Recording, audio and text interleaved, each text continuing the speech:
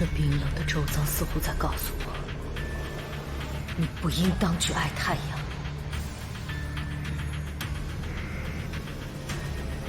从此，我决心成为一个太阳，继续惩罚那些想要接近真理的心脏。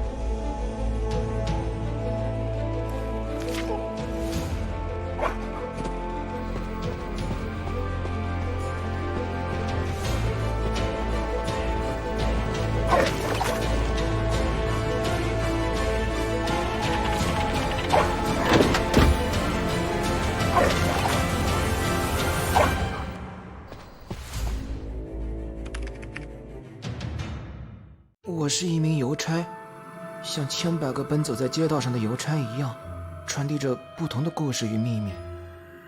我并不擅长与别人交流，也不喜欢，但我却迷恋观看这些收件者拿到信件时的种种表情：惊讶、喜悦、激动万分，又或是怒不可遏。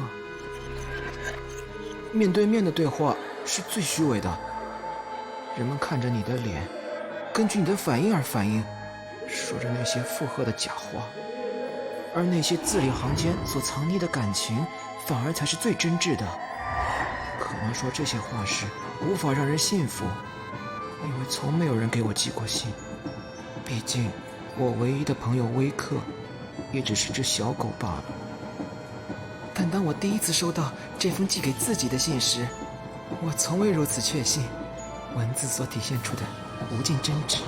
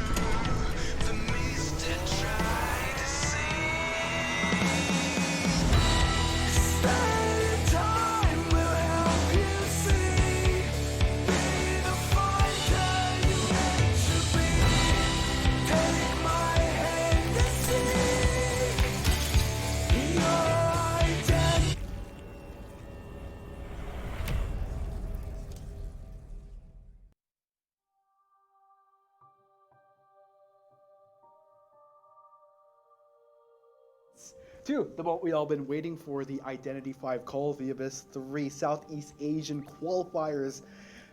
Oh man, I am super thrilled. It's been nearly a year since we were last year on, well, I was on this caster desk for COA2, but this time I'll be joined by Seora. By the way, I'm Mark Takuno. And I'm Seora. Almost forgot the introduction there, Yeah. but yeah, it's great to be with you again. I think the last time we worked with each other was the NAEU summer tournament. Yeah. That was like on the NAEU server. Yes. And that was like almost a year ago. And wow, how time flies really fast. But you know what? That was 3 months ago. Really? It was 3 months ago? We casted together 3 to 4 months ago. Oh, we did.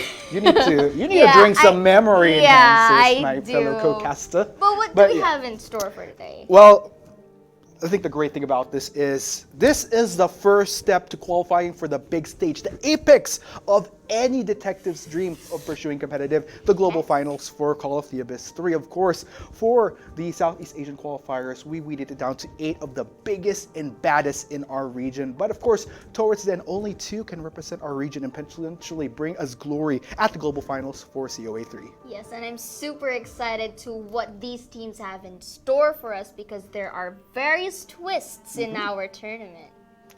Twists and turns which we will be discussing in a while, which should really shake things up. If you think you know competitive IDV, then ladies and gents, you might need to fasten your seatbelts on this one because we're going to be introducing a few new, how do I put it? A few new bits and pieces of spice that'll make things all the more spicy. Yeah, the faith and trust and the pixie dust, if you know what I mean. Okay, now I lost. now I got lost after the pixie dust How part. about sugar, spice, and everything nice? I mean, there is nothing. Well, I think sugar, spice, and everything nice as a spectator. But with the new rulings, if you're a player, there's a mix of excitement and a mix of, oh my goodness, how do we go about this? I mean, I think we should stop right there for now because we are just talking about it without our audience even knowing what the hell we're talking about. Yeah, we'll just let the rules lay them out for themselves. But of course, we would like to thank everybody that is watching right now. From across Southeast Asia, a great evening to all of you. We are actually broadcasting live from Tokyo, Japan right now. Yes, and how was you? I mean, how was us during that trip? I mean, we're here right now, but before anything else. I gained a bit of weight. Oh, you did? Already? Yeah, I mean, between the rice bowls and the sushi and the ramen, that's just carbs all over. I mean, look at me. Well, I think you look fine. But, you know, I'm really here for the beautiful scenery. And it's my first time. It's a childhood dream. I mean, I've never thought that I get to... Yeah, you get me. But, you know, it's so let's... I'll have to hold off your dream right there. I'm happy for you, but I'm even more happier as we'll be checking out the rules. So yeah, really exciting. The Abyss is Identity V's esports event of the highest level, enjoyed by all players annually. In Call of the Abyss 3, winners from Mainland China region, Southeast Asia region, Japan region, South Korea region, Hong Kong and Macau and Taiwan region, and NA and EU region will represent their region. Finally, 16 top teams from the world will gather in China for the offline finals, striving for the highest honor and a prize pool of 2 million RMB. After 2 stages of in-game tournament, 8 teams from Southeast Asia made their way into the online qualifiers, now competing for 2 tickets to the offline global finals in China. Online qualifiers will be in single elimination format. All matches are best of 3. This competition will be using legendary rules, which means duplicate characters are not allowed in each game. Each round is composed of first half and second half. The 2 teams will exchange their position between the first half and the second half. This competition will adopt rule points. For each half round, teams will obtain the points according to the following rules. Each survivor escaped will score 1 point for Survivor's team, and each survivor eliminated will score 1 point for Hunter's team. 0 or 4 survives escaped will result in an additional point. Team with higher sum of points from the first and second half will claim victory to the round. Maps will be chosen from Arms Factory, the Red Church, Sacred Heart Hospital, Lakeside Village, Moon River Park, and Leo's Memory. In round 1, survivors will ban no Hunter character, and Hunter will ban out 1 survivor character. Each round after, both sides will get to ban 1 more character.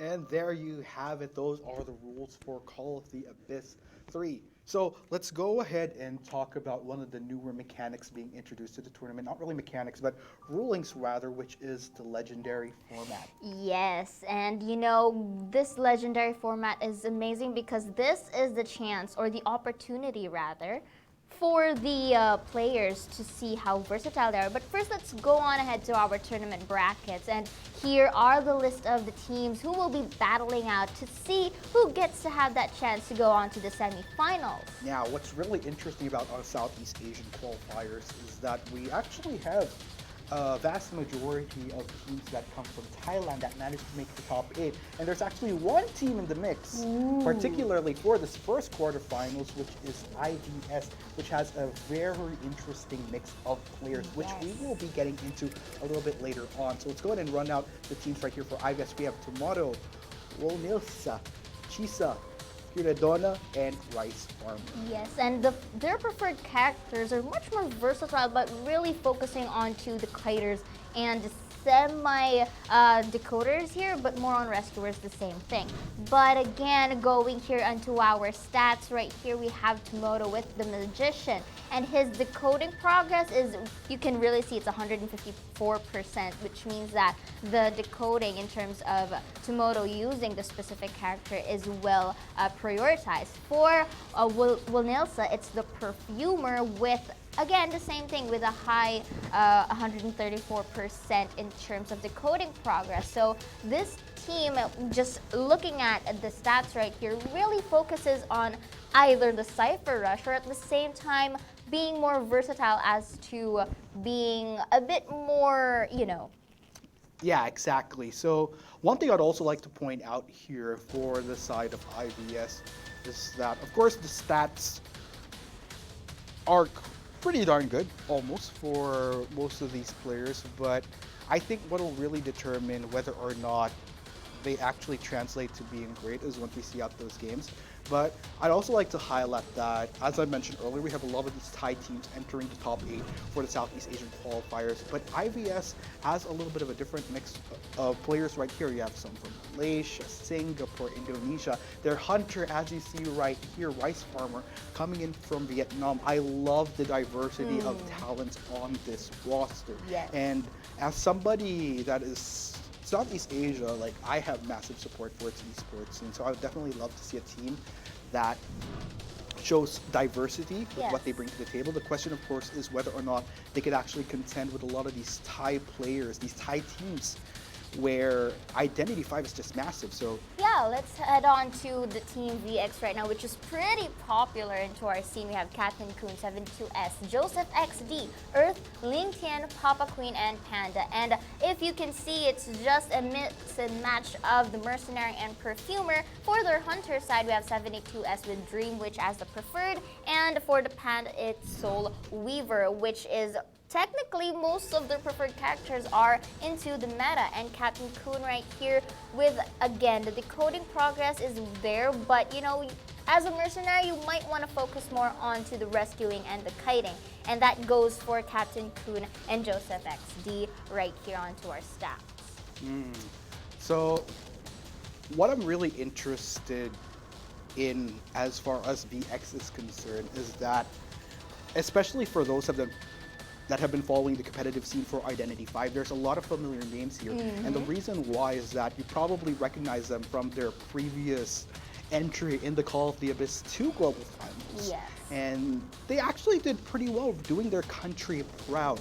I think the bigger question here, though, is that over the year that they've had between COA2 and COA3, as you can see right here, has there been any improvement? Yes, has there been any improvement? And even with that improvement, you also have to take into account that we have a lot of fresh talent entering the scene as well. And for any esport, for that matter, when you have a lot of these fresh talents, they actually show lots of promise and manage to school some of the veterans at times.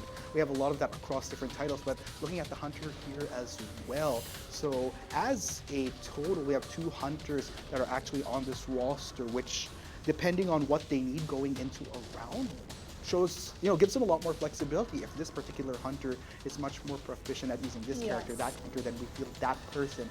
But just all across the board, looking at these numbers, it really shows that VX coming into this tournament with a lot of that experience, a lot of that seasoned Umaminess.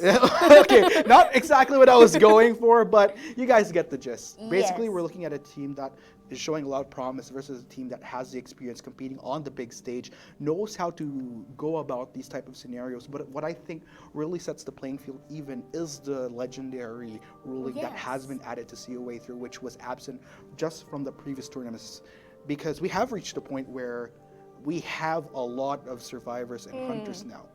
it only means that this is the chance for not just the players, but how the players play in a team in general by this new rule that once you use it into a specific round, you will not be able to use it onto the next. So basically, this is a test on how much you could use your plays very effectively in terms of the overall gameplay. And you have to take note that the more rounds that we encounter, the lesser of the options are for the teams that we are going to have. So it only means that this is also a matter of decision making. If you are going to battle it out on the first round with the best picks that you have, or you're just going to save it for later in case that you are in a situation where you are choked out. Yeah, I think this is where it's going to be a huge test for, especially for the survivors. I think the survivors are definitely hit a lot more heavier than the hunters, I would say, just because if you go by the maths, you have to take note with how the banning phase goes. Whoever's on the survivor side during round 1 doesn't get a hunter ban. But here, if you're the hunter, you get at least 1 survivor ban, just because there's a lot more options when you're on the survivor front of things. That said, with the whole legendary ruling, the numbers go like this. Round 1, you miss out on 1 survivor, which is the one that's banned.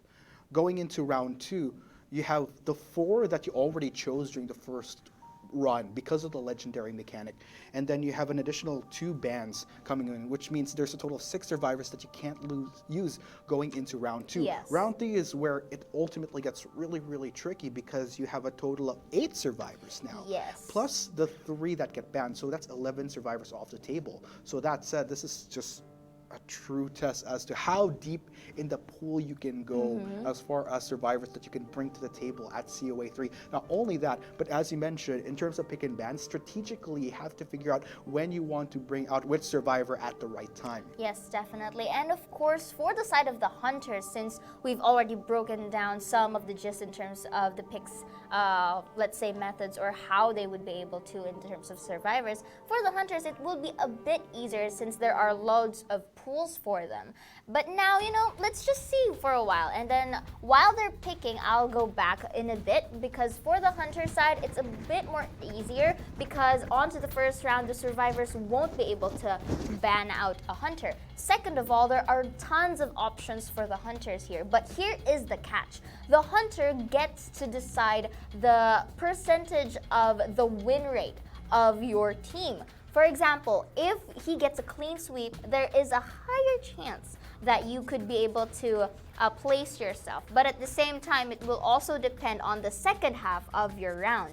If the survivors team would be able to be on par with the hunter. So now we are going into our drafting phase, in which Team VX will be banning out the Seer, which is no surprise since Seer is one of the top tiers in terms of character play. For the side of IVS, they will be choosing a much more fundamental, but at the same time, top picks, which is the Mercenary, the Priestess, the Perfumer, and the Mechanic. Let's not forget that the map, though, will be held at the Sacred Heart Hospital. Yes, and okay, this is what I'm talking about. COA3, let's start it off with a bang with one of the newer hunters. Yes, and that's Mary, the Bloody Queen right here, one of the most recent released hunters, and it's really amazing because she has a very different mechanic that she could really utilize the space that she has onto the specific map. And for the map that we have, which is the Sacred Heart Hospital,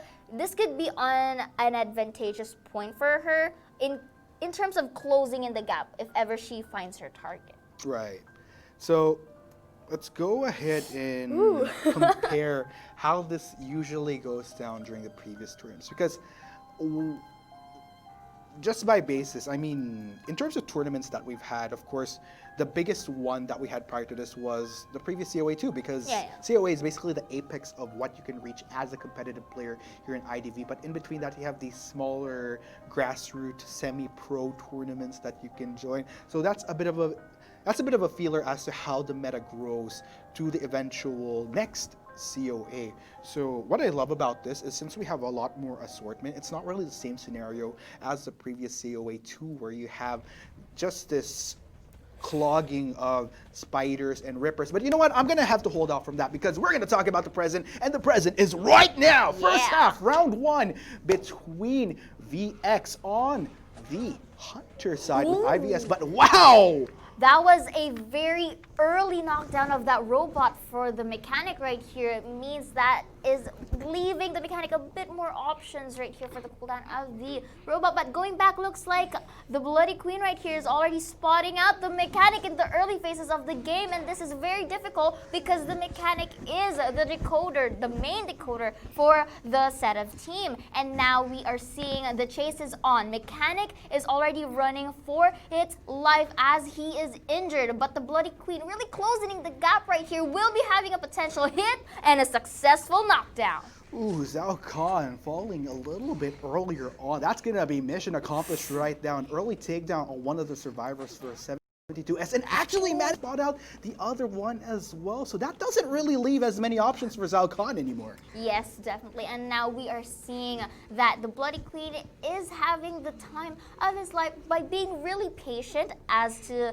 kind of seeing which ciphers are moving right now and to potentially hunt other survivors. But you know, the mercenary though, on the other hand, will be trying to particularly rescue the mechanic here, because that's really essential, because if she doesn't, mechanic gives you this kind of debuff in terms of decoding speed, and that was a successful rescue. But going back, the priority is still the survivor. But again, the pallet throw was a success enough to stun Bloody Queen here. Yes, IVS is back on track, even with the earlier fall of Zhao Khan. Great rescue coming in from Mercenary, plus the other members of IVS hell-bent and intent on making sure that those other ciphers are prepped and ready.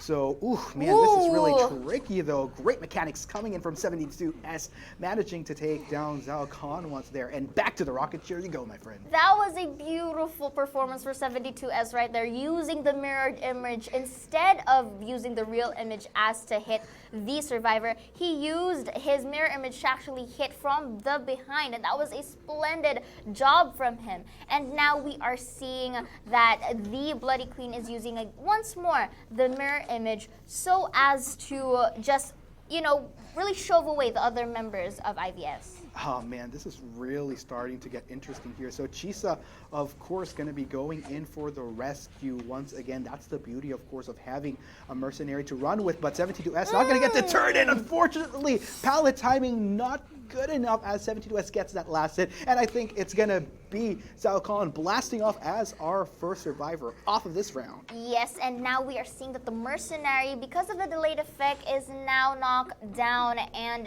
of course utilizing the skills of the Bloody Queen here, uses the mirror image to transport into a nearer area for the mercenary to be picked up, and again off to the rocket chair he goes. And this is a good strategy for 72S, just putting him to a chair farther away from the other members, just so he could delay the time them like going in towards the mercenary. Yes, indeed.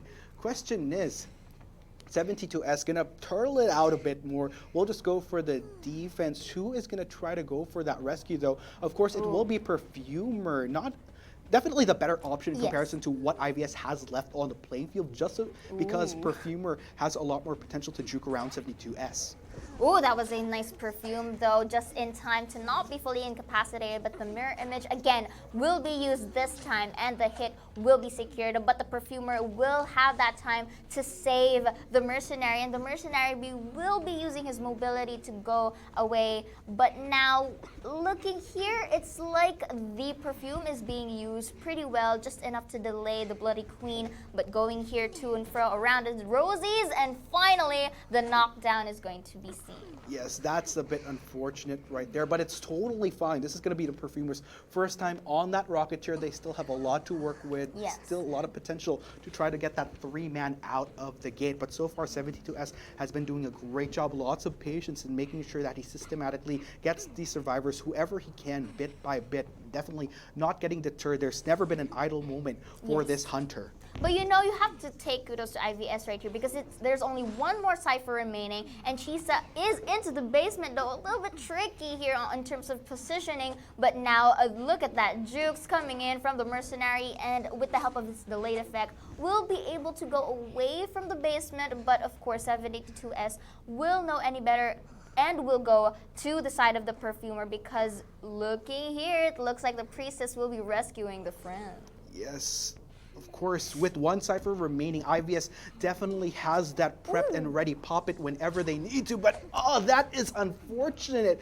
Mirror Image doing a lot of work here. Yes, and now the perfumer's already knocked down. The mirror image will be able to injure the priestess, but you know what? The 72S says, okay, I'm going to chair you first since this is your second time to be chaired, and if I'm not mistaken, it's already above half the health, so I think it's off to the manor back the perfumer goes. And now the mercenary again is knocked down. This is just patiently a waiting game for 72S because just looking at the discipline right here, being all patient and not, being a bit more aggressive and a bit too, impatient. And now here, the best thing that the IVS can do here is to really avoid getting into the hands of 72S, which is what he will be doing right now.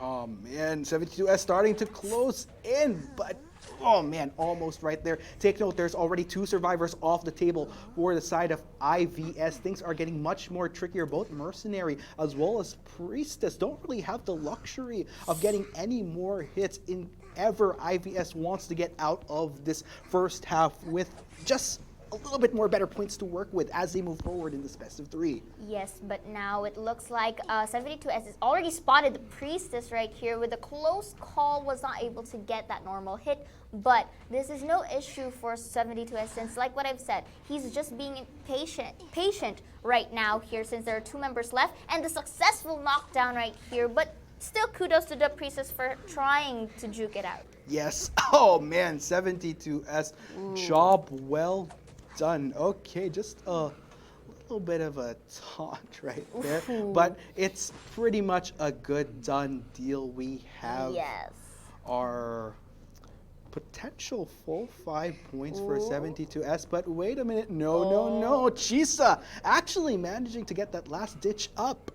Oh, but tiptoeing, I think, is not going to be effective anymore since 72S already spotted the location of the mercenary here. Now, the best thing that Chisa can do here is to delay and distract 72S just in time for the priestess to get that remaining cipher. The portal is going to be used, but will be destroyed immediately by 72S. And now the mirror image is going to get that close hit, but will be teleporting back to that cipher that the priestess was working on. And now, thanks to that, the knockdown is going to be seen. Yes, second chance is being taken right here. Luckily, they went for builds that allowed them to get back up on their feet, but that's only a one-time deal. It's really up to Chisa at this point to try to preserve this moment. Great job here from 72S, not really diverting Chisa into a rocket chair anymore, just so that Chisa doesn't have the luxury of going for the dungeon. Yes, definitely looks like 72S is looking for Chisa, but in that close call. But going back right here, the options are the ones remaining is that Priestess is the only one with the self-heal. And now the mercenary here, if I'm not mistaken, has a syringe and is now self-healing himself. Now this is a game of patience. Now if 72S can catch up to that, I think this is going to be a done deal for him. But for the side of IVS, there is still a chance. If one does the kiting, preferably the mercenary, since he doesn't have the self-heal anymore. But looking back here, the mirror image was able to incapacitate him.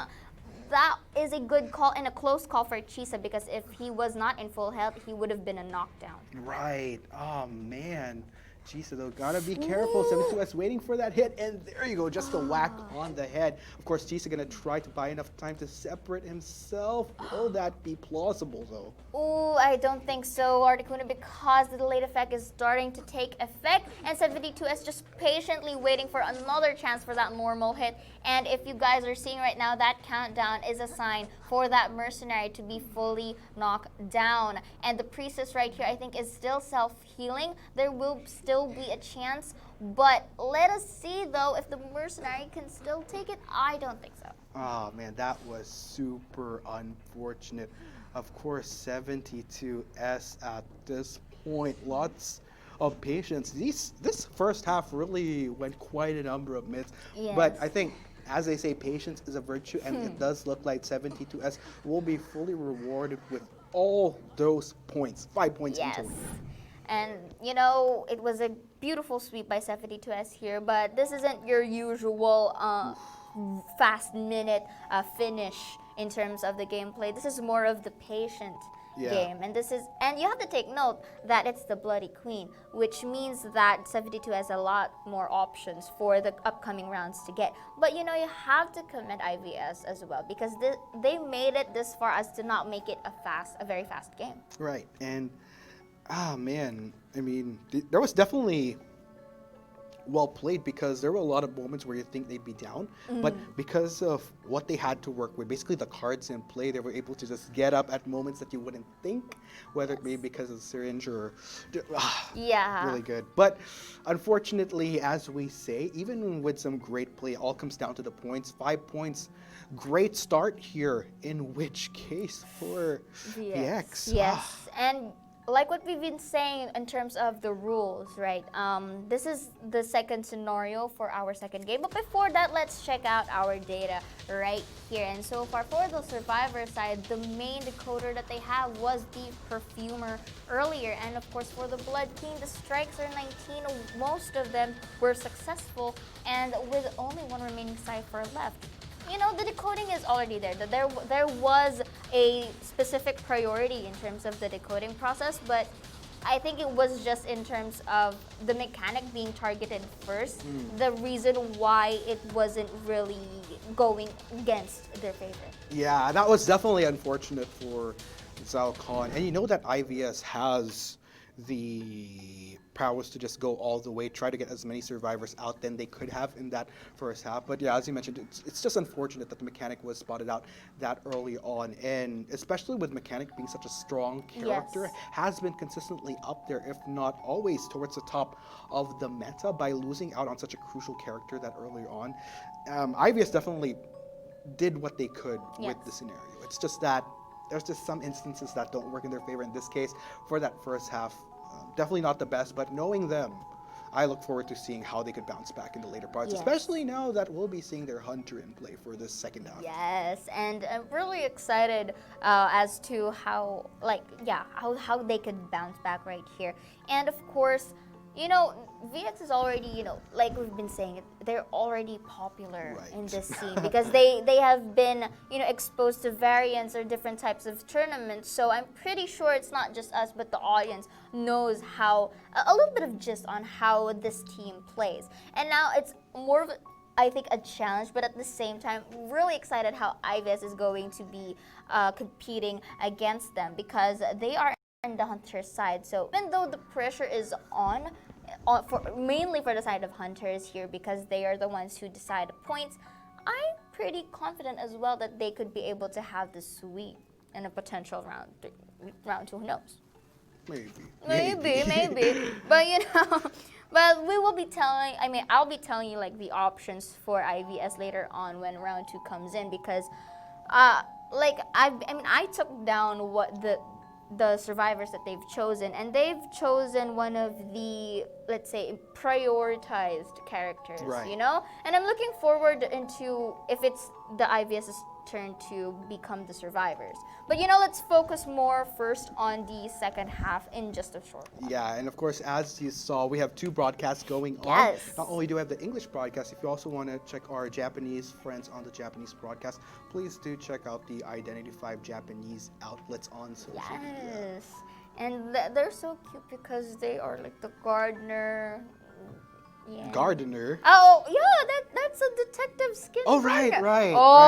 You. I'm not really a skin person, to be fair. I like person. the plain vanilla default outfits. I'm more of that guy. All right. Okay, you are the but he only because I'm poor. Oh no, he secretly wants the smiley face skin. Yeah, I'm more of a hunter. That's why I don't really pay attention as much to the Survivors, skins. really? But yeah, Confession right on stream. Yes, but you know those are like one of the previous skins in IDV. So guys, if you haven't checked out, come on, just check it out, okay? But again, going back while we wait for our second half, because mainly the players are just really preparing Right. for that switcheroos.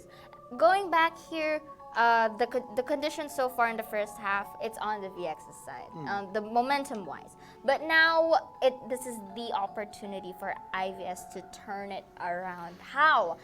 Basically, you know, to just sweep it off as well. But this time, they have to choose a really, you know, critical hunter that could go against the choices of VX right here. And so far, for as VX is concerned, I think they would be reserving a bit in terms of survivor picks for this second half of our round number 1. Simply because, well, number 1, they have a sweep. Second, this is an option for them to reserve, since, you know, being in this specific kind of scene, it's already expected that they have this various pools. But I also believe that IVS has that same number of pools. But what do you think? What do you think? I mean, we're looking at the top 8. Yes, you can't get into and the if top I- 8 without being diverse in your pool. Otherwise, Yeah. I mean, we do see one-trick ponies though sometimes, but I think as the competitive scene goes along, it just becomes harder Yeah. to do that. And especially with the format, if you're gonna enter legendary with just one character you're good at, then that's just asking for trouble. Yes, But you know what? Let's go ahead and check out how pick and ban goes as we head into PNB's second half for the first round between VX on the survivor side and IVS on the hunter. And of course, the one to be banned is none other than the Seer once more. Looks like the Yes. Seer is the dangers that lurk right now for both sides of the team. But again, going back to the survivor picks, looks like we will be seeing Captain Kun with the first officer. Again, Mercenary will be on board alongside with the Perfumer. Ooh, and the Mechanic looks like they will be going God tier for our round number 1. I think based on this lineup, I think they want to, you know, secure it. Yes. Simply because they have the priority picked 3 of them at most, which is the Perfumer, the Mechanic, and the Mercenary. And for the Hunter, we will be seeing the same Hunter that was used by VX. Is this the start of a trend? Is CO3 gonna be the year of the Queen? The year of the Bloody Queen. will No be- more spiders anymore. Well, Not you no know, more, but not no more, but Dethrone. yeah. We're bringing in the real Queen here Yeah. to take the throne. True. But yeah, I think with very good reason. I mean, the fact that one thing I love about the Queen is that you don't need that to be physically there to actually get that gap closed, because I think that's one of the things that makes it tricky for a hunter sometimes. If you don't really have the same tools that a lot of the others have, where you could either speed up, slow down, I think something that grants you that extra extension where you don't need to close the gap physically as the hunter is such an advantage. And I think that's what really prevailed as we saw during that first half. And I just expect it to be used to that full advantage, which is why if you look at some of the hunters that are brought to play here, I mean, your Perfumer, you have a Perfumer as well Your as Merc. Mercenary. Those type of characters, we could try to work around that as much as possible. Mercenary having that gap distancer. Perfumer, Yes. of course, if you could time your switcheroos correctly. But you know what? Let's go ahead and see if VX can pull off just that. And we'll see also if Rice Farmer can find the same success as his Hunter counterpart on VX as we head into the second half of round 1 between VX and IVS. Yes, sirree. And looks like the mirror image will be used to just give Earth a little bit of pinch in terms of the map. But that was a successful dodge coming in from him, and now utilizing the ruins right here onto the side of the hospital. The perfume's gonna be used, and the pallet will be thrown and will actually... No, it's not gonna be stunned. Okay, I thought it was stunned because it was really close to the camera. But going back right here, the pallet's been thrown, and now Earth here is just really having that patience to just go and turn around the ruins here, simply because the ruins is a very good map, especially for these kinds of hunters right here. And the perfume, if you saw earlier, was actually on time. Because if you can see, he's not incapacitated. The blink was used, but was not really enough because the hit was not able to incapacitate the perfumer. Oh, hold that thought. It was really a successful hit right here. And then the perfume again is used. We'll be jumping off on that window. And now we are now just really back into utilizing the map. Yes, indeed. Earth, not really having that much to work with anymore, has to start relying on kiting properly, work around these structures. Mirror image will be used, not going to find its target. Earth buying as much time as he can for the Rex of VX. It has been working so far. Rice Farmer, though, not going to be deterred just as Earth tries to go over the pallet. Finally, Rice Farmer, patience is rewarded, gets the hit. You're going to the rocket chair. But take note, Articuno, that was a 3 Cypher kite by the perfumer right here. It only goes to show that the Cypher Rush is on. And Joseph XD right here is on his way to save his friend. But Rice Farmer, I think it was a good critical thinking that he would just stay near the area of the perfumer just so it's not going to be saved by Joseph anytime soon. But the Merc here has his pros, and one of which is the delayed effect. So if the normal hit is going to be hit right here, just like what you've seen, there is a delayed effect in which he's not going to be incapacitated by a few seconds. And Earth here now has been rescued and will be doing the same routine that we've been seeing earlier, which is to delay Rice Farmer again.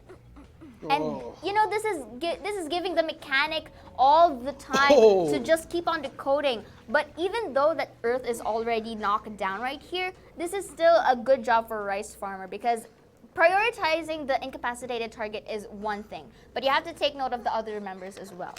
And take note, this is only Earth's second time on that rocket chair. VX just managing to maximize the time that was bought to the T. Question is, are they going to try to still opt for the save to try to get that perfect 5 points for this first round? Rice Farmer, of course, going to be managing to spot out Papa Queen. Will he try to get that chase? Oh, there we go.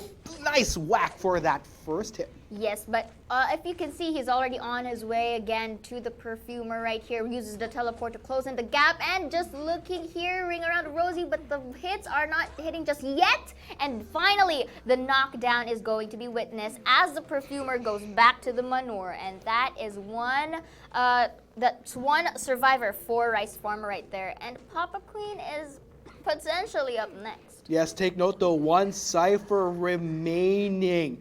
Maybe they just need to put proper timing. Not really sure what the progress is on that. But given the time that was bought by Earth, I think VX have... Oh, dang, look at that percentage. Okay. This is going to be big for VX. I think the main plan right here is to just save and then wait for someone to be knocked down, popping that Cypher. That's what it is, ladies and gents. And now we are going to see if Papa Queen right here can actually kite his way to safety. But the mirror images, though, are too surreal. And now Papa Queen is finally knocked down. But take note, this is the second time on the chair. He could still survive if, you know...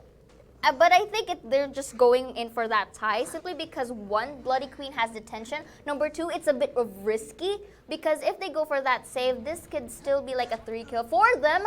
But the robot, as you can see, is already knocked down. Yes, still great job here coming in from VX. They might not be able to escape with the numbers that they were hoping for, but because of Earth's sacrifice, was able to buy enough time. Question is, Rice Farmer, it's not done just yet. He can still close in to go for those hits. Can he, though? Tries to go for the swipe, not going to connect just yet. He's trying to work around this structure. Captain Kuhn doing a great job at trying to block Farmer from getting that hit. Will he succeed, though? Still, man, oh man, it is a struggle for this Hunter right now, but all the more great for Captain Kuhn. Joseph XD, he's trying to prep that gate, waiting for Captain Kuhn to leer towards him just so that they could make the escape. 2 survivors take now. Papa Queen is already off the table, so VX wanting to get these 2 survivors off the gate. Can they, though? Rice Farmer, okay. Magic to close in onto Captain Kuhn. Yeah, you're going to go for the dungeon. I'm not going to give you that pleasure, my friend. Yes, indeed. So the mercenary is already out of the map right here, and all that's left is Captain Kun just going in for that dungeon, but there is a knockdown, and now he's crawling his way. But of course, Rice Farmer will be opting for that tie. Ah, man, very well played. Captain Kun tried his hardest to try to work around that queen, but unfortunately, it just wasn't enough. VX will have to content themselves with that just one survivor escaping. So far, towards the end of round 1, the points, not bad actually. Still very much Definitely. manageable here for IVS, thanks to the efforts of their hunter. Oof. Yes. And that was really a close call, if you ask me, for the side of Captain Kun, because he was already near that dungeon. But you know, the knock-up really just pushes you away, and that wasn't really enough time for the first officer to crawl out. And you know, that is also kudos to Rice Farmer, because if you noticed earlier, he wasn't able to get the hit. Yes. But with the patience that he had, waiting for that perfect timing for Captain Kun to go near the dungeon, it just goes to show that he's not really that, you know, impatient. He was ready and waiting for Captain Kun there. Ah, that was Man. definitely. I think that's the beauty of the scenario, though. I gotta give kudos to IVS's hunter, because in a scenario like that where VX really got the ball rolling, you almost thought that at every single turn that VX was gonna be able to escape with more hunters than they should. Probably at maximum worst case scenario 2, best case scenario 3. But oh man, I think the beauty of this is that with the hunter maintaining that type of composure, you know what? Even with the stars aligning for VX, I'm not going to let them go that full circle, and managed to take down a total of 3 survivors towards the end of it all. Let's go ahead and check out the statistics here. Captain Kun, though, I gotta give him kudos. Look at that decoding progress, 215%. Wasn't spotted out until right at the last moment. Yes, definitely. And of course, for the Rice Farmer right here with the 12 strikes, and he destroyed 3 of the pals. But of course, here is the match's result. And of course, in terms of the first round, it's lining onto the side of VX, but is still manageable for IVS onto our second round.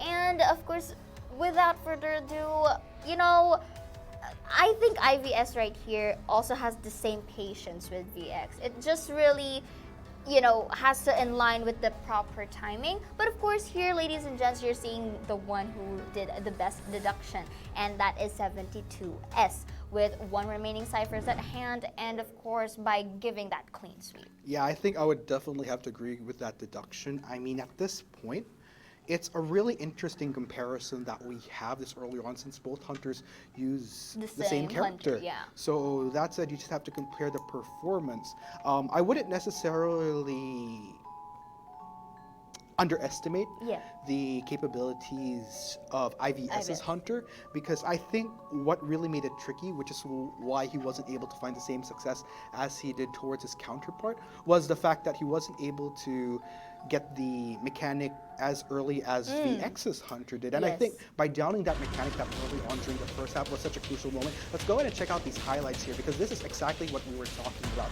The fact that 72S was able to get Zhao Khan this early on really downplayed a lot of the speed that IVS could have been accomplishing in terms of getting these ciphers. Yes, and simply because one of the reasons why the mechanic was first spotted out, because of the spawn. Because the hunter was spawned nearly towards that mechanic, and of course utilizing that advantage was into the hands of 72S. But again, going back, this was still a pretty good job for the side of IVS right here. But Zhao Khan, even though he was captured in the early phases of this game, still was able to kite in a bit. But it, like what Abe said, if it's not able to transition into scores, that would be in a little bit of pinch. Exactly, and oh man, what I am kind of asking myself at this point is that what adjustments we will be seeing moving forward, because from both sides here, it does seem that they've utilized a lot of the top picks. So moving forward, what other combinations are they going to be pushing for as these rounds go along? Because with the new mechanic introduced into the tournament, you have to be a little bit more creative with your selection. They gotta be a bit more flexible. Exactly. And taking into account that you have a total of 6 survivors off the table. Because of those additional, because of that increment of one band per round. Well, I'm really guessing that since the mercenary is out for both sides of the team, since, like what you've said, more priority picks and into the meta heroes were used in the very first round, I think the best substitute or the best one that they could use for round number 2 is really much the forward, because the Right. forward can give you that tremendous speed and at the same time can be a potential bully for the hunter. But Right. going back here first onto Yeah. the highlights before anything else is that here is the performance of Rice Farmer this time with the Bloody Queen. And now Rice Farmer is more of the patient type of queen right here, because he took his time, he really did, but at the same time not wasting his time at all, because even though that he was being turned around by Papa Queen here under the moments of this game, he was still able to knock him down. And here's the part where Captain Kun is just having that good attempt in going towards that dungeon. See here, right? He waited for the time for him to go into the opening of the dungeon before actually getting that hit, which was a successful thing for Rice Farmer. And like what we've been saying, this is still a manageable point for IVS because you really can't underestimate it. It's okay, it's 6-3, but you can't really deny that fact that IVS can still have that sweep.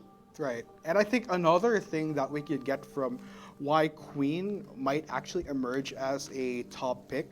We already talked about how she doesn't need to be physically, not necessarily physically near a survivor to be able to close the gap towards getting a hit. I think those last seconds was another indication of what makes her great. If you're playing around structures, let's say at such a clutch moment like that, that mirror image not only, of course, allows you to close the gap, but if you're able to properly calculate where the actual figure of the survivor is, it gives you an estimation, okay, which part is he going to be emerging from? So I think that was a really good showing of that, and just exactly what you expect of competitive play. Nonetheless, kudos to both sides. I think without a doubt, going into the Southeast Asian qualifiers, it makes me really excited as to how this tournament is going on, because really. A lot of promise. The best of the best. Definitely did not disappoint. And they are really showing it right now into this very first matchup we had earlier. But of course,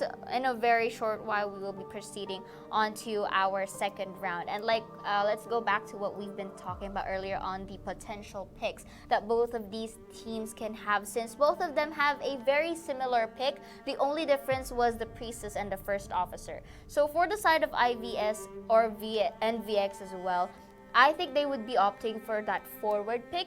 And another thing is in terms of a support, it depends, because they could opt for the Mind's Eye or the female dancer, but there are, like what we've said, in any advantageous character, there's also the cons. Let's bring it down a bit. The Mind's Eye is all right. We already know the deficit of the Mind's Eye being blind, but the fact that she could see through walls and has that tremendous decoding speed is one thing to be on a lookout for. But the cons of a Mind's Eye is it has a very dwindling performance in terms of kiting. And of course, for the female dancer, sometimes the female dancer is used as a decoder simply because of the kits that she has, which is the slow and the fast box. Now, the fast box is currently used on in a very clutch time. And if you ran out of those boxes, it only goes to show that you will have a very limited time or a very limited usage for the female dancer. And another con of it is that if she is targeted first. Right. So I think those are one of the survivors so far in terms of the decoders on my end. How about you? Right. How about you? I mean, looking just at the total pool of survivors, just as so many options, I think what I find really curious here is, for round 2, you already mentioned a good number of survivors which fit the brief of what you could still feasibly bring to the table. It's round 3 that gets a little bit more scarier, because that really diminishes your pool. I'm really so I guess excited we'll find if out. they use one of the first 4 survivors that you Oh get my to. God. For example, maybe we would able to be seeing a doctor or better the thief, right? You know, I mean, there are lots of changes that have happened into this season, and especially for the chests. Oh, that's a trivia, guys. The chests are already modified by the characters having to pick up the ones that can be used, but only on a specific limited time. So let's say example, the perfumer runs out of perfume. So if she opens a chest, it could be usable by the mercenary pads or the forwards football or even the perfumer and the syringes itself. But unfortunately, they won't really have that chance of getting flare guns. Exactly. And here you have it, ladies and gents. You know what? We'll just see what adjustments will be made as we head into the second pick in ban. For not really second, but third in total, Yes. but second round. Yes, second for our round. first half. First half, yes. And of course, the map will be Arms Factory, and you have to take note, this is one of the smallest areas, and which it's kind of a very advantageous for the side of the hunter, but it still depends on the pick. And again, for the survivor this time, they have the chance to ban out one. And this is a very efficient ban right here, which is the Dream Witch, because as I've said earlier, the map is a bit small, and Dream Witch has a very large advantage on that. For the side of the VX, though, they will be banning out the Mechanic and the Seer. Okay, so that said, let's go ahead and check out the picks here. We will be seeing Magician as well as Prospector as the switch up. So, Okay. Alrighty ho. Okay, so far here onto our overall drafting pick, it's quite the essential still, but like I've been saying, I've been I've been still sticking to the options of a different survivor since it's diminished, or we have limited options still. And the thing is, you have to really, for the first half, they were focused on to the kiting and the distractions and the rescuing. But I would love to see if the second round, if they would focus more on the ciphering or the cipher rush. yes, so also one thing is that we were talking about the legendary format earlier, but as you can see, we still have, how do I put it? Other survivors out there that I believe Perfumer was also used during the first Yes, it half. was. Okay, so we're just gonna double check on that. Maybe Legendary might not be implemented just yet in the qualifier. So yeah, we'll do a backtrack on that in a while. But Yes. yeah, interesting. And a Prospector wasn't as heavily used. That was one of your favorites. Yeah, that was one of my survivors, though. favorites. But unfortunately, we didn't really see as much Prospector play Yes. before. And of course, without further ado, let's just head into our round number 2 in our first half between VX and IVS. So far, still, the Bloody Queen is going to be used right here, right now. And in the early phases of the game, it looks like Tomoto is going to be spotted out. Prospector here, if I'm not mistaken, and will be utilizing the transition from the middle side to the ruins right here, and the mirror image will be used to corner him, though on the early phases with that hit, successful injure.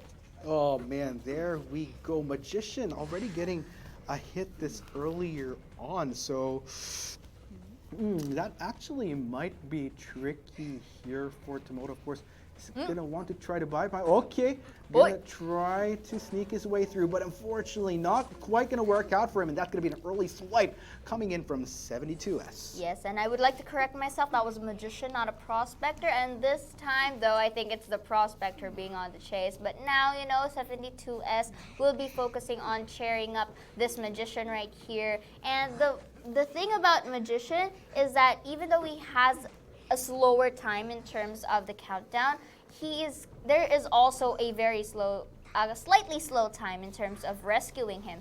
And it looks like there's some kind of situation going on right here, as the mercenary, if I'm not mistaken, is tiptoeing his way to the Magician, and a normal hit will be used to incapacitate him, but with the help of the delayed effect, it's not going to be a bit of a danger for now for the mercenary.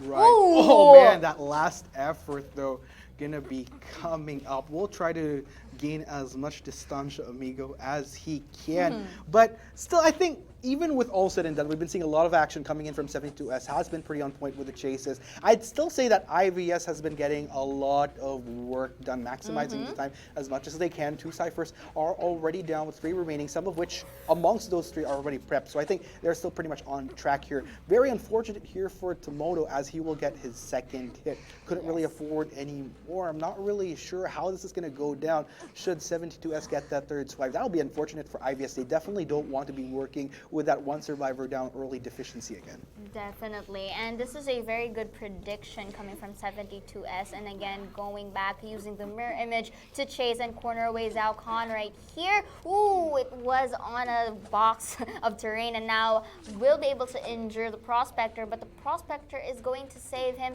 to safety, uses the blink, and finally the knockdown here, ladies and gents. This is the 3rd chair for the Magician, and this is a -1 survivor for IVS. Interesting move here from 72S, knowing very well that even if there was a chair that was a little bit nearer, didn't really want to deal with the Prospector being in that area that could have otherwise deterred his progress. Yes. So of course, definitely played his cards right by going the safer route, try to find a little bit more distance and make sure Tomoto is put in a chair where he's blasted off with security. At least not for Tomoto himself. Yes, but you have to take note, 2 ciphers are already down, 3 ciphers remaining, and I'm pretty sure that IVS is still working on the ciphers. But take note, 2 members of IVS are already injured, incapacitated, if you may. And now the next target will be the Perfumer here. But here onto the other side of the screen, you are seeing the Mercenary healing up the Prospector, which is a good call because if they got hit once more, it's going to be very difficult for them. And again, going back, mirror image will be used to try and corner away the Perfumer, but still chooses to like close in the gap right here. But this is a kudos to the Perfumer because this is a very good spot to kite a Bloody Queen. Exactly. I mean, look at all that structure that you could utilize to work around. IVS still very much on track. Definitely miles better than what we saw during round 1. Even with Tomoto gone, it was just enough time to make sure that IVS was able to get the optimal ciphers down. Of course, with what we're looking at here, though, 72S trying to play it a bit more patient here, trying to seek his target. Looks like he will be rewarded by finding Zhao Khan. Interesting enough. Already starting to close that gap. Gotta be careful. Of course, we'll try to go for the workaround. That was a very close call. The image was already on cooldown right now, and that was not able to get the Prospector, but still, it was a good option to actually injure him. And now 72S just closing a gap, but again, Zhao Khan utilizing the structure like what you've said, because this is one of the best spots for kiting the Hunter. And the magnet's going to be used right there, but still the knockdown is going to proc. Man, this is the beauty of using the Queen, because you don't really need to be within that vicinity. Didn't really fall trap to any of Prospector's tricks, and Zhao Khan will be strapped to that chair. Still very efficient, but a lot that IVS can still do. It's only 1 cipher remaining. That's going to be the speed through. Sayonara, baby. I'm out of here. But and going to get that save as well. Yes, but you know, it still has a delayed effect, but the Mercenary was incapacitated. But take note, there is only 1 cipher remaining. So if the Perfumer was able to actually have this at 99%, it's just a matter of just waiting for a survivor to get knocked down and goes for that exit path to be procted. But you know, the Perfumer now is in the turn of kiting 72S, while the Mercenary here just healing up the Prospector so that they could go back and cipher that remaining 1 cipher. That is the thing that they need to actually proc it right now. But so far, Perfumer doing a good job in delaying and buying some time. Incapacitated right now, but still sticking to that strategy wherein the structures will be heavily utilized. Ooh, here we go. 72S trying to spat out a target here, starting to close the gap, is already on the Mercenary's tail. Take note though, Mercenary still has a lot to work with closing the gap, but then again, it doesn't really matter for him because that mirror image is going to be an easy chase for 72S, but ooh, that's going to be really good. Luckily for Mercenary, was eventually leading 72S into a structure.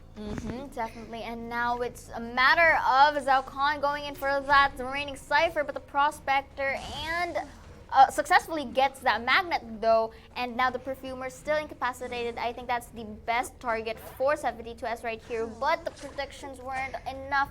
Oh, it was enough rather, because the Perfumer was knocked down, and now it's going to be chaired, and the cipher was really not enough to be popped in time for this Perfumer to get chaired. And now off to the basement she goes, ladies and gents. This is an added difficulty for the remaining survivors to help and rescue her, but Zhao Khan is here, Prospector is here, will be taking that hit, and off to the basement he goes. The magnet's going to be used to add that distance away, and still 72S here on the chase for 2 injured survivors. Beautifully played out here by IVS. They still want to go strong in trying to get those 3 survivors. They want to play the catch up in those points. They're playing the risk, but with very much high rewards. Prospector, of course, as you can see, still had the magnets to work with to have made that play, and it worked wonders for him. Mission accomplished. High risk, but the high rewards are being reaped right now. Yes, but now looking here, 72S just destroying the palace here just so that the Perfumer has limited options. And I think 72S is doing right here is just to let this Perfumer pallet throw, just looking at that to and fro performance. And now, but you can see it was a successful knockdown, but the pop of the cipher will be used as the main strategy right here. The mirror image is going to be knocked down, but you have to take note, 2 survivors are still alive and well. Leaving the Perfumer behind goes in to the south gate, if I'm not mistaken. Oh, that was east. And now going here, chasing away the Mercenary. The Mercenary still has remaining pads up of his sleeves, transitions to the ruins, just enough time to delay and buy some time for the remaining members. Take note that the Perfumer here is knocked down and can still be healed or self-healed. Take note, that is gonna be the last of Mercenary's tools. Can he make it out in time though? Already encountering his first hit. Will he get his second though? And unfortunately that will be the case. Mercenary falls. Yes, but the Perfumer will be alive and well, but still on the injured side right now. And take note, it's a good choice for 72S to leave the Mercenary behind because he has a very slow self-healing abilities. And now the next target, of course, will still stick to the Perfumer simply because the self-heal is used, and once 72S gets him, it's going to be game over. But the exit gate is open, but you have to take note that this is a good strategy for IVS, just going farther away a bit from the gate, just so that they won't be able to get incapacitated. But the mirror image is going to be used. No one is going to get a hit though, and 72S will be maximizing this time for the detention and closing in the gap onto the Mercenary. Yes, indeed. 72S still very hell-bent. He doesn't want any more to get out of that gate, and Mercenary will get that whack on the head, but 72S, he's not going to turn to that Mercenary. You know what? I'm going to try to look for other targets right here, and he's on the Perfumer's tail. Yes, but the Perfumer successfully opens the exit gates right here, ladies and gents, and the mirror image will be used, but still the Perfumer goes out in time. Now it's all through the Prospector right here. I think the Prospector is just waiting on the other side of the gate, and Mercenary here just has to stay there because he doesn't have that self-healing anymore. Yes, indeed. Of course, 72S going to play a little bit more safer now. You know what? With only 2 survivors remaining, don't really need to risk as much anymore. Just going to bring the Mercenary straight to that rocket chair, knowing very well that Prospector could easily make the escape, and that's going to be game, ladies and gentlemen. Woo! Ooh, so that, if I'm not mistaken, those were 2 survivors that were knocked down, and that was a tie. And like what we've been saying, this is still manageable for the side of IVS. Yeah, I mean, definitely better in comparison to what we saw earlier during the first round. This is what I like.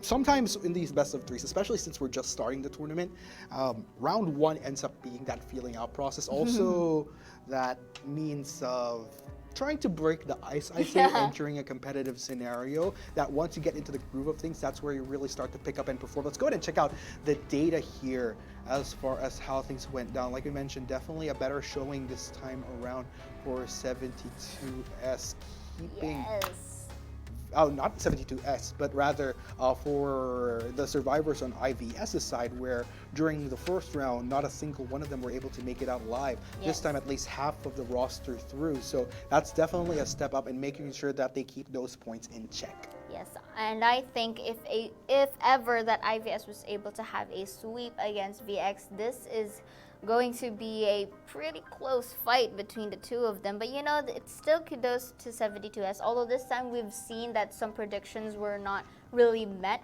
But of course, this time on our second half of our round number 2, VX gets to be the survivors. Now, if the survivors here gets a clean escape, I think we will be having a clear winner for this first match. But again, IVS's turn to be the hunter. Let's see if they would still use the Bloody Queen or will be opting for a better one since the map is smaller than it was during the first round. Yeah, we also have to look at how the bans will be going. As Yeah. you mentioned, Dream Witch was the ban earlier for that first half of the second round, with good reason, of course. Dream Witch would do a phenomenal job on that map. Not to mention, Dream Witch has been one of those hunters which has risen above the ranks of preference for hunters as well, as we saw in a lot of these other tournaments in between COA2 and COA3 once Dream Witch was feasible for, not really feasible for use, but it's just continued to rise in popularity as what hunters would opt for, especially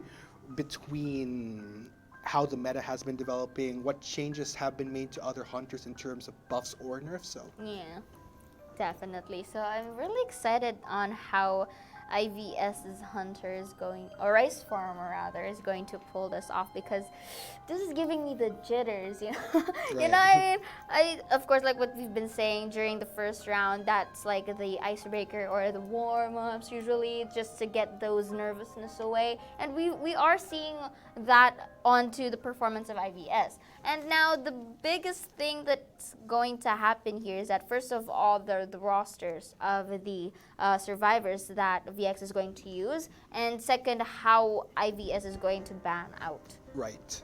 So it really goes down because since these picks, in terms of skill, everyone here is really skilled. Hence the Of reason course. why that they are top 8. I think it's more on how they perform really well onto the maps and how well their communications go by as the game progresses. Because we are sometimes seeing this kind of pattern wherein there was a good start and then dwindling in terms of the games later on.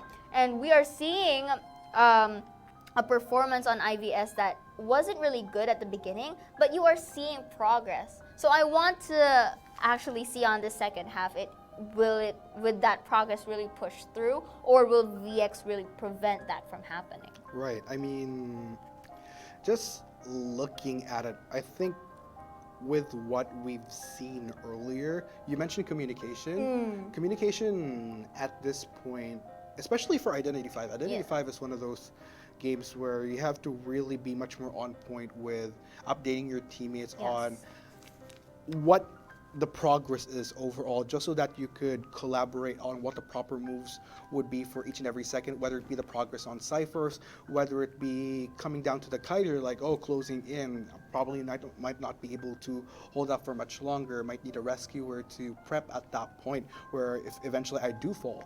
So, yeah, just so much put into consideration. You don't really see that during the qualifiers just because, of course, all the teams that are in participation are playing in the comfort of their homes, but it's just a completely different ball game once you hit that apex, which is the global finals, wherein we get to see them play live and we actually get to see the players on stage, see their expressions, and that's where you really get a feel of how intense things get, not only in terms of the competition, but in terms of how much mental fortitude you gotta have when you're playing these high-stakes scenarios wherein, you know, you don't want to let that get to you. Otherwise, not only could it potentially affect your communication if you're not able to keep your head in the game, but it could also affect player mentality, the mood of the team, and these are things that a lot of people tend to underestimate. Usually, especially even us as spectators sometimes, we tend to look at what happens on the playing field, never really estimating for all the other elements that come into play when you're competing in tournaments like this. Yeah, and you really have to consider it's not just the physical skill that you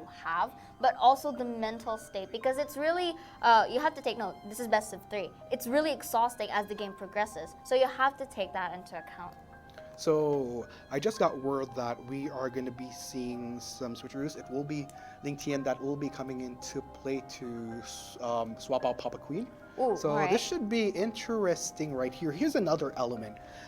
When you're working with a team that has a lot more subs or Sub-players. options, sub players, it definitely gives you a lot more options depending on what the scenario is. I think in this case, for example, when you're working with a smaller map, you want to take into account, based on our player lineup, if you do have those options, maybe this guy would be much more optimal just because he's probably one of the better players to use this survivor or that survivor that is most optimal on the map that we'll be playing on. So again, another layer of strategy that comes into play for Identity 5. And luckily, you do kind of have that luxury to be able to go between players in between these rounds. Those are the pros of having more players or more pools, not just on picking the survivors, but also the players in general. Because like what you've said, you will be having a variety of new strategies that, let's say on this specific player, this strategy will be effective,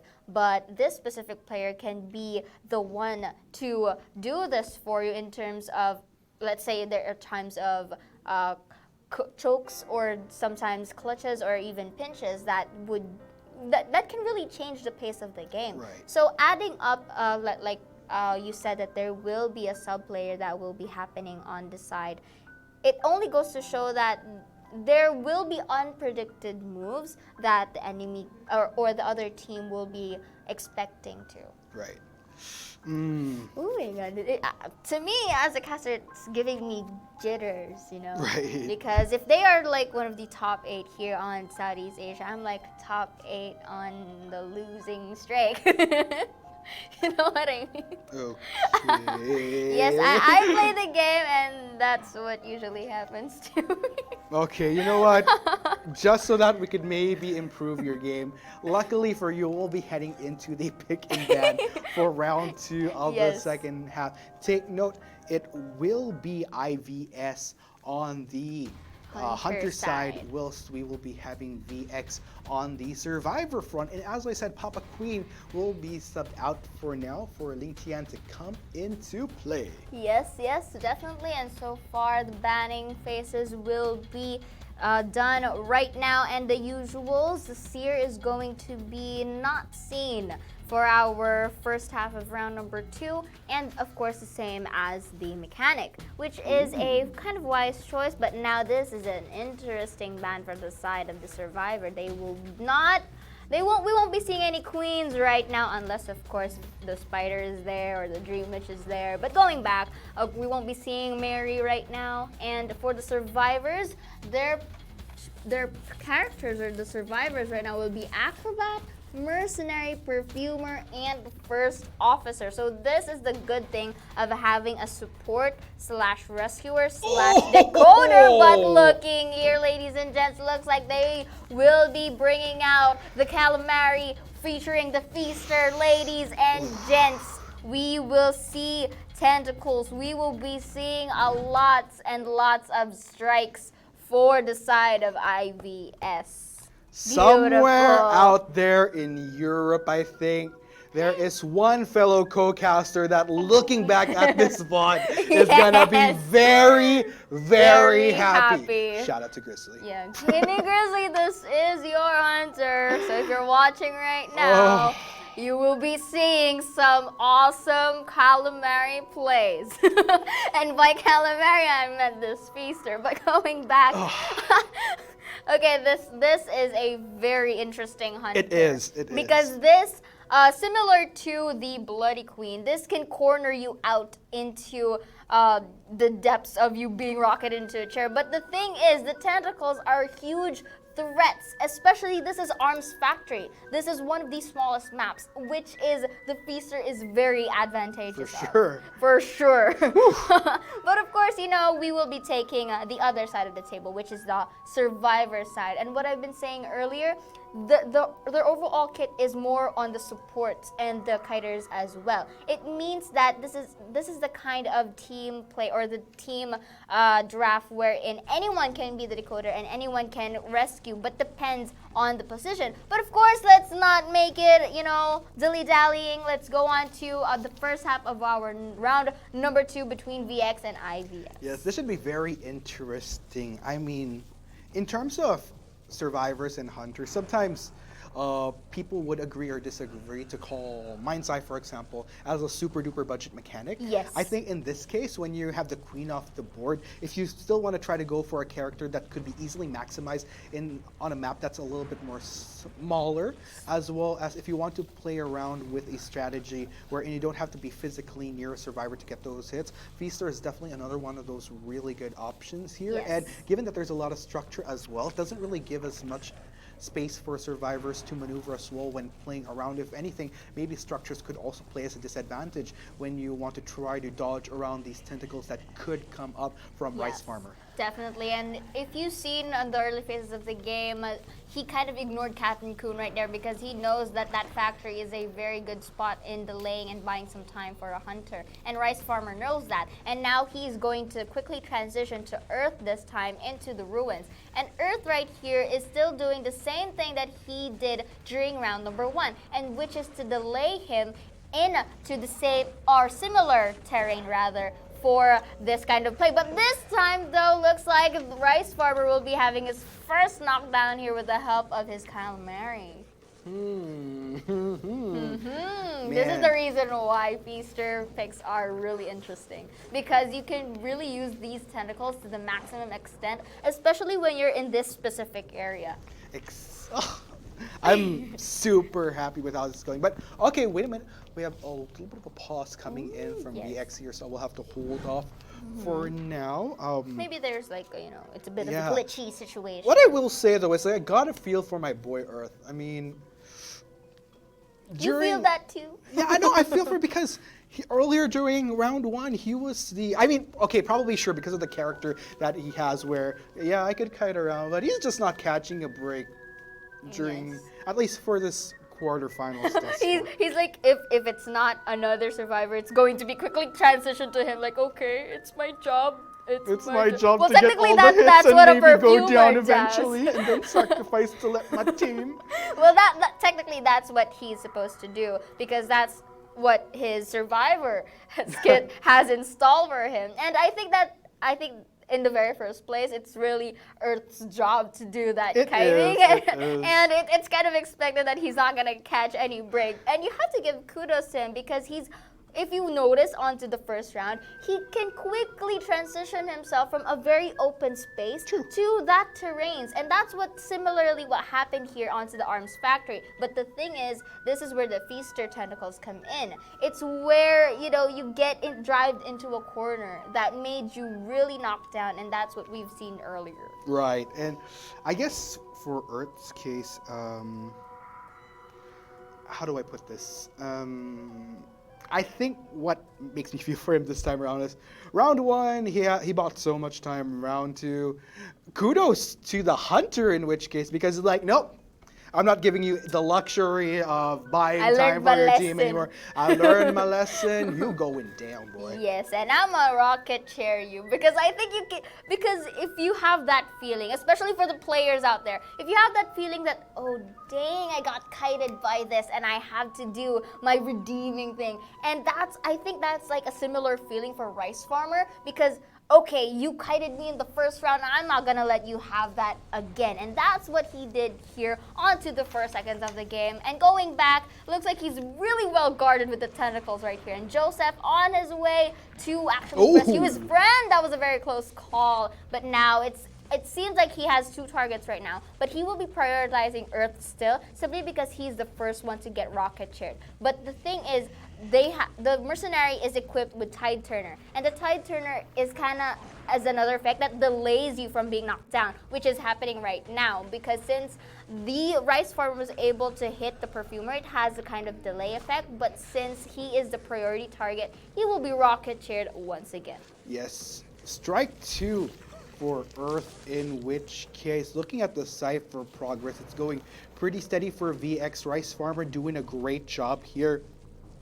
In terms of the minutes, he's still pretty much within what he should be accomplishing within the what? We're almost like 2 minutes into this so far. Of course, Ling Tian actually going to be going on rescue duty. Will try to go for the save. Will he manage it though? There comes the last effort on both of them. Oh, not really on both of them, but mostly on the perfumer, which was hit twice. And here is the pros and cons of having the kiters slash supporters onto your main lineup or your main up kit. The thing is, okay, you have lots of options to rescue and to kite, but you will have that limited time in terms of decoding the ciphers, and you can see that on the progress, which basically if you have more or if you have one equipped on your kit with it, which is a main decoder, it would be going down to one cipher remaining. But now we are seeing that that is one survivor down for the side of Rice Farmer. Okay, so I am actually very interested in seeing if VX can try to go for the 3-man out, because here's the scenario that we're working with. If we're going to do some quick maths, by the points, VX needs to get at least 3 or more survivors out of the gate in order to prevent a round 3, because if they get at least 3 points, then that pretty much puts IVS in a position where they couldn't make a comeback anymore, even if they get the perfect 10.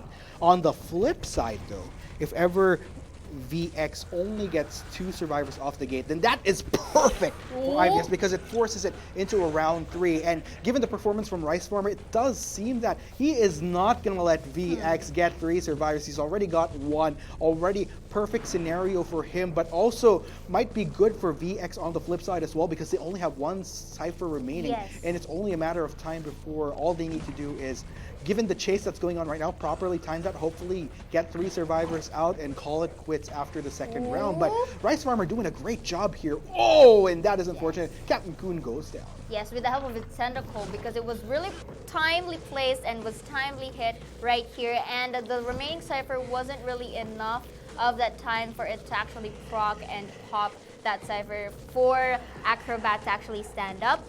But again, like what you've said, this is, I mean, VX can't really afford another loss of survivor right here if they want to secure their position onto the semifinals, which means this is an open door, or an opportunity rather, for IVS to actually go and still manage to get it into round 3. But this time looks like the mercenary here will be using his pads to save his friend in need, but was a bit of a stuck right there, but it's okay. We'll be taking that hit, just going again to use that pads for additional movement speed to save his friend. Take note, both of them are already incapacitated. The mercenary is having its countdown for that knockdown. And the best thing that the Rice Farmer can do here is, of course, to prioritize the one who is going to not be knocked down first, but the cipher is already popped.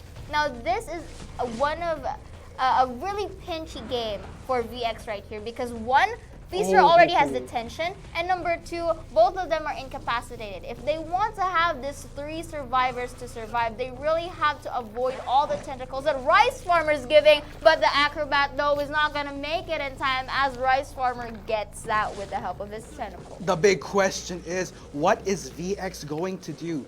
Are they going to try to take the risk of saving Captain Coon to still try to push for the 3 survivor out of the gate? Or are they just going to content themselves? Looks like, ladies and gents, they will indeed just content themselves. We'll just play it safe. We'll do the 2 points. We have a round 3 on our hands, ladies and gents. Yes, definitely, because it was really a risky move. Let's say the Acrobat was not hit by that tentacle. There will be still a chance for him to kite.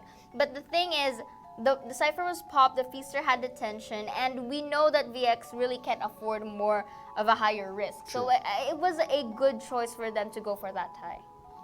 So I guess with that said, round 3. And I think before we head into the discussion going into round 3, I'd also like to clarify how Legendary works. So in this case, with how character select goes, you can't use the same character by the player. So meaning, if a certain player uses a certain character, they as the player can't use it anymore, but it also means that another teammate can. So for example, if Captain Kun uses the mercenary example, he can't use it anymore Yes. onto the second game. But let's say Ling 10 can use that mercenary still. So still the same thing. Yeah. This is still a matter of how each of the players gets versatile and how they would strategize this in terms of the preceding rounds that we will be having. When it comes right down to it, TLDR, you need to be able to play more than one survivor, because I think that's an interesting thing to bring up. It might not seem like a lot, because it means that, it still means that these survivors can still bring the same characters to the table whenever and whenever they want. But the thing is, if you're going to look at COA2, I think what they're preventing here is that there are certain players which are, like, for example, like he's the top mechanic on his server, he's the top tier on his server. So they want to put COA3 in the light where you can't just play to your comfort picks anymore. You still need to flexibly play these other characters, but also at the risk of knowing that you might not be the best. So in terms of practice, you have to be able to use everything. By the way, there you go. We also have our preview of the best deduction. Which was 72S. I am actually very interested in how this is going to play out, because if you're going to look at the points, round 1 was totally on VX. Yes. Round 2 equal to 2. Equal. So the way I look at it, IVS is in a really good position because they're basically in an upward trajectory where by the rounds they continue to improve. And here is a sample right here. Now, even with VX using the Queen, 72S had such a phenomenal time using this Hunter during round 1. But considering the advantage of this terrain, and not to mention the problem earlier during round 1 was Salcon fell so early as the mechanic, but this time around they didn't really lose out on survivors as quickly as what happened during round 1, which is where they were able to get out with 2 survivors. If they're able to play towards this upward trajectory going into round 3, maybe, just maybe, they could score higher points where they force VX in a position where they can't really have that same comfort. But then again, when you're in these competitive scenarios, you always want to play your best. You never want to get comfortable at any point in the game. But it's just that in terms of the mental for these players, IVS, they gotta be happy about how things are going. It's like I said, it's going upward. Meanwhile, for VX, they definitely want to try to put the pedal to the metal. Yeah. They started strong. They definitely want to try to finish strong. Definitely, and of course, even though that both of the teams have the tie on the round number 2, I will really agree with you in terms of the upward scale in the face of IVS right here. I'm not saying that VX is going downward, but the thing is, I just think that VX has to like one-up it more if they want to secure their spot. And here we are seeing that the Feaster was able to prevent that from fully securing that spot on the hands of VX. And the thing about here is that if you're going to use a Feaster, it's also a matter of patience, which Rice Farmer executed really beautifully in terms of releasing the tentacles that he had, that really turned the tide into his favor, pushing it really to round number 3. Because at the first round, we seen it was really a one-sided game. Well, let's not deny that. That was a sweep coming from VX. And now on to the round number 2, both of them secured a tie. Meaning on this round number 3, both of the teams really cannot afford another loss in terms of survivors right here, since this is the final round and this will be the one to dictate who goes and advances to the semifinals. Right. Ah, man. So, I guess I'm really still getting the jitters right here. When can I remove my jitters? How to remove the jitters? well, I unfortunately for you, am I a lost cause? just quick stop from the competitive part, because Sayora right here, the first time we casted together, she was just super excited. Probably less jitters than what she had. And I'm not just talking about this is COA3. It's because she was fangirling over a lot of players on the NA and EU tournament. But you know what, Sayora? I'm going to help you out a bit here. All right. So that you have more players to fangirl. Okay. So give me one trivia. Come on. One trivia. Okay, so from what I hear, especially seeing them at COA2, some of the players you want to look out for are actually playing right now. Who? We actually have not only some pretty good competitive players, but we also have some pretty good streamers with some pretty good followings. Yes, I wanna stream too. I mean, I'm not a streamer, so come on, tell me the Okay, so- who's that? Who's that? From personal experience, who I do watch, because I haven't really checked in on all the player socials, but who I do know has been active from what has been appearing on my feed, you have no idea after COA2, just so many players suddenly pop. I'm like, yay, more friends. Yeah, COA2, from who I've watched, Joseph GG, or Ooh. Joseph XD in this case. Joseph XD. Yeah, because he's Joseph GG on. Yeah. But here in this case, Joseph XD, one of those streamers. Papa Queen as well streams, and there's a lot of Thai streamers actually. Am I Sorry, not missing Thai out a lot? streamers. It looks like I'm missing Thai out a lot. players that are also very entertaining streamers. We could learn a thing or two. You mentioned top 8 on the loser side. It's me. Yeah, we'll make it top. 7. You'll get you one step out of the losers part. Yeah, slowly but surely. I'll know. follow you afterwards. But you know, Yeah. there was also a very interesting trivia that I'd like to share with you, and it's, you know, one of the members as well here playing right now. Because, you know, we have a life outside of the games, right? Speak for yourself. No, I'm just Yeah. kidding. Yes, I we have no do. life out of gaming. No, Yes, just we kidding. do. And did you know, guys, that VX's Captain Kun is actually learning to fly a plane? And this time we will be seeing a future Captain Pilot. Come on, be with me. Come on. I'm come not on. sure if you're fun facting me or trying to pull off a pun. No, or- it's legit. I'm not. Hey, just because I'm wholesome doesn't mean, you know, I'm gonna have puns all the time. Do you want me to share trivia? No, for please that? do not. Please do not. Guys, don't. Please, chat, do not. For your sanity, never ask Sayora for trivia. Why? It's. I regret it so much. Like, whenever she says, do you want to know a fun fact? No. Why? I mean, the fun facts are. No, do not. You are not going to say any fun facts on this Alright. stream. Okay, I won't be saying. But again, going back to our round number 3. Okay, because you know, I might randomly say Oh, it, so no. might as well go back Oh, to the no. topic, right? Okay, going back into our round number 3, like what we've been saying, Articuno earlier, both of the teams cannot afford another, you know, many mishappenings in terms of gameplay. Yeah, it definitely has to be much more pristine and near Fine, flawless. yes. Fine and Prim dandy. and proper. Wow, that's like etiquette lessons. The- here the- on the thing Do you where want, you do you get- want a Yeah. pristine round 3 from Yeah, one of cup these of plays? tea, yes, Yeah. with your pinky up. I'm not judging, you know, because that's really the proper way to do. Yeah. Yeah. Yeah. Okay. you get the point. But of course, let's just have, you know, I mean, I've been wanting to ask you this earlier, but we really didn't have the time. But since now we have a slight of the time, do you have any predictions on your hands? Any predictions? It's so, to be honest, of course, because I like basing it off history, and history tells me that VX definitely entering this tournament a little bit more with a better Seasoned? chance, I'd say, just because they do have the international experience of competing at COA2. But I also loved the fact that IVS is coming to the table with such a diverse roster. Like I Yes. mentioned, for the fun fact, for IVS, we already saw it on our screen earlier prior to the start of round 1. You have players from Singapore, Malaysia, Indonesia, hunters from Vietnam. And Thailand as well, if I'm not mistaken. Yes, there is one from Thailand. Was there?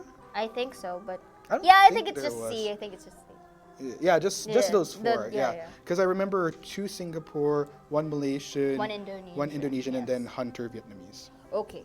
So, if anything, like if you want representation of the different talents that we have across Southeast Asia, then IVS is your go-to team. Which is why I find it so unfortunate to see one of the favorite teams as one of the teams to look out for face each other so early on in the quarterfinals. Yes, That is such a shame. Yeah, and you have to take note, this is still our first match, and it's already giving me the jitters. You know, I mean, this is like your famous classmate in school versus the new kid in town. Like, you know what I mean? I mean, there's no judge to that, but You were totally the popular kid in school. No, weren't I'm you? not. Yeah, I'm the one. I'm Ciara. And, No, actually, yeah. no. I'm like the low-key geeky one when I was in high school. But again, going Same, back, same. you know, it's like this is like a very new environment. A newer environment for IVS right here, meaning there is less. Let's face it, there is less data. It only means that they have this cape of unpredictability. You know, the cape of surprise, if you know, the elixir of whatever you want to name it. You know, it only means that they have this stealth in them that can really make a surprise a strategy game for, you know, what they have in store against VX right here. Yes. I hope you're not weirded out. No, not at all. I totally get the analogy. I totally get it. New kids on the block versus the popular.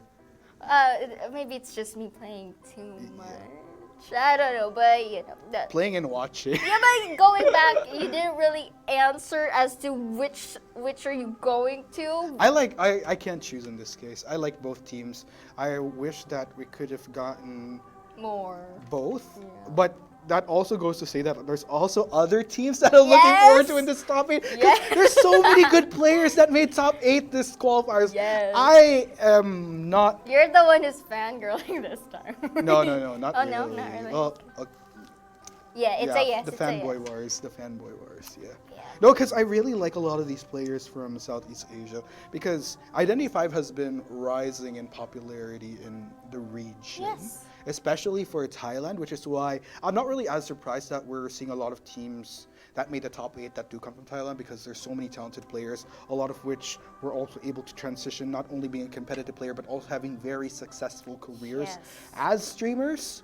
So, you know, and that's the beauty of the industry, when you're able to maximize what you're able to do as a gamer. And it's something that you love. Gamer. Who doesn't, like, who wouldn't want a job where, you know, you get to do something that you not only love, but also enjoy at the Yes, same time. definitely. Unless you're maybe grinding for hours, then yeah, that's a wholly different topic. Yeah, though. that's a little bit. We're But not, you we're not know, gonna get into that. I'm not a streamer. You're the streamer. No, not so- any. I mean, I don't have that. I just stream on my free time. Casually? Yeah, Ah, nobody ever watches me though to see me Why, play because I I'm poor. watch you. No. Nobody watches me play for you know for the to watch me play. It's a low-key advertisement, guys. No. Let's watch it. You have to understand that whenever I stream, people don't watch me for the mechanics because I am horrible at whatever I'm playing. You see me play Identity 5, it's like I'm playing a horror game. I scream whenever the hunter chases me. Yeah, but I was a more witness so, to that. I like playing hunter though. So I'm a really bad hunter. So See, now you are in the same plate as me in the top 7. long story short, I don't play for the mechanics. I don't stream for the mechanics. I stream for the entertainment of my audience watching me like, oh wow, Articuno's like what not to do as an Identify player. But you know what? Enough of me. I want to get back into the esports, the competitive side of everything that is Yes. happening. The reason why we're doing this stream, it's going to be round 3 of the first half for the Call of the Abyss Call of the 3 Abyss. Southeast Asian qualifiers. Yes, sirree. And we are now proceeding onto the drafting phase. The map, though, is slightly bigger because we are now into the Moon River Park. For the Survivor side, they will be batting out the Queen once more, and this time paying respects to the Feaster. Earlier, we won't be seeing any Calamari this time around. For the side of IVS, they will be batting out the 3 main survivors that we are seeing from time to time: the Mechanic, the Seer, and the Mercenary. And again, for the picks right now, again, we will be seeing the Acrobat, the Coordinator this time, and the Perfumer, and finally, to compensate for the Mercenary loss, the Forward. Yes, indeed. Forward is an interesting case because you have that same kind of thing going on where you could speed through, but on the flip side, you don't really have as much of that to work with, but you do get crowd control in exchange whenever you're able to successfully bash yourself into a hunter. But Yes. yeah, that reaction, Ripper. Yes, Ripper. Yes, Ripper. I love how you're like, Ripper. But going back, because Ripper here, although let's say I did mention earlier that the map is slightly bigger, but it's let's say average in terms of the map size, because they're like two sides into this specific map. We have the tent side and the big house side. And now the Ripper here, the thing about Ripper is because of his height, there is that's like a simple thing, even though there are some who doesn't notice it, but personally I do. Because of Ripper's height, first and foremost, So you like tall guys.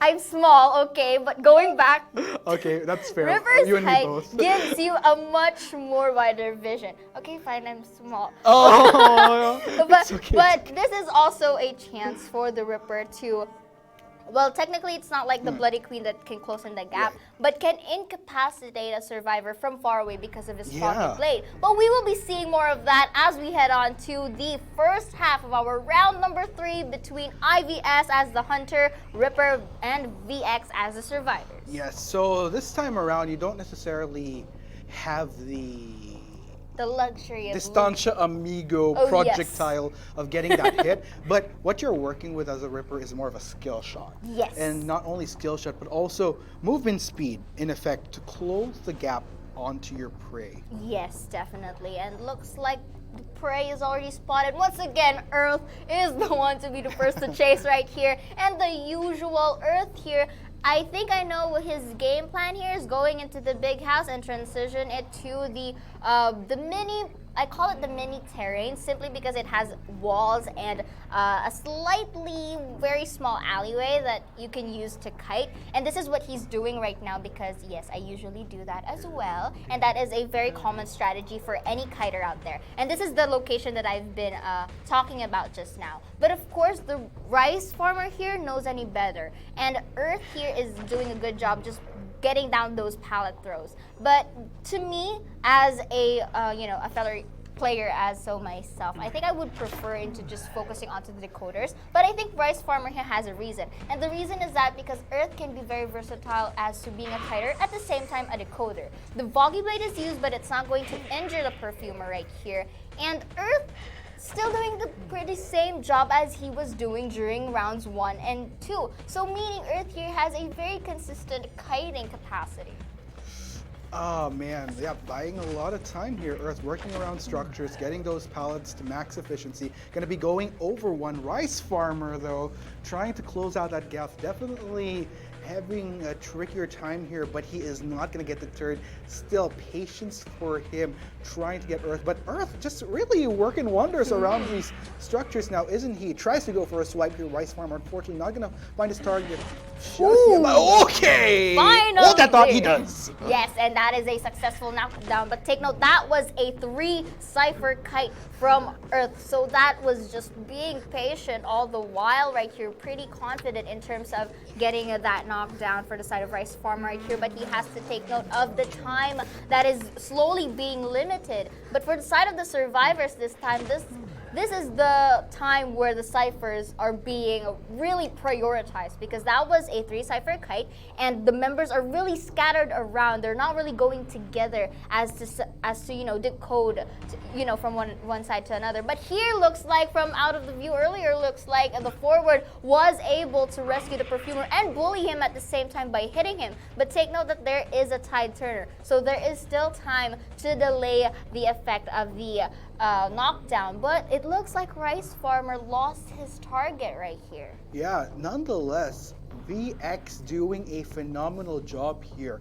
Earth particularly bought so much time. Yes. 2 ciphers remaining in VX. Looks like they are hell-bent and intent on going what I was talking about earlier, which is trying to hope to go for a strong finish. Still a very heavy possibility that they could escape with all 4 survivors. But Rice Farmer, from what we're seeing here, he is not getting deterred whatsoever. Yes. He's still heavily on the chase here. Captain Kun tries to go for the swipe. Fortunately, not going to get the connect that he was looking for, but he is going to go back on track, seeking his next target. This is the cons of the Ripper though right here, especially when he is caught into the areas in which the survivors are very good at kiting at with a potential kite, is that other than the fact that he wasted the time, also here though it looks like Ling Tan is going to be the next target. Foggy Blade is used but won't hit the forward. But here is the pro for the side of Ripper. the Ripper here has a slight advantage simply because Ling Tian is injured.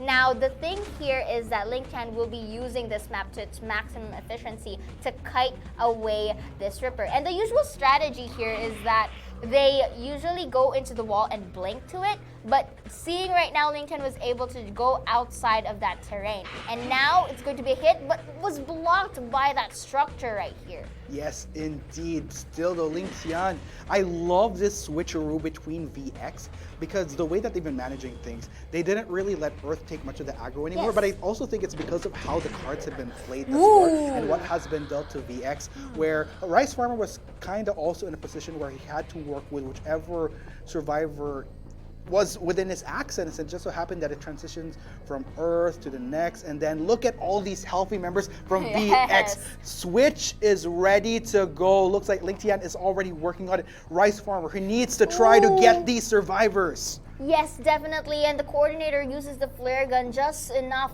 for the other members to go away into the other side of the gate, which is what they're doing right now. And here is where the potential clutch happens. But I think the exit gate is already open and Joseph is just kiting his way away from here. Two members are already on the exit gate, just standing by. Joseph here just trying his best to kite and is going towards his fellow members, but will be using the structures instead. And Rice Farmer will be trying to at least get this coordinator. Will he get it? Oh, yes, that was a successful knockdown. But again, going back, the three members are alive, just standing by.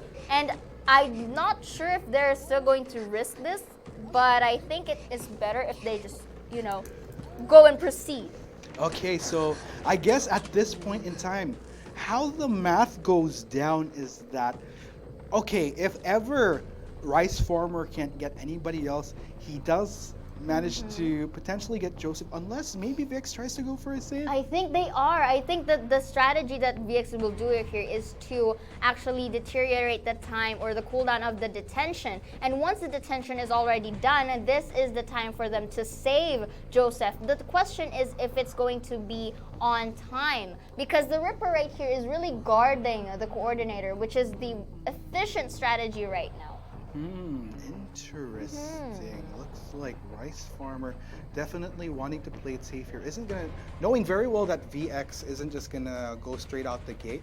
Of course, since it's taking this long, Rice Farmer has already estimated that VX are gonna try to go for the save, but speaking of the save, they actually managed to do that. Look at all this body blocking going on right now. Captain Kuhn trying to do what he can here to slow down Rice Farmer's progress. Unfortunately, Rice Farmer, a bit of crowd control to him when he tries to go for it. That is the hit onto Joseph once again, though. Looks like VX is gonna try to at least go for an escape. Rice Farmer, he knows his priorities. He wants to try to go for Captain Kuhn. He wants to try to get that hit onto him. Ling Tian, though, doing a good job at making sure that he's body blocking. It's coming down to the wire, ladies and gents. Alright, you have to take note that the Ripper here doesn't have any more detention right here. Looks like VX is going to opt for that 3-man escape, but still knocks down Earth in a brink of time here. And Acrobat will be going away, but the coordinator is still alive. There is still hope for that 3-man escape, unless though they are still opting to save Earth.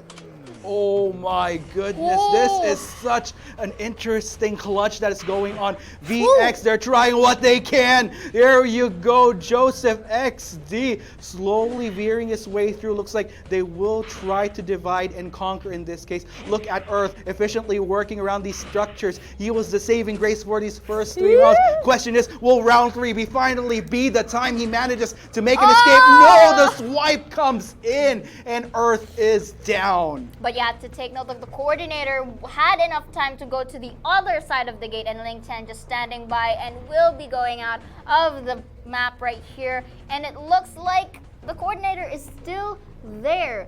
And I think they will be opting for that 3-man escape. Yes, indeed. That is 3 members off of the gate. Well played by VX nonetheless. How does the map play?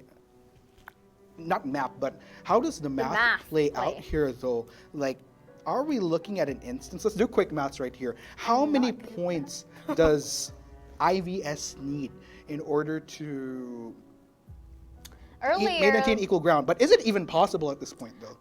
I think it's not anymore.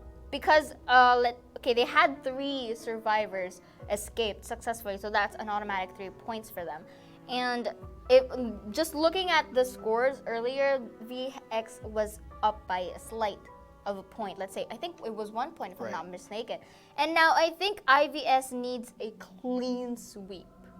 Or I think VX at least needs 1 or 2 survivors to capture for them to actually secure their spot. Right. If I'm not mistaken.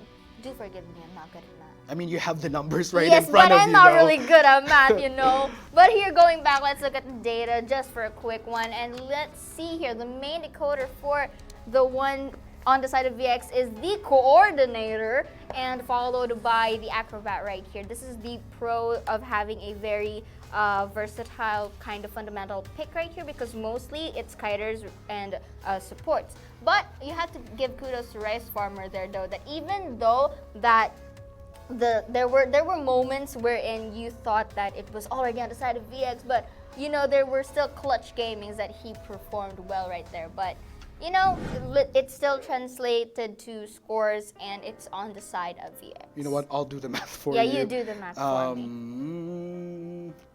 4 plus 3 plus 2 plus... Oh, you missed out on one of Yeah, the... I missed on okay. so So we'll just have to double check. I believe that ended 2-2 as well. Yeah. So if we put in 2-2 there, it's 4 during the first half plus 3 during the second half. So that's 7 plus... Since it was 2 both sides, 7 plus 4 equals 11 plus... Okay, wait a minute. Your data here is starting to mix me up a bit. I'm confused too, because I wasn't able to like get the other second half of round number 2, Right. Unfortunately. So I think we will just have to wait for our scoreboard earlier. Right. I think, you know what, I'll do the math. Why don't we go ahead and Later. talk a little bit more about that game with what happened? Yes, definitely. And you know, like what I've said, this is the pros of having a fundamental team, because the forward coordinator, acrobat, and perfumer, they can be versatile in terms of the decoding and at the same time the rescuing. And that's what happened earlier. But you have to really commend Earth for buying and distracting the hunter and giving them a lot of time for that 3-man kite. And that 3-man kite is already so much worth it, because it gives the other survivors more time to decode the remaining 2 ciphers. And for the side of the Ripper, it was a good strategy to focus on the perfumer, but the thing is, he was transitioned into an area where the perfumer could be at a very good state. Are you still doing the math? Yes, okay, so I got it figured out. In order for IVS to... They still have a chance, actually. However, it's an all or nothing. So it's a sweep. Yes, in order for them to make it out, because the current scoring in total is 8 to 12, if my math is correctly. I'll check. 4 plus 1 plus 4. Yes, that's 8 to 12. 8 points for IVS, 12 points for VX. So in order for them to... Because there's no way they could equal the playing field 12. Yeah. It's either they get 13 or...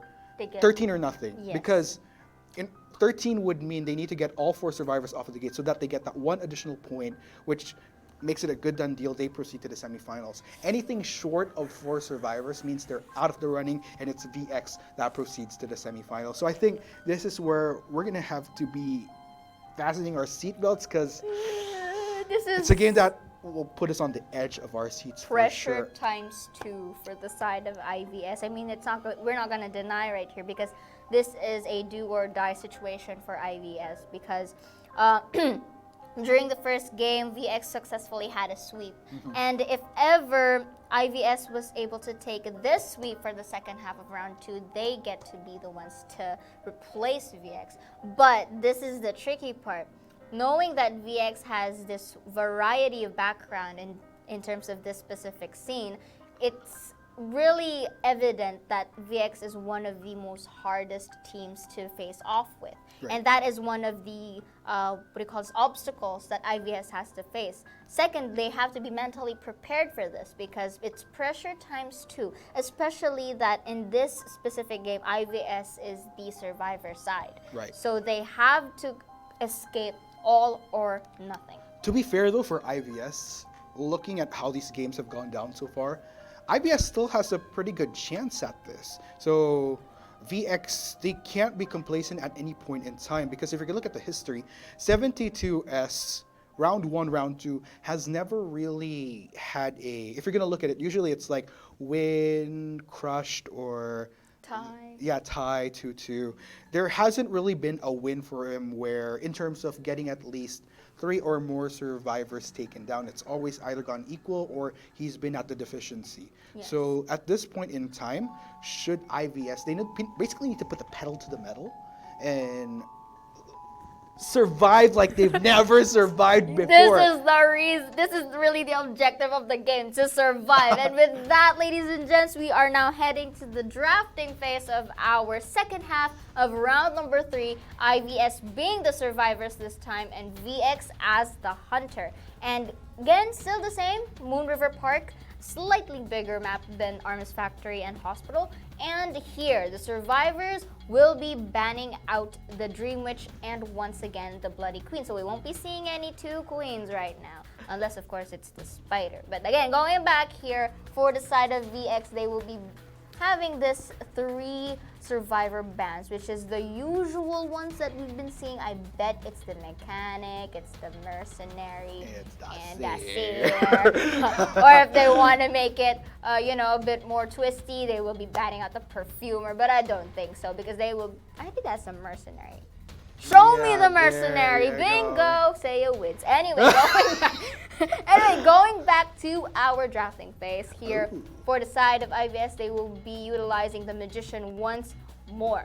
Enchantress this time will be on the field alongside with the Coordinator. And let's see the final forward. So they have, let's say, Wow. they are utilizing the stuns right here. The 3 out of 4 members of IVS has lots and lots of stuns to choose from. One is a bully, which is the forward, especially in terms of rescuing. One is for the Coordinator's flare gun. And another one is for the Enchantress, which is one, let's say Enchantress has the most number of stuns, especially when the gauge is up. That is like equivalent to a 1 usage. So if the more that the Enchantress is exposed to the hunter, the more that she would have stacks of her stuns, which will be, I think, what IVS is getting in here. Right. I think their main plan here is to distract, and Cypher Rush. Similar to what the strategy of VX has done earlier, but I think the one to be exposed, if it's on VX, it's Earth. If it's IVS, I think it's going to be their Enchantress. But we'll see, because what I'm saying is on paper. It's really about the performance. And the performance is what we will be witnessing right now, ladies and gents, as we proceed to the second half of round number 3 between VX as the hunter, as the Ripper, and IVS as the survivors. Okay, looks like we have the official tally towards the bottom. Okay, I am actually super bad at math. So it's not I really, told you.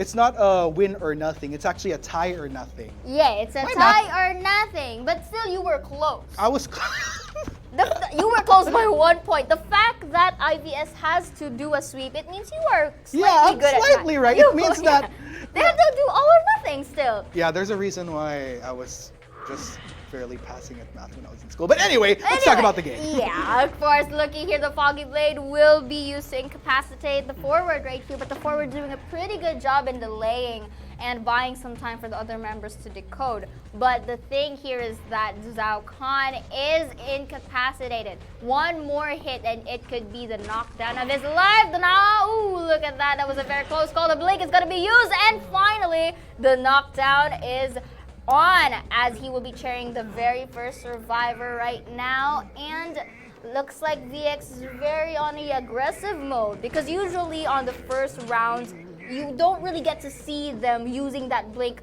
immediately. Yes. But now you can really see that determination that, okay, we are really gonna finish this game. Yeah, Zhao Khan was forced into a position basically Yes. where, since he did want to try to buy it more time, he needed to use what resources that he had to try to establish a gap between himself and the hunter. But wow, there you go. Crowd control will be expended by the coordinator, but unfortunately at the cost of a well-timed hit as Yes. well. So things aren't going so hot so far for IVS. Like we mentioned, they can't afford to let a single survivor go down. So in this case, they have no choice but to try to go for the save onto Zhao Khan. Yes, definitely. And this time it's going to be the Magician and playing in the cards and try to save the forward as well. The wand is going to be used to evade that Foggy Blade right here, but the closing of the gap is real. Will be getting that hit, but will be saving Zhao Khan. But here is the question. Tomoto here will be the next, maybe the next target right here, simply because he's near. And the fact that Zhao Khan, yes, it's going to be Zhao Khan, I think, as his main target, because Zhao Khan is already seated on the chair. So it's really best that you really target the ones who's already in place. But basing on to the distance, it's the Magician who is near.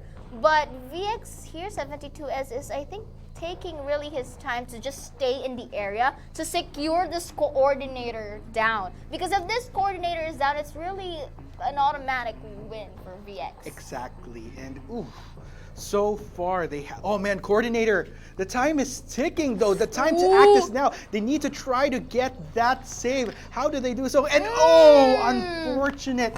Coordinator is out of the game. For now, we're gonna hold off on any conclusions because we're still in the game. Yes. IVS is still in it. They at least want to try to end this on a positive and high note, definitely. regardless of the result. Because even though that it's just it's points, but you have to really commend the efforts that IVS is showing right here. And going back into the game, we are seeing that in the screen that they were healing each other up, but the forward though, but while all the fast goals happening, was knocked down by 72S right here. Very good performance by him, but you have to take note. You really have to give those credits to IVS for going here thus far.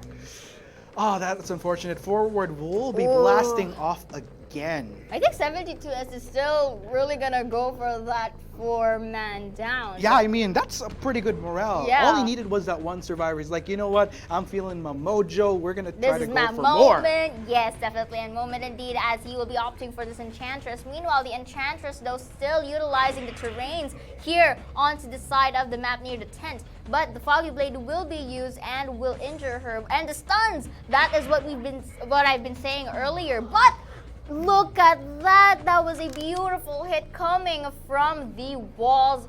Good job for 72S right there. And here we go. The play is in 72S. Since there's only 2 survivors remaining, just going to leave Enchantress there fallen, because all he needs to do is just get that one last whack onto Tomoto.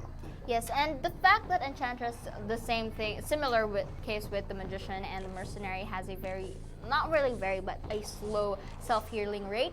But I think 72S is just going to go back to her loving arms and just, okay, make yourself comfortable and sit you on chair. But that is okay. IVS here, regardless, even though the scores are there, the conclusion is there, I would really like to commend IVS because they really did a good job. Reaching it to round 3 on one of the most popular teams that we have is really splendid. Right, and still the game is on. They can still get a survivor off of the gate. You got to take note of the progress here. Even with all the action happening, there's only one cipher that remains. Enchantress strapped to the chair. If Tomato can buy enough time, he could still make it out through the dungeon when it comes right down to it. Of course, it's another question as to whether or not they know the position of the dungeon on the map already, but we'll just have to wait and see. Tomato, here you go. He's going to kite for his life right now. Try to make it out alive. Looks like 72S is on the right track here, in which case... Oh, he uses a patroller here to just sniff up Tomoto right here and will be stuck, and once his location is already there, but still Foggy Blade is going to be used to knock him down. Oh, that was a long distance skill shot right there, and I guess that's a good done deal. 72S really looking to flex what he got in this last round. Got to be very happy for VX, in which case successfully ending their quarterfinals run with a 5-point finish for their second half. Sweep once more. And let's talk about what happened in that game first off. Definitely, and during the first minutes of the game, you clearly see that the forward was the first target, because I think he was the one who nearly spawned into the hunter. And second, the fact that the forward really utilizes the structures earlier and just enough time to give the other survivors time to decode the ciphers is already a job well done, because it was a similar scenario to the first half in which Earth was delaying, but this time it was the forward. And the second thing that happened was the magician came into play. Tomoto was the one who actually saved the forward earlier. Now that is where the split happened. The forward was onto the left side and Tomoto was at the other. And the 72S here, I think, just patiently waited for that opportunity to come. And I think that one opportunity was that he managed to get the coordinator to be knocked down in a split second when she uses her flare gun. So that, I think that was the deciding factor of how the game really runs out earlier. I guess now that I think about it, first of all, congratulations in which case to VX. They'll be proceeding to our next round. Again, one of the favorites from Thailand. But as you were mentioning during the game, I'd also like to give props to IVS. I'm actually wondering if it's IVS or Force, because like it's like IV because and the then small letter acronyms S. are really Yeah, they can get really or tricky. VX as 5X, or I don't know. Maybe it's really VX because since last year they were there, so don't really cringe or judge me for that. But before anything else, let's look at our data right here. And 72S with that strikes and pouts destroyed. But for the survivor side, the main one who decoded all over is the Enchantress, surprisingly. And there you have it. We have the total scoring in 8 to 18 finish. So a overall 10-point discrepancy that separates both IVS as well as VX. Again, congratulations to VX. IVS, I just want to put this out there. Yes. I'm just so happy to see that, at least within Southeast Asia, because like I mentioned, a lot of talented Thai players, so it kind of makes me, there's like that big question mark. Aren't there any other players that could show what they've got? And congratulations to 72S. Absolutely phenomenal job. Way to end that quarterfinals match with a bang. 5 knockdowns. And just overall, I mean, I think, you know what the funny thing? Yes. Is that, I think 72S was mostly the best deduction so far. Also You can do it. what was I about to say? Can do it. Quick correction. I was mentioning how for VX's side, it was first round actually where he also got the wipeout. I was talking about earlier how the percentages were like, like he never got the win side. I got the scorings mixed up. But yeah, actually, if you look at his performance, it does show that he has a lot of consistency. It does, really. I mean, it just means that when it comes right down to it, at least for the Southeast Asian qualifiers, he could be pretty reliable in the sense that you could always trust, at least for this quarterfinals at least, you could trust him to get something that's on the higher end of things. It wouldn't come down to he'd end up scoring at a deficiency of maybe less than two, as we saw. Whether or not that's going to be a recurring factor as we go on in the qualifiers, because obviously the competition is going to get harder as it goes along. Definitely. So see a lot of clutches plays. Yeah, more, so. a lot to look forward to in which case from VX. But yeah, like I was trying to point out earlier, IVS, just a great job. Yeah. I love the promise that we're seeing here. I love seeing teams from other parts of Southeast Asia that step up to the plate. If I'm not mistaken, like I mentioned, majority of Thailand, this is one of the few teams, if not the only team that we see that has representation from other countries. And I would love to see that. I hope that we see them again going into the next COA or even in some of the grassroots or semi-pro tournament, because it does seem that we have a contender, like a contender from outside of Thailand that could roll with the big dogs. And at the end of the day, like with the buildup of experience, I think we could see a lot of great things from them eventually.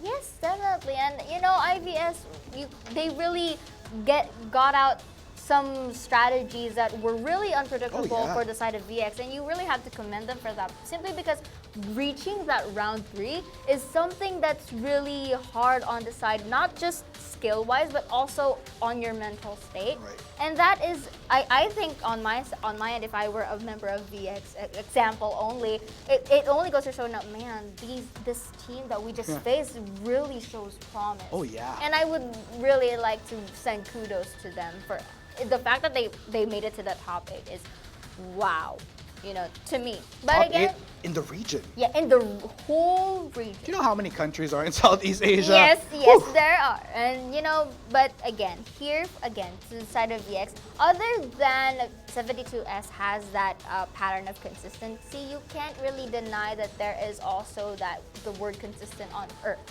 The fact that Earth during rounds 1, 2, and 3 was able to kite and delay. He got better and better as the rounds went on. Yes, it's like just removing the jitters out, and that is, here on the highlights though, you can see that was the deciding factor for our round number 3 right there. And then going back, Earth was just really taking his time and not really into that impatient zone we're in. Okay, I'll just go here, go there. But the transitioning, I think that the transitioning alone from one area to another takes a lot of practice, because you really have to taunt your hunter into going there. And that is something that I think Earth can really do as a survivor. Definitely. So with that said, talking about VX this time, for VX, I think definitely with the experience that they have, I wouldn't want to say that it's experience alone, because as I mentioned, I've seen some of these players stream. There's definitely a lot of mechanical prowess that they bring to the table, some of the best in Thailand. In fact, not just Thailand, but even I'd say within the region they're competing in. So definitely a lot of expectation from them. Again though, since this is COA3, I'm expecting a lot of these other teams to step up, so I wouldn't really discount all these other teams that we're going to be seeing just yet. Definitely. This is top 8. But ladies and gents, that has been our first quarterfinals for the day. When we come back, we're going to be hitting our second and last one for the day. A lot of Identify action coming towards you. I'm Mark Takuno. And I'm Ciara. Brought to you by Happy Valley. This is the Identity 5 Call of the Abyss 3 Southeast Asian Qualifiers. We'll catch you in a little bit. Pew. Should be exciting. Pew.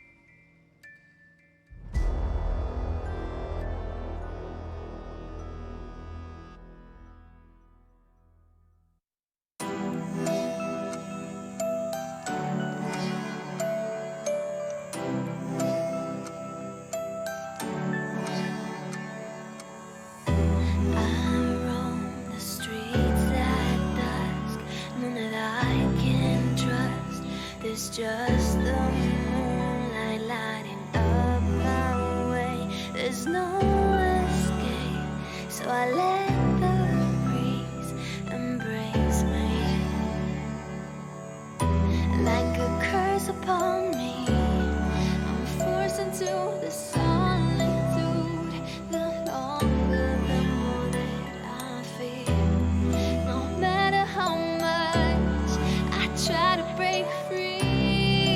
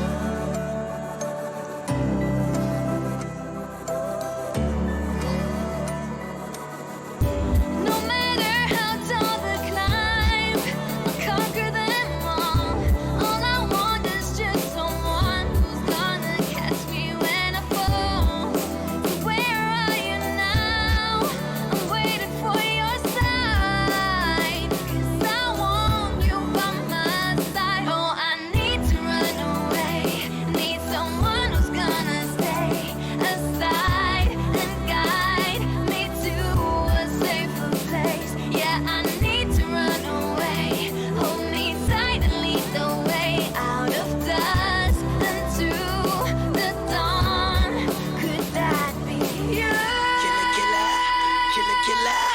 Put your book down, young boy. The task of a killer is to hunt extra minute, what think twice, pick you up on my shoulder, go to hell or in a car like a cray, go insane. Feel the pain, what a shame. Think you bad when you climb, who will save you? I got faster, Lordy, you first. I don't bad thing, you have no choice. Let me see, but be the road, beat, tie you up, hang you up, and cut you up. Find the first, but first, then I cut you off. I don't wanna die, you're gonna kill me now. I won't give all it up for what I die. Of course, matter what, it's my lifeline. I want need him again, I can't stop me now.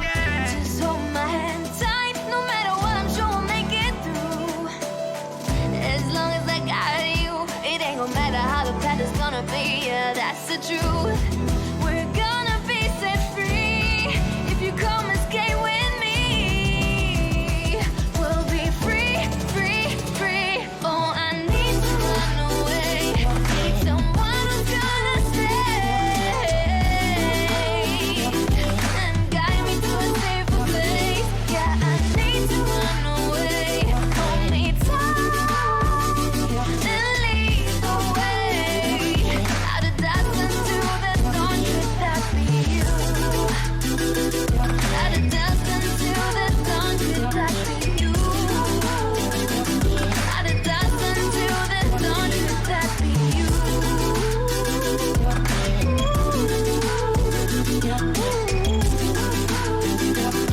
Out of darkness to the dawn, could that be you?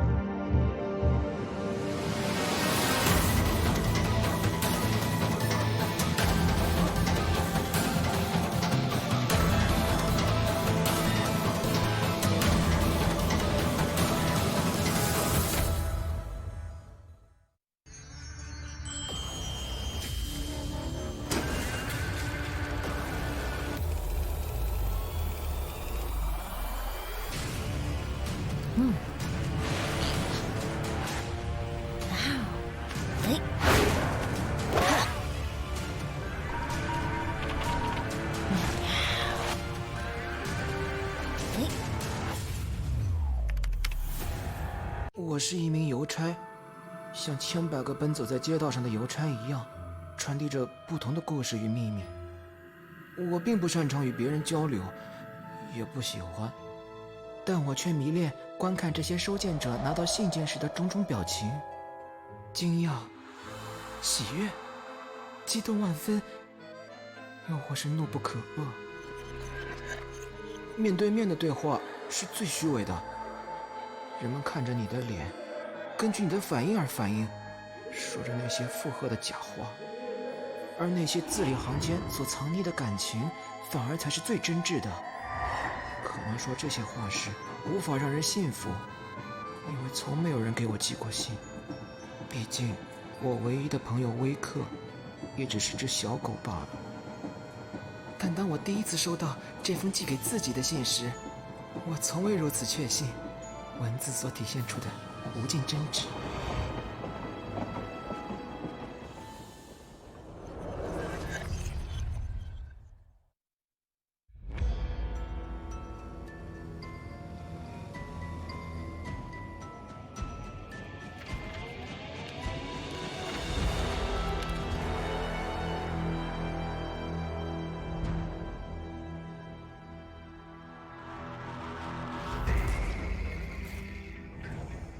Inside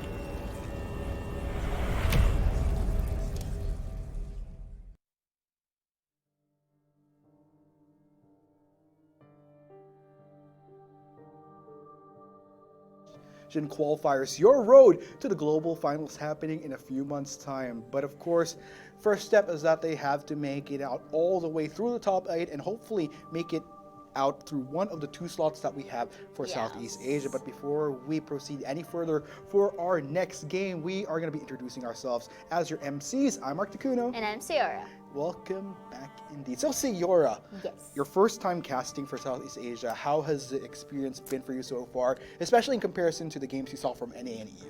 I know you love a lot of NA and EU players, but how about Southeast Asia? Have you made the conversion yet? Well, to me, since after like our cast together, I've been quite away from the scene for a little bit since Right. I like what we have been saying. We have life outside of our work and going back. But with this, especially with the first matches that I've witnessed, it's really exciting because this is like one of the first matches that I've cast that is really already on fire. That the fact that you already made it to best of the third game it's really commendable for like actually in all of the teams. But of course, before anything else, let's go and head back to our tournament bracket and hear that we will be witnessing VX again on to the next day for our semifinals. This time on our second match and the last match for today is going to be with V versus Pride. Again, what's with the V's, because I don't know if it's a V or a 5, but I'm pretty sure it's a V. And then and then the next one they will be facing off is Pride. So, have any thoughts, Mr. You are the one who are in COA last year. Any thoughts of yourself? Where these are 2 teams that didn't make the global finals last year, but as I've mentioned, from the rosters that we've seen and poking in a little bit into some of these players' profiles and histories, and again, statistics don't lie. The reason why I'm excited for the Southeast Asian qualifiers, because in comparison to COA2, a lot of the veteran players have stepped up their game. But before I get into that a little bit more, oh, that's the villain. Of course, we have Mavis, Mumu, SPST, Golf, Hugs and Kisses, Sloth Top, and Neon.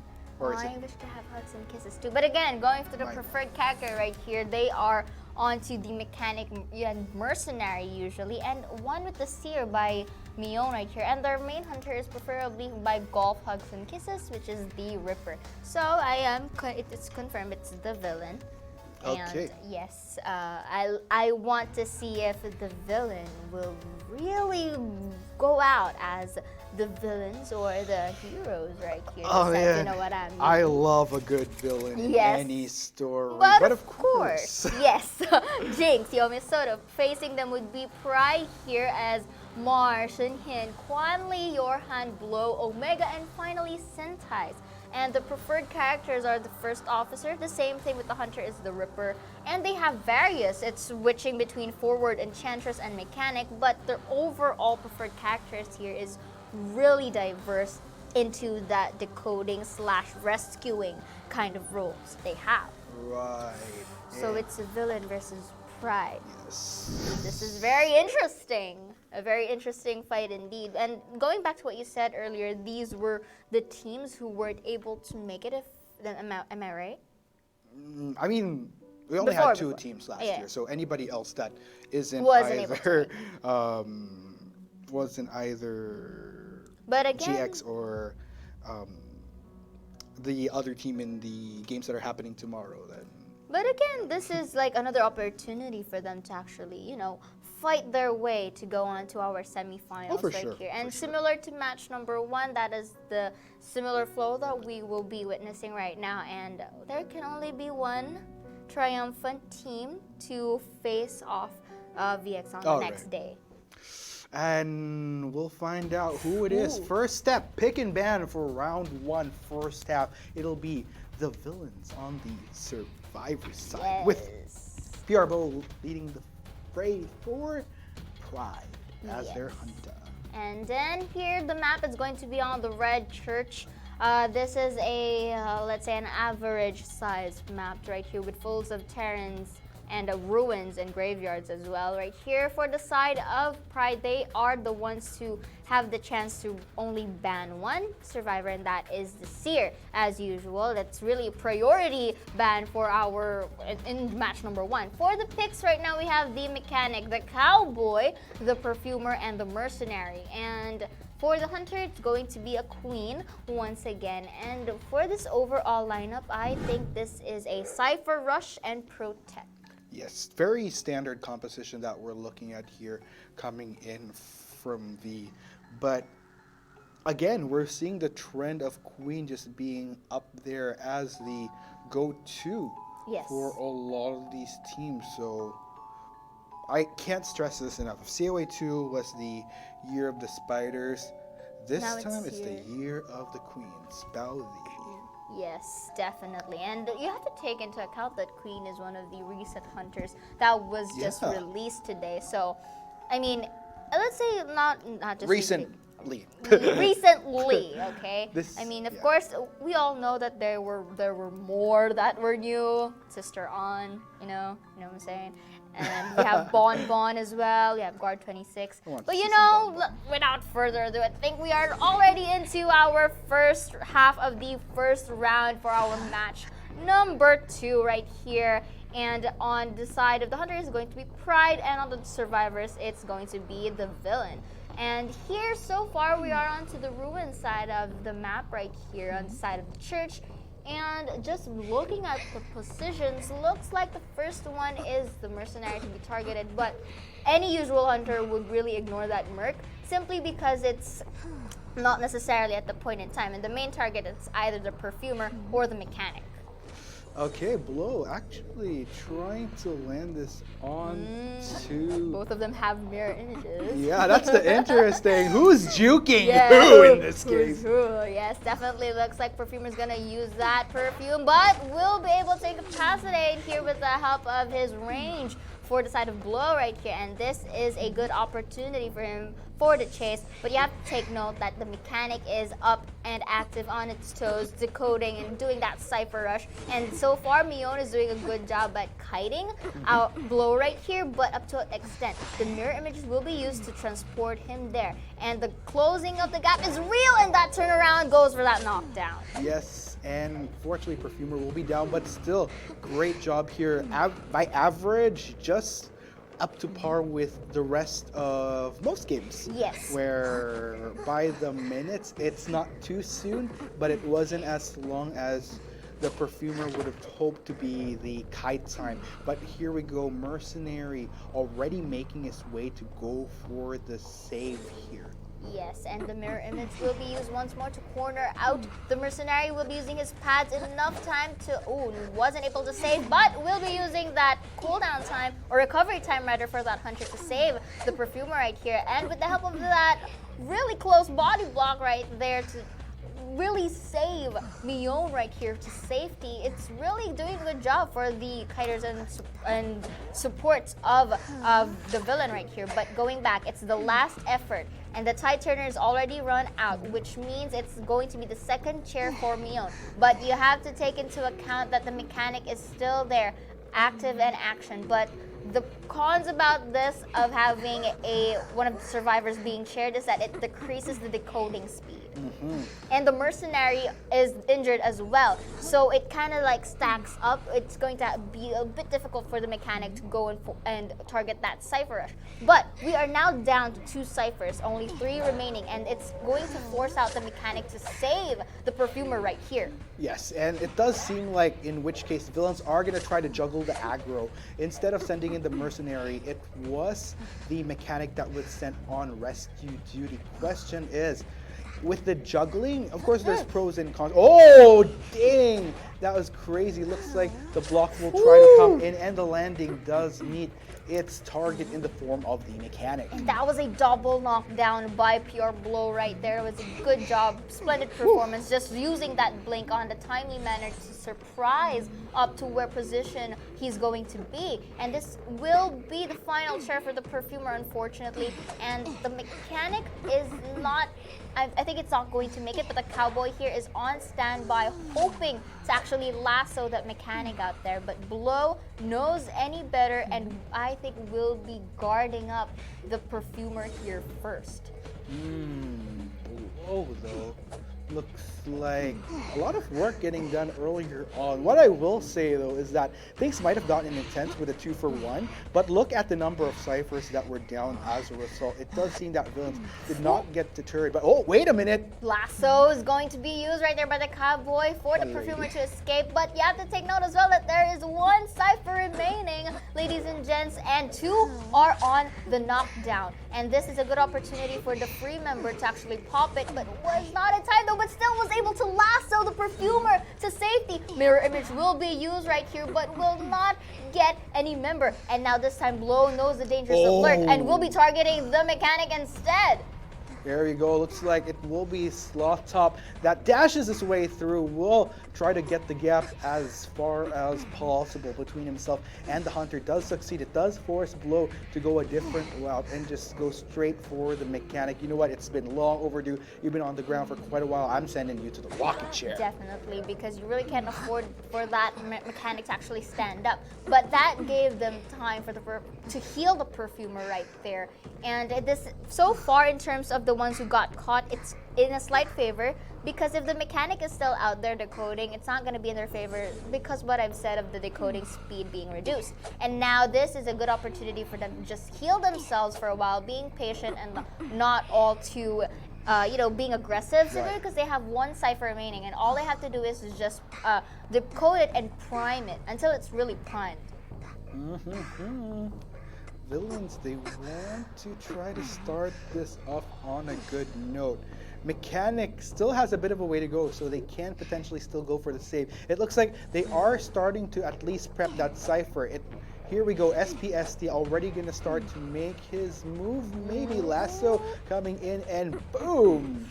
All right, this was a good opportunity for him to lasso it out to get the mechanic right here, but the mechanic, he has to save him now, or else the mechanic will be flying off to the manor and will be targeting the mechanic once again, and the cipher is popped in time for that knockdown, and Blow has the detention. This can be a very clutch game for him right now, and since the mechanic is the one to be targeted and really cheered, it's really the optimal strategy right here. Ooh, beautiful positioning, but unfortunately it won't be enough. Blow was able to get that hit in the nick of time, gets the pickup onto the mechanic, but still, from what we're looking at right here, villains, they can still potentially get 3 men off the gate, but SPST had to eject himself right away because Blow made his way through.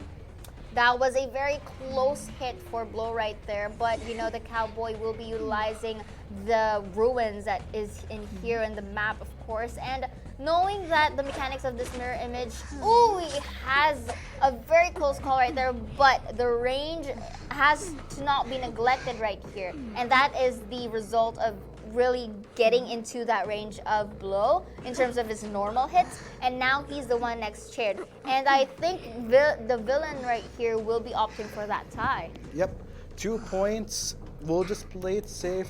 Not the best scenario, but obviously not the worst either. Puts them in a no other way to put it. Just safe. Safe. Because since this is like the first half of our game, I think the deciding factor would be the second half right here, because technically tie, basically it's a tie for a reason. They have the same points. So on the second half, I think it would be the deciding factor, because if I'm not mistaken, it's the villain's turn to be the hunter. True indeed. So let's talk about that game.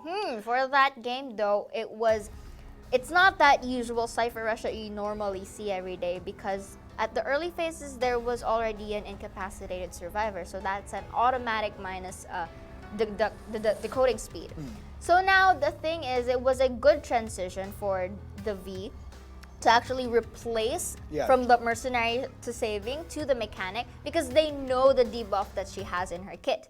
And now I think what made it into that tie factor is that the priority of Blow here is really, you have to really take that into consideration, because he knows who to target first, and the next one is he also knows that element of surprise, primarily with his blinks. Right.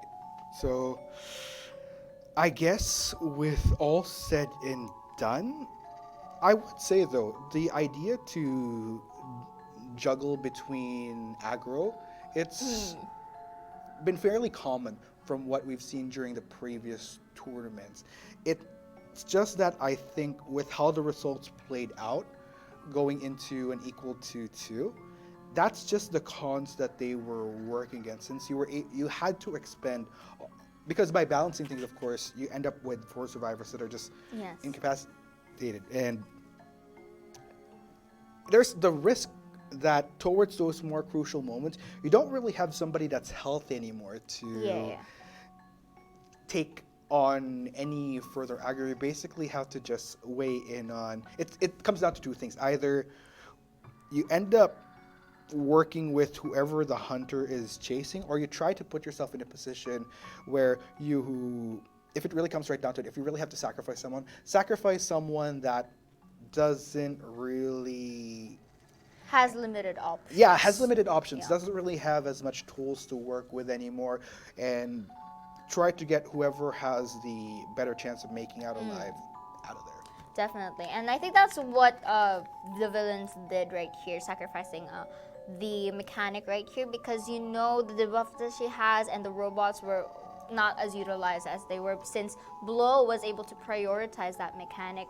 And of course the other one, if I'm not mistaken, it was the perfumer that was next to be chaired out, and which was okay, because the perfume was also bought enough time for that ciphers to actually remain, and the remaining members, or the remaining survivors rather, was able to timely pop that cipher, enough for the remaining healthy ones to go to the other side of the gate. Yeah, I think at the end of the day, survivors definitely played to their circumstances as well as they can. Could it have been better? I definitely think so. There could have been scenarios where they could have. I think it really comes down to the kiting. It was fair, but the fact that they had to juggle aggro a little bit earlier than you would want, to a point where you have 4 survivors, one of which can go down at any time. It's a very volatile situation. But yeah, I guess that's just how things roll. There's circumstances that just you have to roll with what you have, and that was just a circumstance where the queen was playing quite efficiently as well. Yes. We'll just have to see how the second half goes, I guess. Definitely, and I'm pretty sure, based on the performance of the first phase of round number 1, I think the second phase right now is going to be the deciding factor. Because, so other than the fact that they are going to switch places, the fact that both of the teams already have a gist of how this other specific team plays gives out a really big factor. But right now we are now heading into the drafting phase of the second phase of round number 1, with Pride being the survivors this time. And V, knowing any better, has the opportunity to ban out 1 survivor, and it's going to be the mechanic. Same map as well into our round number 1, which is the Red Church, and of course you opt to get that one of the priority picked survivors, but looks like they are going for the mobility, as they will be choosing the mercenary to forward, and finally we will be seeing a seer alongside with a perfumer. So this specific composition is what you usually see, and I bet this is what you also see during the previous year of COA2. So this is you guys already know some of the mechanics of how this is done, but the thing is, it really differs, of course, on the players, on how it will turn out on the game. And our hunter is going to be Blood Queen. From what we have here, what I would like to highlight as a fact, by the way, is that Blow is mostly known for, if you were actually following some of these players here, and what I find interesting is that Blow, just looking into him, is mostly survivor. But circumstantially, he had to flex into... Had to adjust. Yeah, he had to adjust to the hunter side. But nonetheless, I'd say Blow definitely held his own out there. Yes, and the fact that he was able to actually clutch that other member to precede it into a tie is something that is it's kind of rare. If, let's say, example myself, I'm a survivor, then I transition to a hunter. It's really rare for me to actually go and have a clutch game really successfully. Right. So I think that is like a similar scenario here, but of course in a more professional scene. The fact that Blow has the ability to switch up on a roll and do it efficiently is something that you have to take note for. So with that said, let's go talk about the compositions once again. I think what I like about this combination is that you basically have survivors that can buy you a lot of time. And from what we've been seeing as a trend so far from the first game and second game, the contested picks would normally lie between Mechanic as well as Seer. But before we get into that, we are heading into finally our second half of this game for round one.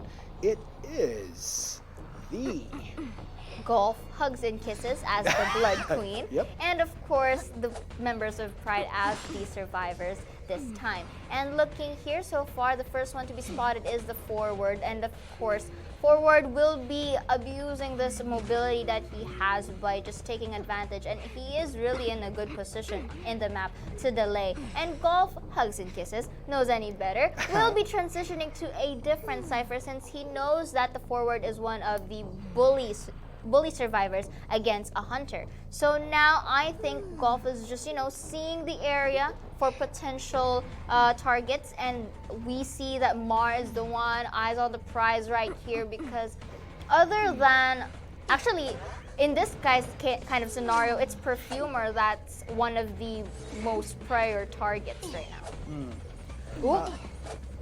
One thing that I will say though is that the more time Golf takes to land a target, the more this works for Pride, because looking at the composition that Pride has, at crucial moments where they have to kite, they have so much power to buy time. Yes. I mean, you have the mercenary you have the Seer that got through, and you have Mercenary, Forward, and Perfumer that, if played to max efficiency, can just juke around to the T. So you have a lot of ground covered here. And as far as living up to win conditions with what I mentioned, Pride just doing a great job. Golf here, I would love to see him lock down on a target.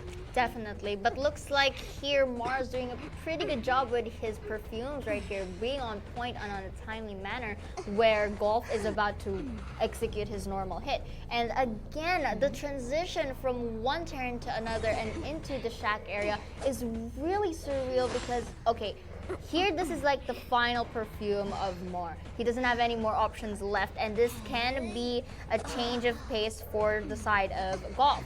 But going back here, this is already a 3-cipher kite. You have to take note that the more that he is focused on the Perfumer, the more chances of the Seer alongside with the other members to decode. And all they have to do is basically wait for Perfumer to be knocked down to pop out the cipher. Exactly. And oh man, this is quite a tricky situation for Golf here because, okay, ooh, I think the saving grace here is that, there you go. There. I was about to say, the saving grace would be, if at least within the next seconds to make up for lost time, he at least downs the Perfumer. So that's something to work with. But at this point, wow, Quan actually getting the bash in. That pretty much nullifies Golf's efforts right there, but at least gets a hit onto the Forward. It's better than nothing. Let's see what Golf decides on doing now. This is the reason why Forward is considered one of the most bully survivors when in terms of rescuing. You already witnessed it because of his football. It has the ability to drop down the balloon survivor and actually stuns him for a few amounts of seconds, enough to escape. But again, like what you've said, that was good efforts for Golf, and we are now seeing it one by one. Here, we have one cipher remaining. The second cipher was just popped out, and I think they are currently working on to the remaining one. But of course, Golf doesn't want to waste his efforts right there, as he will be cheering this Perfumer onto the basement for additional difficulty. Yeah, oof.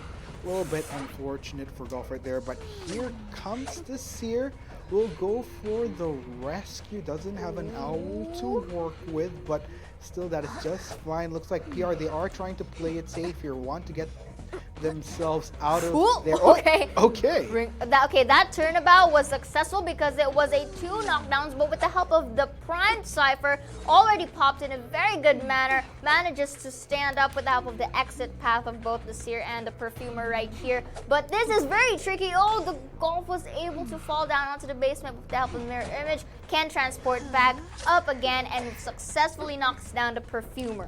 Yes, thankfully that is good, but Golf isn't done just yet. Unfortunately, the timing right there gets the crowd control yanked onto him. Johan, of course, trying to time himself correctly, makes the escape. Seer, question is, what are they going to go for? Are they going to try to get Mar just so that they could get the perfect 4? But no, that won't be the case. He's actually just working on the gate on the other end. It does seem that PR, I'd say this is still good. Might not have gotten the 4, but as far as the points go, they have that 1 up onto the villains. Definitely, and it looks like here that Golf was not able to get a Seer right there because the Seer was in the garden gate or in the other side of the gate. Yes. Which gave them a 3 survivors to 1. And you know, I was still in awe and fascinated earlier because the moment that, if you guys notice, that the Bloody Queen teleported on the other side of the gate, it was forwards football that actually stunned her in the nick of time as the gate Good was timing. open. Yes, really good timing, enough for them to escape and did not have any more casualty. And you have to commend the forward for that. And hence, like what I've said, one of the reasons why this is one of the survivors that is really a bully in terms of the hunter side. So, with that said, with how these points went down, you know, I'm not going to talk about the points for now. Let's go ahead and talk about that game a little bit further on. I like how this, I'm not really sure whether it was the survivors. I would definitely say that the survivors doing a great job given the composition that they had. They bought a lot of time. Yes, but definitely. we also did see the Queen struggle a bit in locking down on a target within the first few minutes. Normally, throughout the games that we've seen, there would already be a chase that happens at least maybe at the first 15 seconds at max where it starts. But there was definitely a struggle for Golf here to lock down right away. Yes. And I think that said, this is why Pride had a lot more room to maneuver around getting a lot more survivors that they can out of the gate. So with that said, looking at our round 1, it will be Pride leading the fray 3-5, 2 points above the competition. This is only round 1 though. There's still a lot of room for the villain to make that comeback. Yes, definitely. And of course, looking here, I was really, other than the fact that I still can't move on from earlier, but before anything else, the best deduction will be going to a survivor, and that Finally. is the Perfumer with that containment time of 144 seconds. This is the thing that you've been mentioning earlier, that the Perfumer really transitioned from one area to another, just abusing that time. And the fact that the Perfumer's kit is really mainly for kiting, it was really used to the maximum extent so that the remaining 3 members could be able to Cypher rush. Yes. And you saw how the number of Cyphers dwindle in a very fast rate right there. Man. I'm honestly just happy that we finally see a survivor with the best deduction. Yes. Game 1, it was Hunter. Hunter. This time, Survivor. Survivor. Good job, guys. I am very curious at this point because similar to Game 1, our round 1 is ending in a scenario where it's still manageable, the distance. Will the trend continue?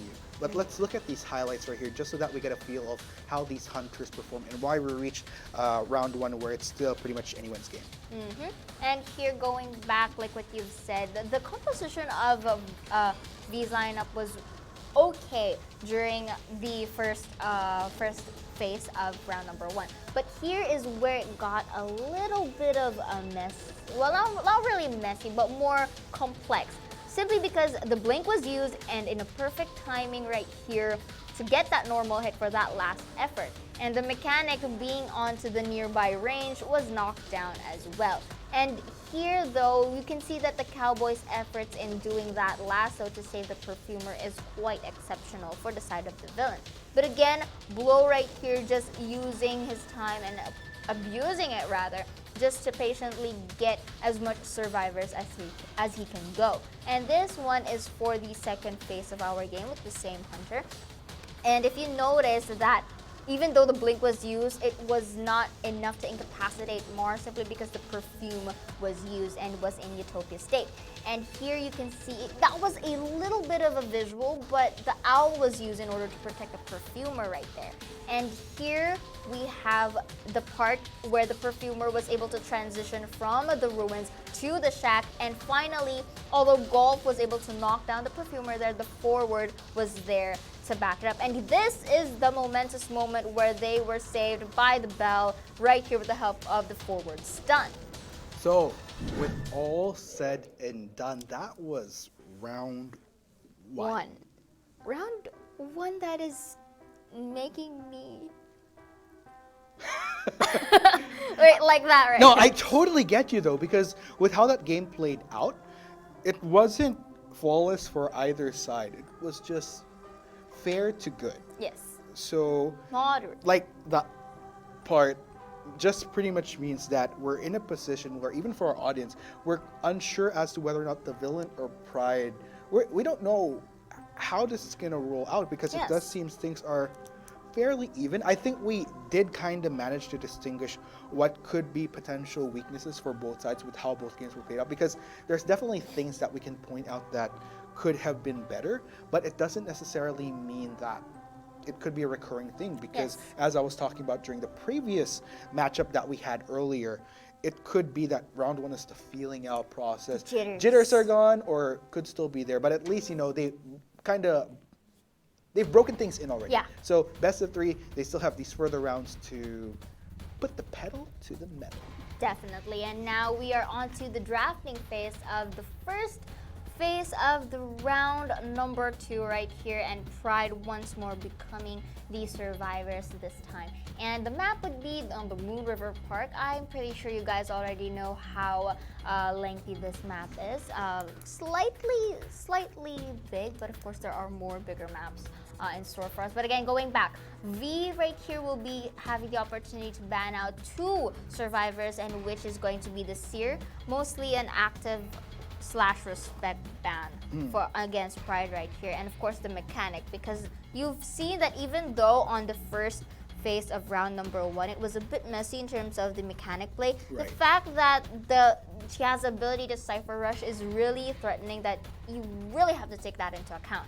And for Pride here, we have that set of survivors, Mercenary, Forward, Priestess, and Perfumer, similar to like a Fundabell setup. But the Hunter, I am surprised, as we will be seeing Bane Perez, or also known as the Gamekeeper, ladies and gents. Gamekeeper. Hookin' till we're looking good. Yeah. And now, of course, this is one of the most first survivor, well, not really first, but yeah, one of the most oldest hunters rather to be released into the game. Oh, so you're playing the age. No, I'm not playing the age. I'm just playing the date of release. Okay. See? Date of release of hunters, right? And we've all known that Gamekeeper is, you know, sometimes the silent killer, the silent hunter. You know what else is silent about him is the fact that Gamekeeper was one of those hunters that barely saw play in the previous seasons of competitive play.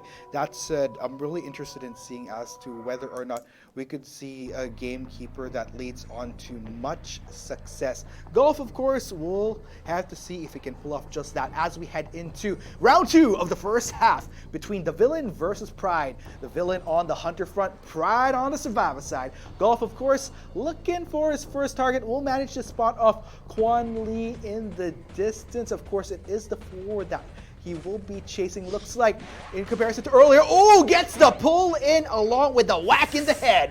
First part right there. Let's go ahead and see. So far, so good. Golf.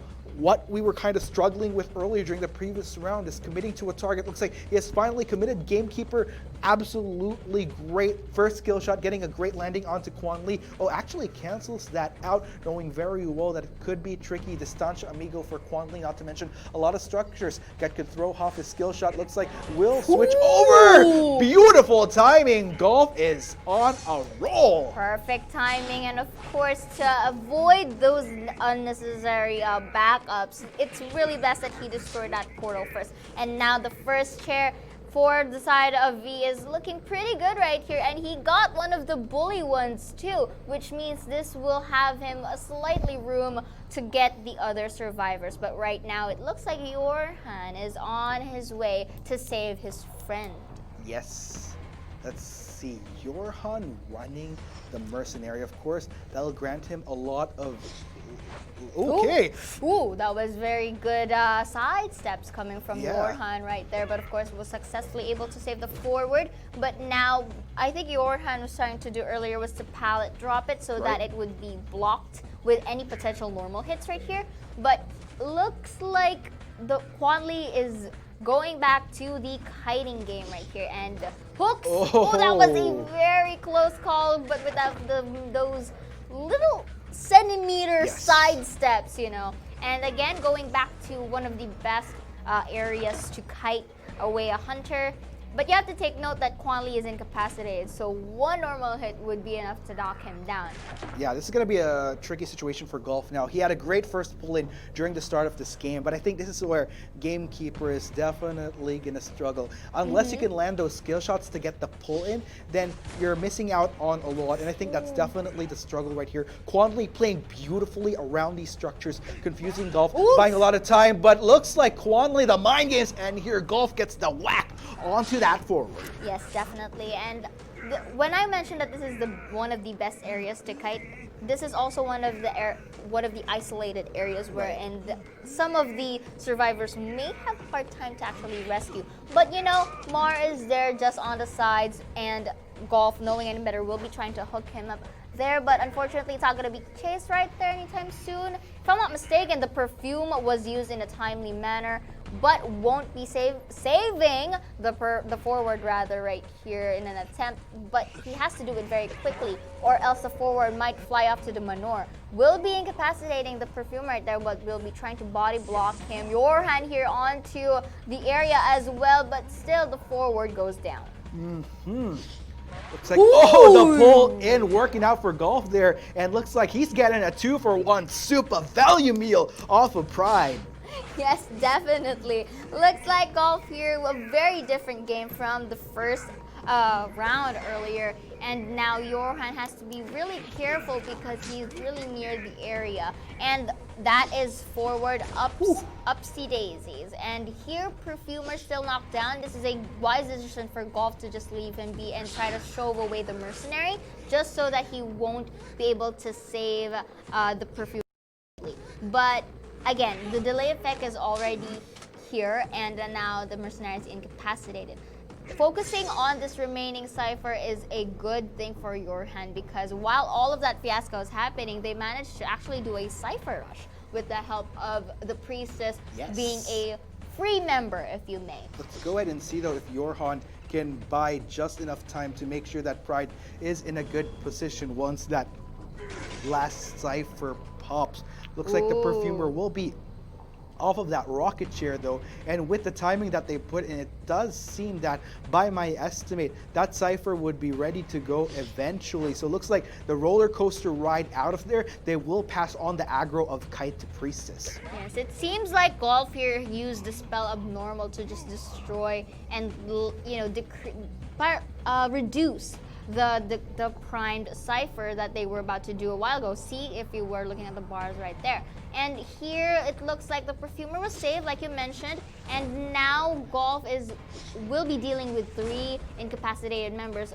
To and fro with the hooks right there, unfortunately was a miss. And Johan's doing a pretty good job at kiting, but again, the hooks will be on point and finally will be knocking down the mercenary. That is unfortunate, but then again, let's go ahead and check out the rest of PR. It looks like they will try to at least poise themselves in a position to ready that cipher, but Johan, ooh. Okay, based on, this is what I like about these chat reels. It does seem that Priestess may or may not try to make a move for...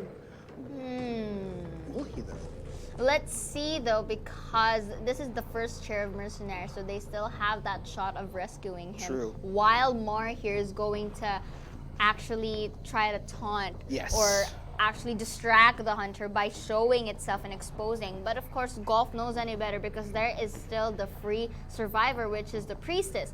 And now this is going to be a good strategy for Mar because he's trying to lure away the perfumer to the other side of the map. But Golf here decides to just destroy the cipher that they were working on so that it would give them more of the time for his favor to actually go and target the remaining survivors. Absolutely. And with what we have here, okay, we're going to play some hide and seek right now.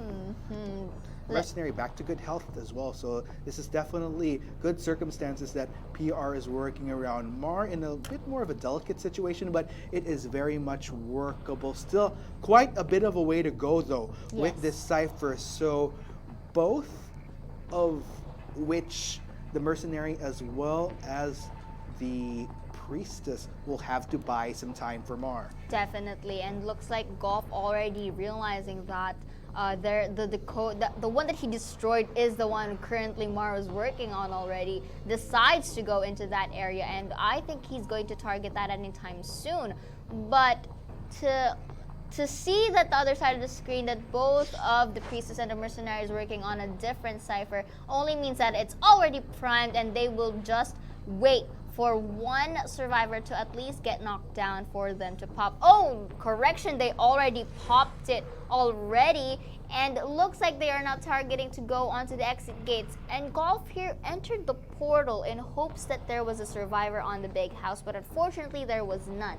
And this is a good opportunity for Pride to go on split ends, you know, for the one gate to another. Mainly Johan will be the distraction in hopes to open that gate, and while the other 2 members just go in, get that portal to the other side of the gate until they open the other one. Yeah, in Johan's case though, this is a delicate situation that he's working with. He doesn't have any tools anymore to try to establish some gap between him and Golf. Priestess and Perfumer, on the other hand, still have tools to work with, so it's an interesting circumstance that Pride is working with at this point. But then again, I guess it's better to have 2 people with better safety and just maybe at the end of the day, if needed, sacrifice one. But let's see how this plays out. Golf though, trying to land those skill shots to get that pull in onto Johan. But again, the high risk, high reward of running Gamekeeper, it's coming down to the wire. Looks like Johan's target here is to find the portal in which leads them to the other side of the gate, and that is a good strategy for him. But you know, Golf, knowing any better, will be destroying as much portals as possible. The hook is there, but the side steps are surreal for Johan right here. The tension is still on track for Golf right here, but he's not hitting the Mercenary, but the Mercenary will be taking that hit in hopes to find the portal. Yes, he did find a portal to go into that exit gate, and ladies and gents, I think it's a 3-for-1 in favor of Oh my goodness. I was literally on the edge of my seat. Is Johan gonna make it? Is Johan gonna make it? He made it. He made it. He made it. And that's like the beauty of the Priestess right here, especially in Moon River Park, because the portals are really more like your shortcuts to like really make that big space into a little one. And that was well executed by the Priestess here, just placing that portal in a very good manner in which, if you notice, Johan was just luring and just luring away to get into that perfect spot, which means that he took that risk of getting that hit with the detention just in time for him to just shove his way to the gate. And as we can see here, just to check out the data, look at all the work Priestess put into decoding along with Mar. This was quite a long game, I would say. say. Also, Golf bringing in the Gamekeeper, not necessarily one of the favorites. I could see why he might want to go for Gamekeeper, especially on this particular map, because you're running on a map with all that space. All that space. So again, I talk about high risk, high reward, because that skill shot on the hook has quite the distance it can go. But the risk there is that it's so linear that you only have that one shot, that you almost have to play a game of prediction as to where Survivor goes if you want to maximize the length it can take. But given the percentage of hooks, I guess it is natural that it's highly likely that you'll see a lot more misses than hits. But yeah, definitely could have gone better had he gotten the max use off of those hooks. Didn't quite pay off, which is why we saw 3-1. But kudos though, I love it when hunters are comfortable to use picks like this. Like I mentioned, usually we see the more frequent picks depending on what they feel would be efficient use on the map. Gamekeeper, I feel on paper was a good idea if executed correctly. So props to him. Definitely, and the fact that you brought a Gamekeeper into this table only means that we are seeing various types of strategies in different types of hunters. And like what we've been saying, the Bloody Queen was used more frequently than before, which was usually the Dream Witch, the Spider, the Ripper. And now we are seeing new and, really wide doors and opportunities to either counter one survivor to another. And although that we've seen a 3-man escape, let's see, for the second phase, it's going to be Pride's turn to be the hunter side. It's going to be interesting looking at the points here so far. Pride is still on better footing, totaling the number of points that we have. It is an 8-4. So 4 points separating them now. Let's see if I could do some quick maths here. Regardless of the outcome, we will be having a round 3, just because, let's say, Pride manages to put themselves in a position where they get the perfect 5. That would effectively put it from 8-4 to 13-4.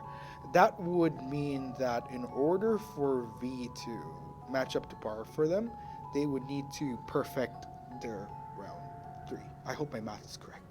Insert all the equations. It's like here. that meme of, I think that all the equations. I think it's of Julia math. Roberts, if I'm not mistaken, in that meme where it's like like computations floating around. But of course, without further ado, Articuno, before all the math there, because I'm really having my nose bleeding right about now, let's head on to the drafting phase of our second phase of round number 2 right here. Same map, but this time the villain is going to be the survivor side and Pride will be the hunter side. And of course, the usuals, the hunter will have the chance to ban out 2 survivors right here, which is the usual, the mechanic and the seer. For the side of V, they will be banning out the Ripper over here, which was, if I'm not mistaken, was used in the early match. Yes. But now we will be seeing if that Ripper was a good hunter to play. But of course, looks like once more they will be using a Bloody Queen for the side of Pride.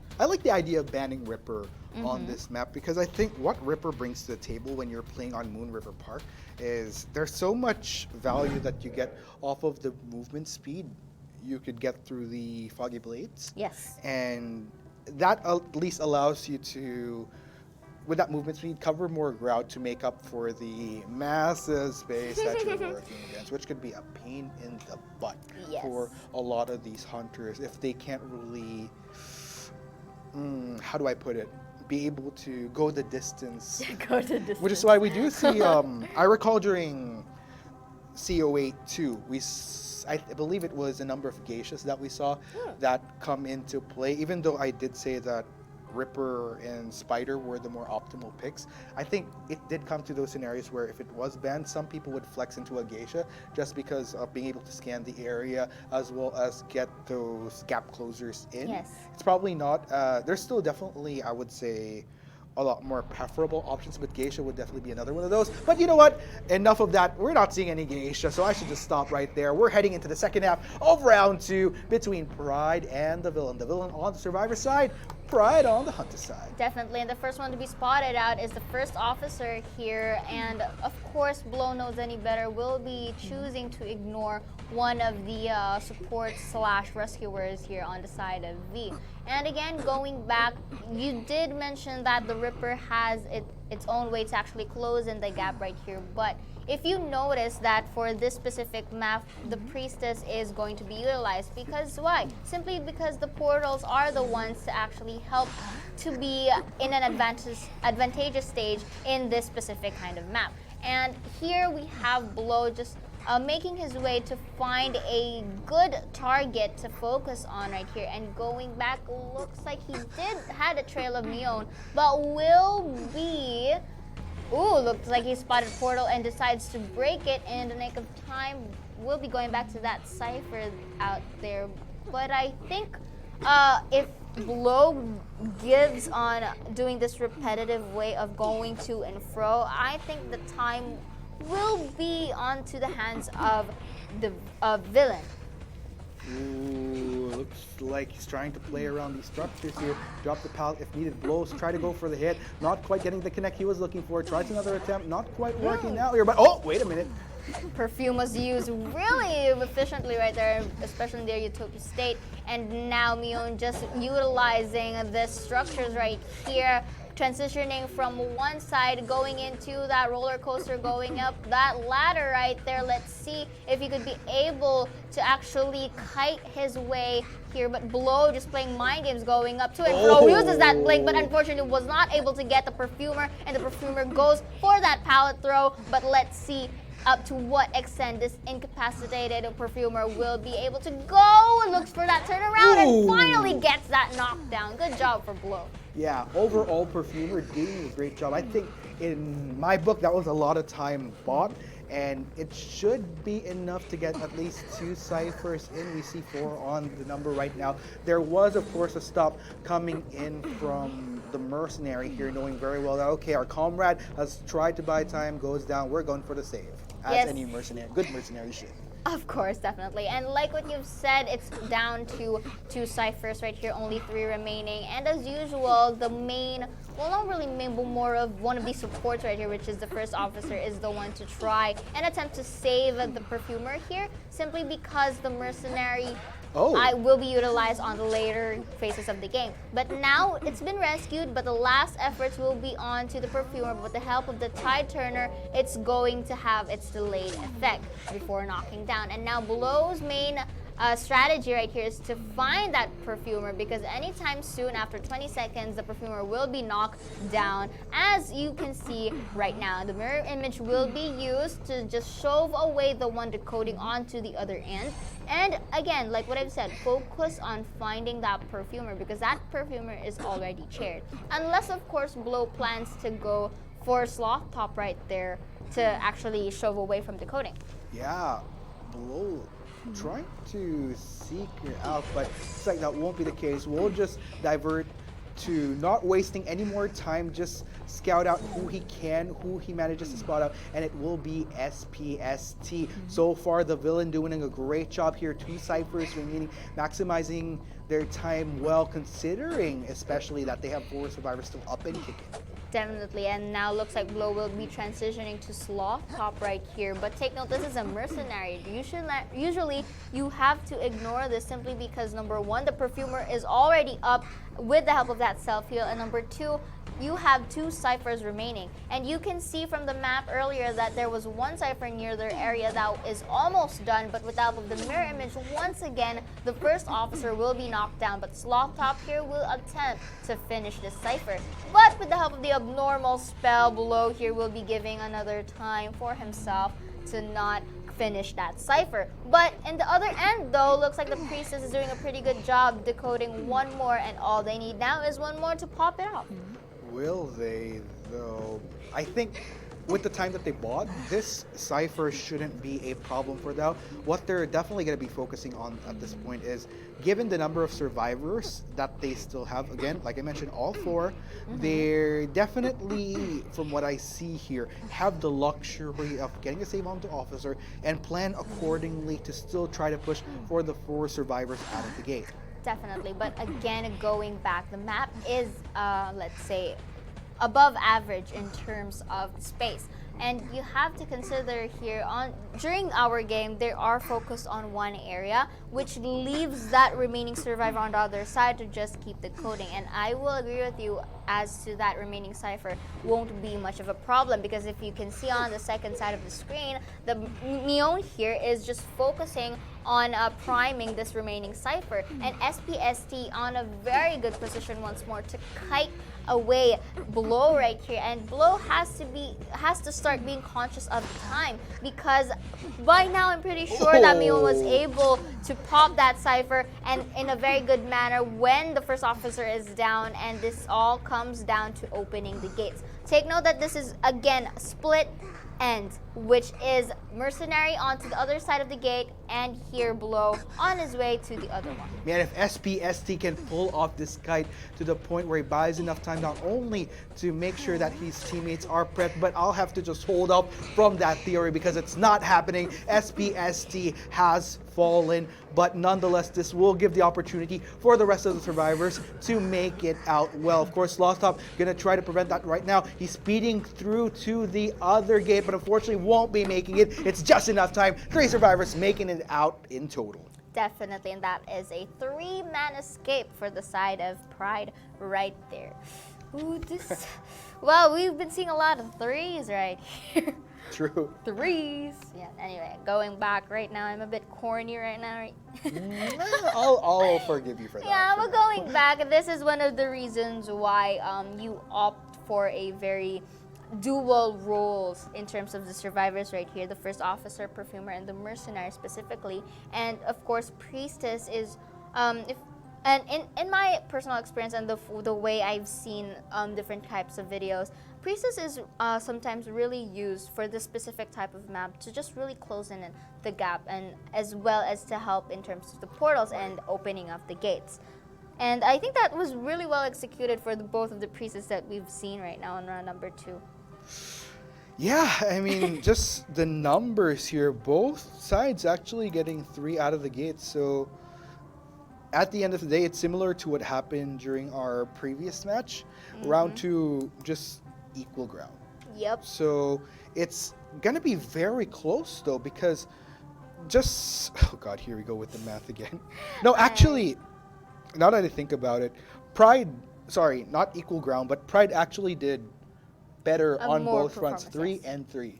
Yep. So there's a lot of work that the villain need to put in to be able to hopefully yeah, we have to see, make up of for course. lost ground. Yeah, we will be seeing the score in a little bit, and of course, let's see what happened, of course, into the second phase of our round number 2. It was, to me, in my opinion, it was a bit of one-sided, and it's going to be lining towards Pride, because number 1, they were able to actually buy a lot of time. Oh yeah. Oof. Yes, definitely. So, oh, if I'm not mistaken, Blow was the hunter. I'm sorry, and now it was on the side of V that was actually who made it. That I got a bit of a switcheroo as well. So, again, going back to what I said earlier, it was the team V that was able to buy enough time and contain the hunter into one side of the map, which means this is. Oh. So it is close. So I revert back. So yeah, I did get it right. It is close. Yeah. Yeah. So 4-4 equal. Just a little quick backtrack right here. 4-4 equal. It's still anybody's game. Only a 2-point difference between both sides. Round 3. It is basically the condition that the villain is. Yeah, they have to come off better come round 3. Definitely. And of course, for the best deduction here is on to the side of Pride, Johan right here with the coding progress of 181. And he contained, like what I've said, the hunter 148 seconds. And like what I've said, onto one side of the map only, which means that the remaining survivors of Villain was able to cipher the others onto the other side of the map. Right. So, Oof, man, I am. You're flabbergasted. Not really, but I think the right adjective here would be I am very perplexed and interested in seeing how this round 3 is going to play out. Like I mentioned, this is going fairly equal. And it does seem that with what we saw during round 1, a lot of the habits that we were kind of wondering, will it get fixed? Or is it just the jitters of round 1? I feel that we're kind of corrected going into round 2. I'm wondering though if on the flip side, for the villain's hunter for Blow, will we be seeing any form of adjustment as far as probably going for a hunter that has a safer circumstance of landing more survivors? Again, Gamekeeper earlier was a high risk, high reward. Yeah. On the flip side for Golf, are we gonna be seeing... I think Golf did fairly okay. I mean, I don't think Queen was utilized to max efficiency, I'd say.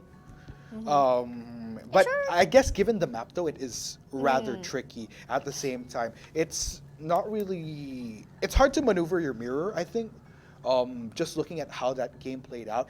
Could it have been better? Yes, but just the benefit of the doubt, that map, for Queen, it's...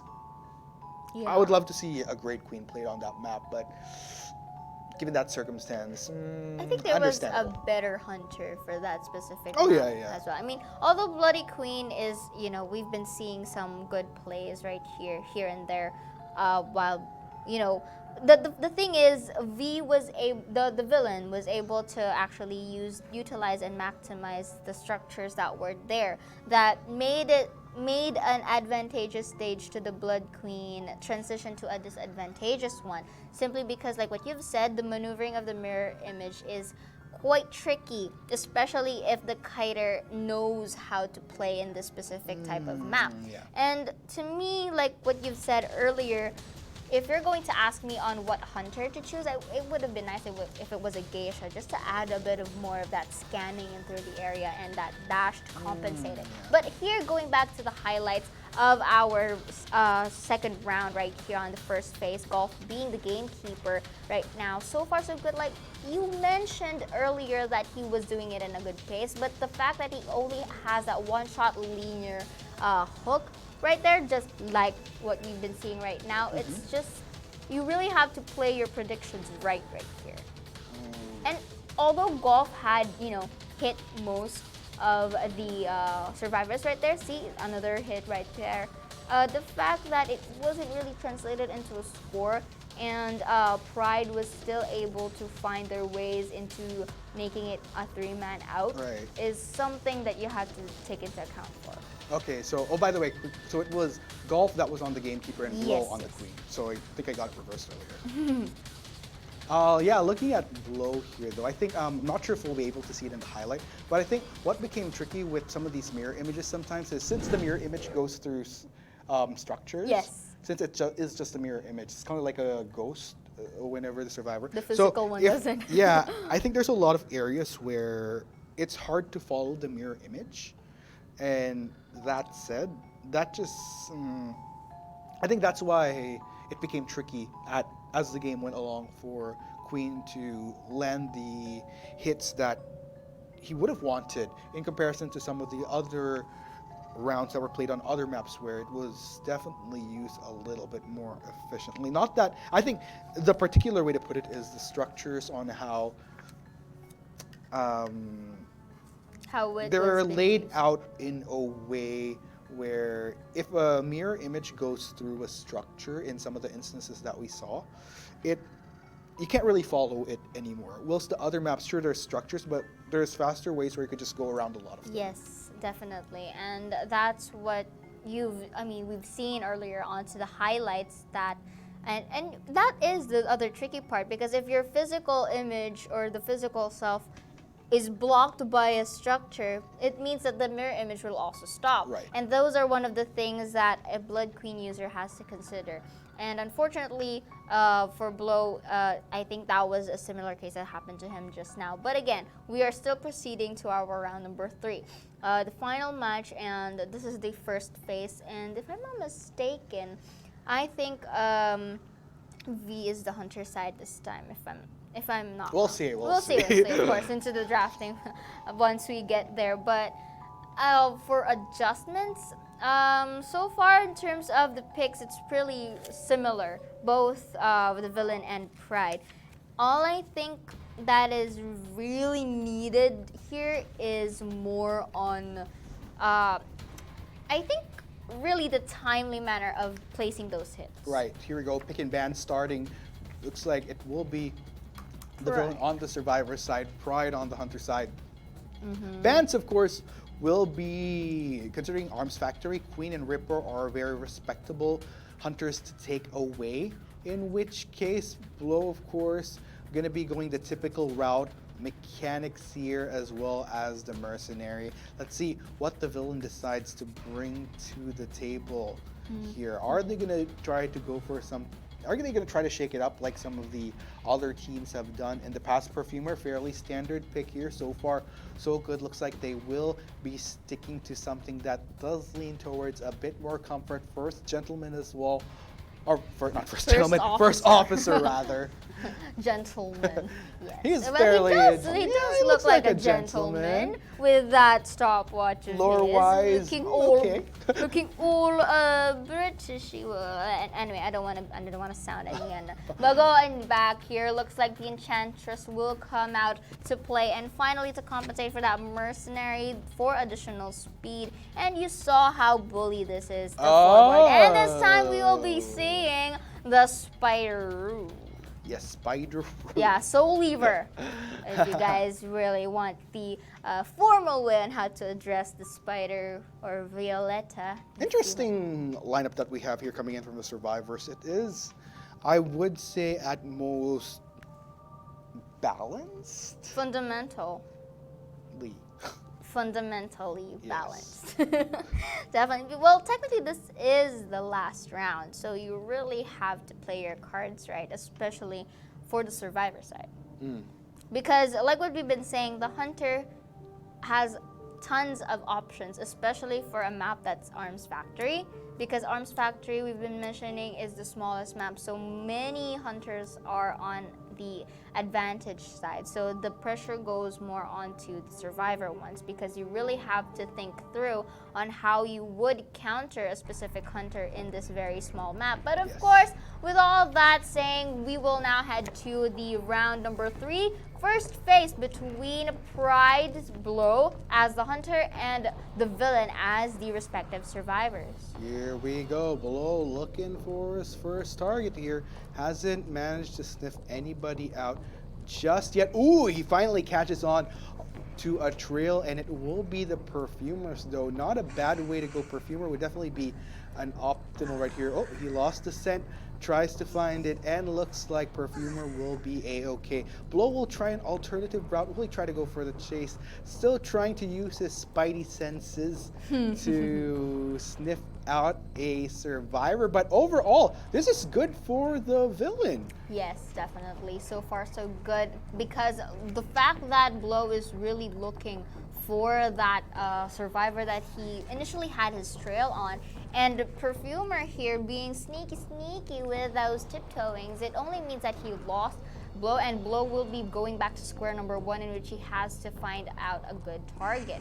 And going back here, looks like he went back to where he came from, but this time though, he kind of misses it, and Bion has the chance to escape and uses that pallet throw so that they would know, hey, I'm over here, because it really signals you out. But Blow here will be trying to utilize those really squishy and very small areas right here as to incapacitate the Enchantress. And you have to take note that this is the Enchantress. The more that it's exposed to the hunter, the more it will have stacks of stuns. Ooh, the Enchantress, though. Unfortunately, the Terror Shock pops in, tries to vault over, but not going to lead to much of success. In fact, probably his demise as he falls.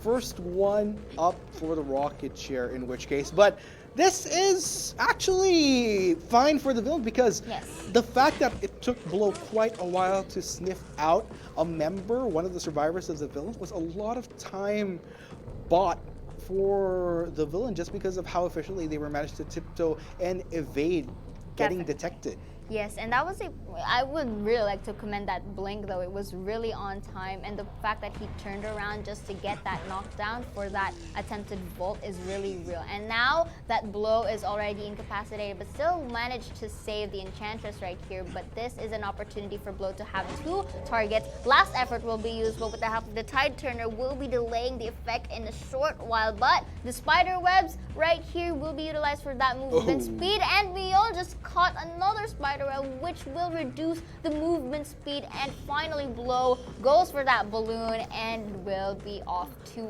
a nearby chair. Tries to distance himself, but it looks like the Enchantress will get strike 2. Still, the villain, they're really holding their own out there, getting those ciphers done in quite a jiffy. Unfortunately, Sloth Top was a little bit too near for comfort where the Enchantress was strapped, and this will give Blow all the opportunity to transition into the chase. Looks like he is starting to set up in case anybody tries to pull off a sneak on for the save, and will be SPST. Problem is, Blow has to choose. Does he stop Sloth Top from that cipher, or will he? Looks like he does try to go for SPST. That is the effort. Although that SPST uses his clock to actually try to give an illusion, still Blow knows who the Enchantress is and was still able to get that last effort. But like what I've said, the first officer is equipped with Tide Turner, and now it looks like he's just driving it into a corner to just add a little bit more time. But unfortunately, the remaining cipher is not procced.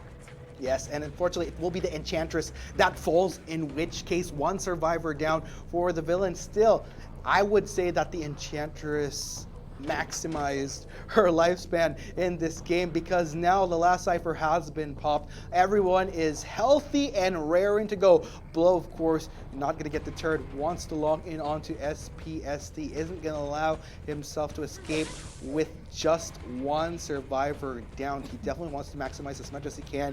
We'll try to go for the 2-2 equal. Definitely, and now it's up to the mind games here if Blow is able to get that first officer. But going back right here, this is a good opportunity for Blow to get that clutch game because he has detention. But looking at the positions of the survivors, look like they're already at the other side of the gate, and SPST is just one jump behind the time, but with the help of the blink and that turnaround will be knocking down SPST. But still, the Perfumer and the forward is already onto the gate, will not risk any more saves, and goes for that 2-man escape. Yes, that will be the 2 equal, in which case fairly safe once again. This matchup that we're looking here is really neck and neck, in which case. Definitely. I mean, we're starting to see patterns of 2-2s and 3-1s. So it's pretty interesting though, because for our second phase, it's going to be Pride as the survivors, and I think if you specifically you are going to do the math, I think Pride just I think needs 3 or 2 members to survive for them to win. I don't know. I'm not good at math. Oh gosh. Okay, fine. I'll do it for you again. Yes, you do it for me. But before anything else, let's go on to the data that we have right here. And the person who did the most decoding progress is the Perfumer with 175%. And of course, Blow having that 6 of a hits and with 1 terror shocks. And the knockdowns are not bad, but actually pretty good for that spider. So 9 to 12, we have a 4-point deficiency if my quick maths is correct. The way I look at it here, so as you can see, once again, ladies and gentlemen, we currently have 2 broadcasts going on, the English as well. So if you want to cast our Japanese friends over here, we have the Japanese broadcast going on as well. Great guys. And yeah, really fun meeting them. Yes, definitely. Kind of envious. I love that. I love the costume. Yeah, I love the costumes. I also love the mystery behind the panda mask. Yes, Kati-chan, reveal, please. I'm joking, but going back into the game like we've been saying earlier, I mean, I'm liking the slow progress that we're seeing from the side of villain, but at the same time, though, Pride has, it's there. You can see that they really, the determination is there and the promise is there. But the thing is, it's more on the timely manner and the precisions because we already witnessed on the first few seconds of the game that Blow was having that kind of, not really difficulty, but time in finding that target that he has to focus on. For sure. And, man. Okay, so I think if my computations were correct, the way that we will be able to see Pride just take it all the way is if they could prevent V from getting a perfect game. Again, we're both clearly rusty at math, but if my Yes. maths are indeed correct, the ideal scenario is a 5 or nothing. Definitely. I mean that is usually the objectives of any other team, to go as a clean sweep in any round and in any kind of game. But for this specific match, I think a sweep is It's the only win condition. Yeah, it's the concluding factor for both sides of this teams.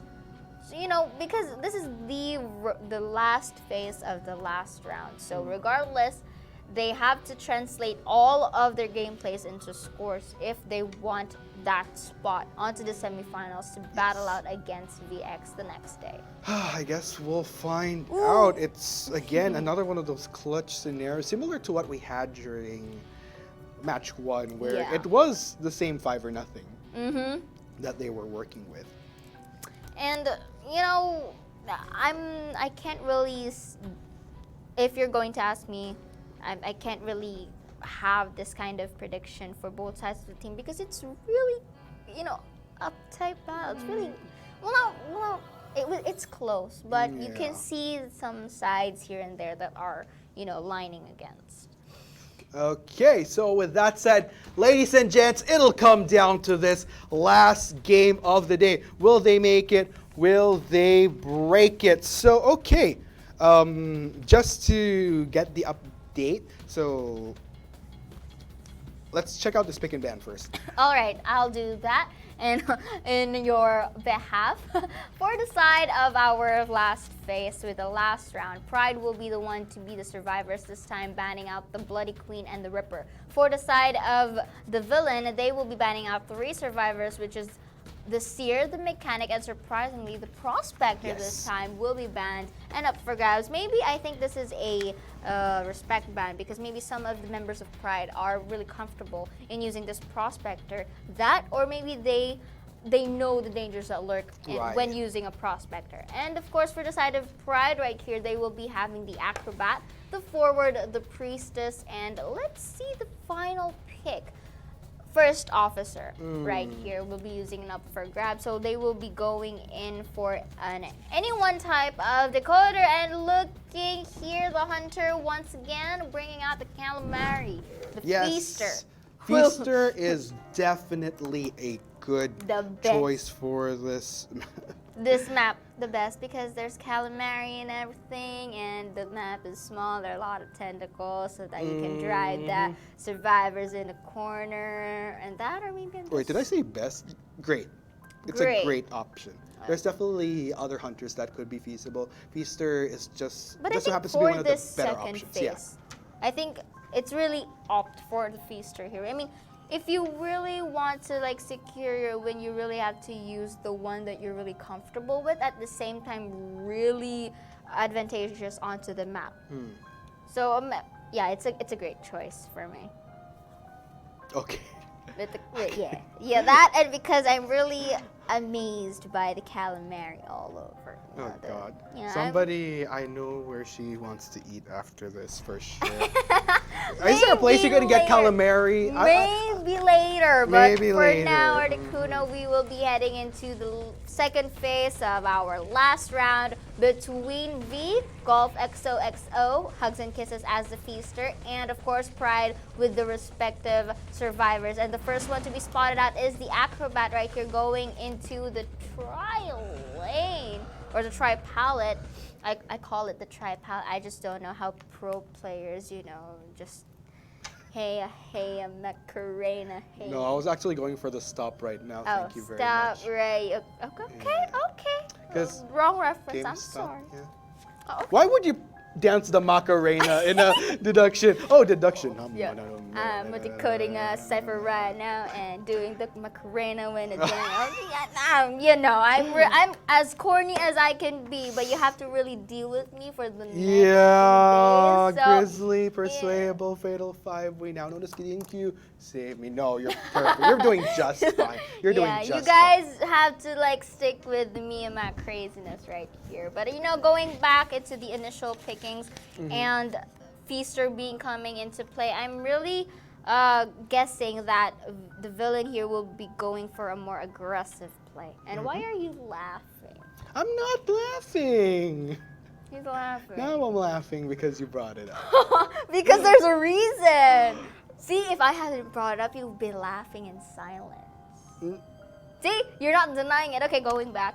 Okay, going back. Loud, first officer, oh no, acrobat, sorry, was the first one to be targeted back once we go back down into our game right here. And this time, the structures are going to be used to actually evade the tentacles and will be transitioning into the factory. But take note that the acrobat is incapacitated. But this is the similar structures that we've been seeing earlier when the Feaster was used. Yes. Also, we got a quick preview of the scores. Yeah, but okay. Patroller will be used though to actually scout the prize Omega here, also as the acrobat. And if I'm not mistaken, the Patroller was not able to get. Yeah. Oh yeah, it was not able to get the acrobat right here, and of course acrobat using that is just going around in circles and just doing those pallet throws so that he won't get caught. Looks like Golf playing the patience game here, not really wanting to risk anything else that would deter him, just working around the structures when needed, trying to get that last hit onto Omega, but Omega doing a great job, at which case not only buying time, but with all this structure, considering it's a small half, he's making the most of it, but the Terror Shock will come in, falls to the ground. Still waiting on these ciphers. Looks like Pride, they need to start picking up the pace here. And Quan Lee here just on standby with the hopes of actually stunning Golf Hugs and Kisses right here. But of course, Golf knows any better and will decide to go and try to actually incapacitate Quan Lee right here, because like we've been saying, the self-healing takes time. Ooh, but was actually in time to go for that rise, but the tentacle was near his area, and again for that second knockdown. And again, since he doesn't have any more self-healing abilities, this is a good opportunity for Golf to get Quan Lee. And now going back, he was able to evade that tentacle right there, but still the normal hit will be enough to injure him. But like this is the scenario wherein this is a good map to actually kite. But it was actually a turnabout of the camera, but the forward was knocked down with the help of the tentacle that was placed by Golf. So, with that said, while we're waiting for Golf to lock in on another character, let's set the win conditions right here, because again, we already saw the scores towards the bottom. We're already at this point, the viewers know that we're bad at math. Yes, we are very bad at math. So here are the win conditions for the villain Hunter.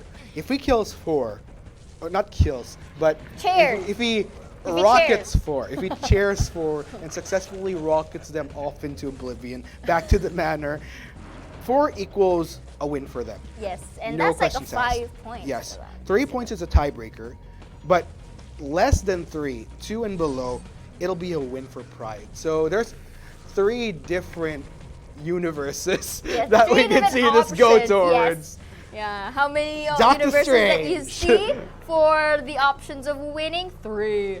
And this is what we've been doing right now. Of course, the team villain will be trying their best to actually get that beautiful sweep. Acrobat being on the knockdown and first officer incapacitated. But you have to take note that the 4 ciphers are still there that needs to be decoded. And Quan Lee, though, transitioning to one area to another, but actually leads them to a cipher that it's almost finished, but still, Golf was able to destroy that portal. It was a good thing because the priestess went into that portal that was far away from that nearly finished cipher. But I think they're just going to deserve that if there is only one cipher remaining. Going back, Golf here is just will be chasing that forward, but decides to ignore it because the thing that you have to prioritize are the ones that are easier to go skyrocket, and one of which is the priestess. Oh man, but there we go. A little bit of a repair there. Onto his fallen comrade. Omega waited long enough. You know, this game is actually interesting because it's one of those dragged out games where there's a lot of time that has went by already. Golf going for these chases left and right. But even with that, I think because of how much work he's been doing towards going for these chases, transitioning towards different parts of this map, it also puts Pride in this precarious situation where they can't consistently get these ciphers going. I think probably a lot of these ciphers have progress to them, but as you can see, as far as the total count with what they've actually managed to accomplish, it's definitely going at a slower pace than you'd expect. Definitely, and the fact that the members of Pride are already knows the gist of how tentacles work, and they're having that side steps into that maximum potential, it only gives more time for them to actually go and decode. But now that Golf already released the patroller right there, enough to capture Omega here for another potential hit, but still was able to escape in a nick of time right here to avoid that knockdown. I take that back. Looks like the range was enough for him to go down. But there are 2 ciphers remaining though. They've managed to get 1. The thing is that PR just needs at least 2 survivors, if I'm not mistaken, so that they would actually win this round. Now, looking at the pace, there are still 4 survivors. If they are able to save the acrobat here and decode the remaining 2 ciphers, this could be a potential win, unless Golf can clutch it. Oh, there we go. We have Quan Lee trying to go for the save, gets the save onto Omega. Last effort will be popped though. Let's go ahead and see how this goes down. All right, going back to the conditions right here, it appears that, if I'm not mistaken, it's the first officer that is decoding Mar specifically. And now the best strategy that Golf has to do here is to, other than get this acrobat from actually being rocketed to a rocket chair, he has to eye out that first officer who's been dealing with the remaining ciphers. And like what I've said right here, looks like the tentacles are working into their own pace. And the fact that Golf knows that he has no self-healing anymore gives him the opportunity to target Sintais right there. Ooh. Omega, unfortunately, will be blasting off, in which case, 3rd time onto that rocket chair. It's a good done deal. Okay, so let's go ahead and check out where we're at right now. Villain, at this point, there is no way they could go for the full win for this particular match. What they want to try to aim for, at least, is avoid 3... Oh, wait. Well, at least the perfect scenario for the villain would be that they at least get... 4 or still sweep? Actually, no, they actually need to get 2 more to get that tiebreaker. Yeah, they need to get 3 survivors chaired so that they could get that tiebreaker, or the best case scenario for them is that clean sweep. But again, this is what PR has to do. They need 2 survivors to survive right here in order for the game to be secured onto their hands, which is the thing that they are working on, because Mar right here, I'm pretty sure, is working on that remaining cipher, just waiting for them, for this forward to actually get knocked down. But Golf knows any better, and if he continues to neglect Mar here, it's going to be difficult because the cipher rush is going to happen once more. Teleported to the other ciphers that the priestess is working on is a good deal for him, but he has to take note that he has to spot the remaining survivors that are here. So here we go, Golf really trying to weigh out his options here. Close the gap onto the priestess, but really tricky here. Time is working against Golf, in which case 1 cipher remaining. Pride has been playing it very patiently. It's actually near its prep. So, oh man, Priestess needed to at least buy a little bit more time, but I'd still say that things are working well. Oh, okay. Strapped to the chair. Let's see how Pride will be reacting to this, though. Are they going to try to go for the save and pop that last cipher, or will they try to gamble with the 2 that are still standing and get both out of the game.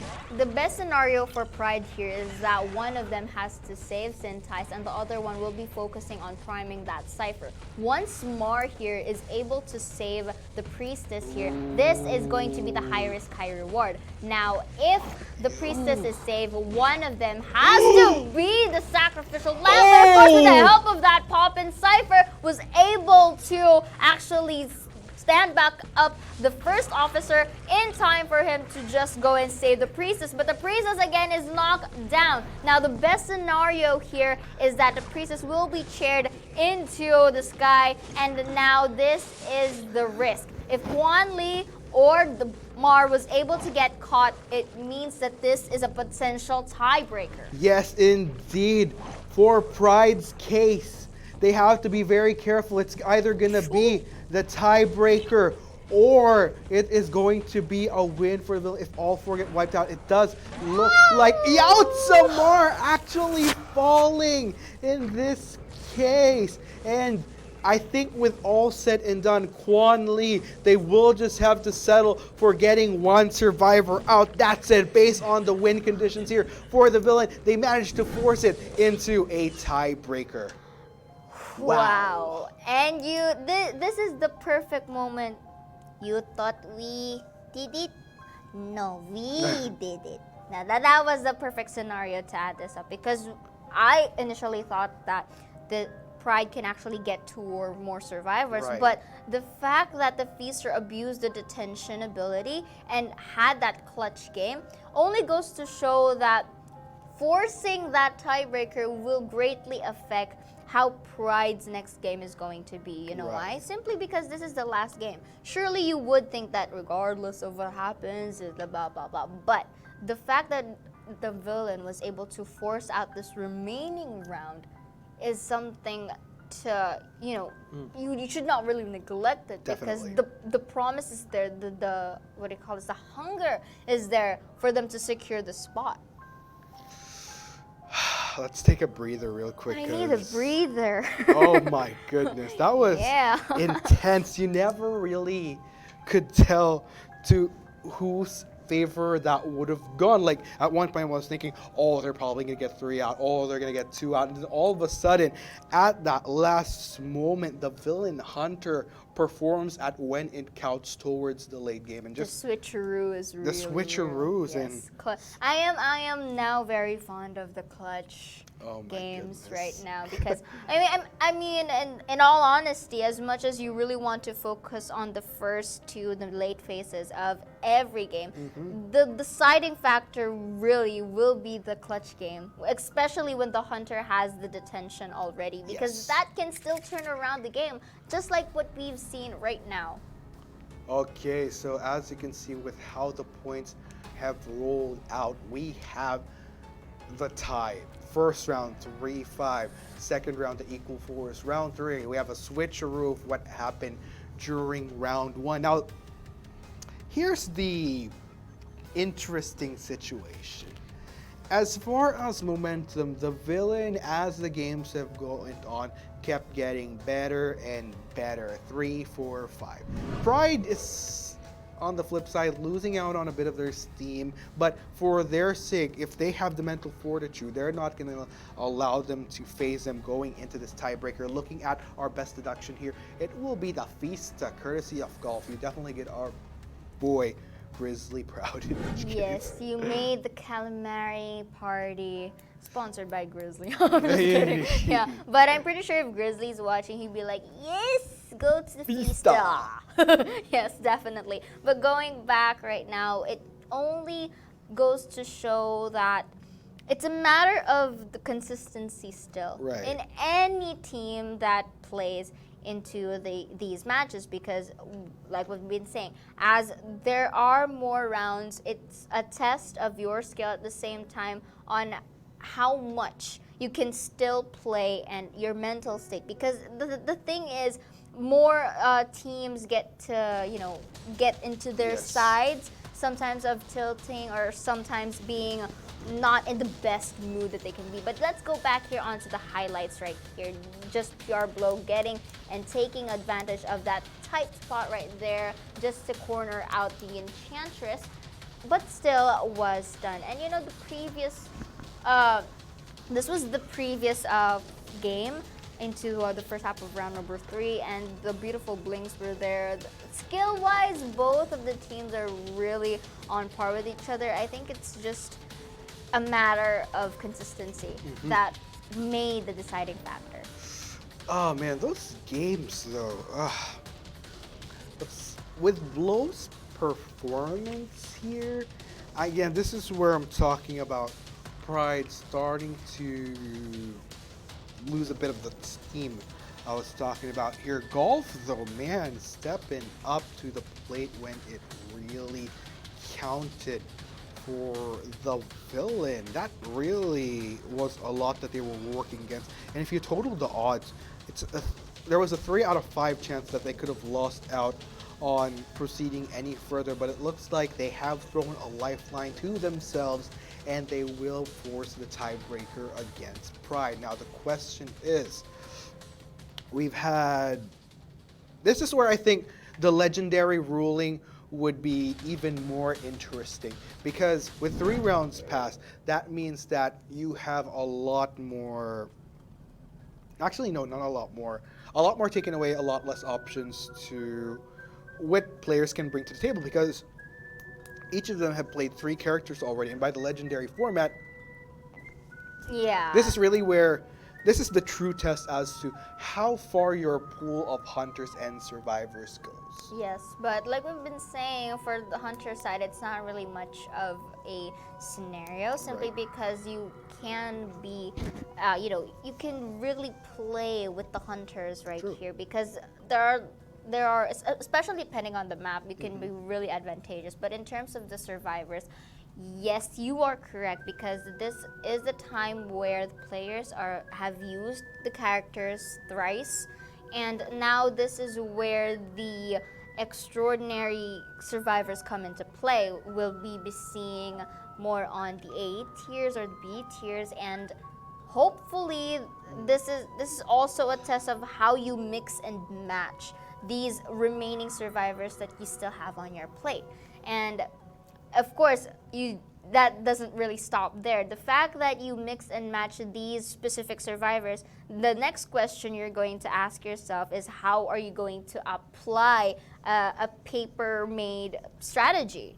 Because let's say on paper this looks really good, but if you really can't pull it off in terms of the gameplay and won't translate it into a score, is the thing that you really have to focus on.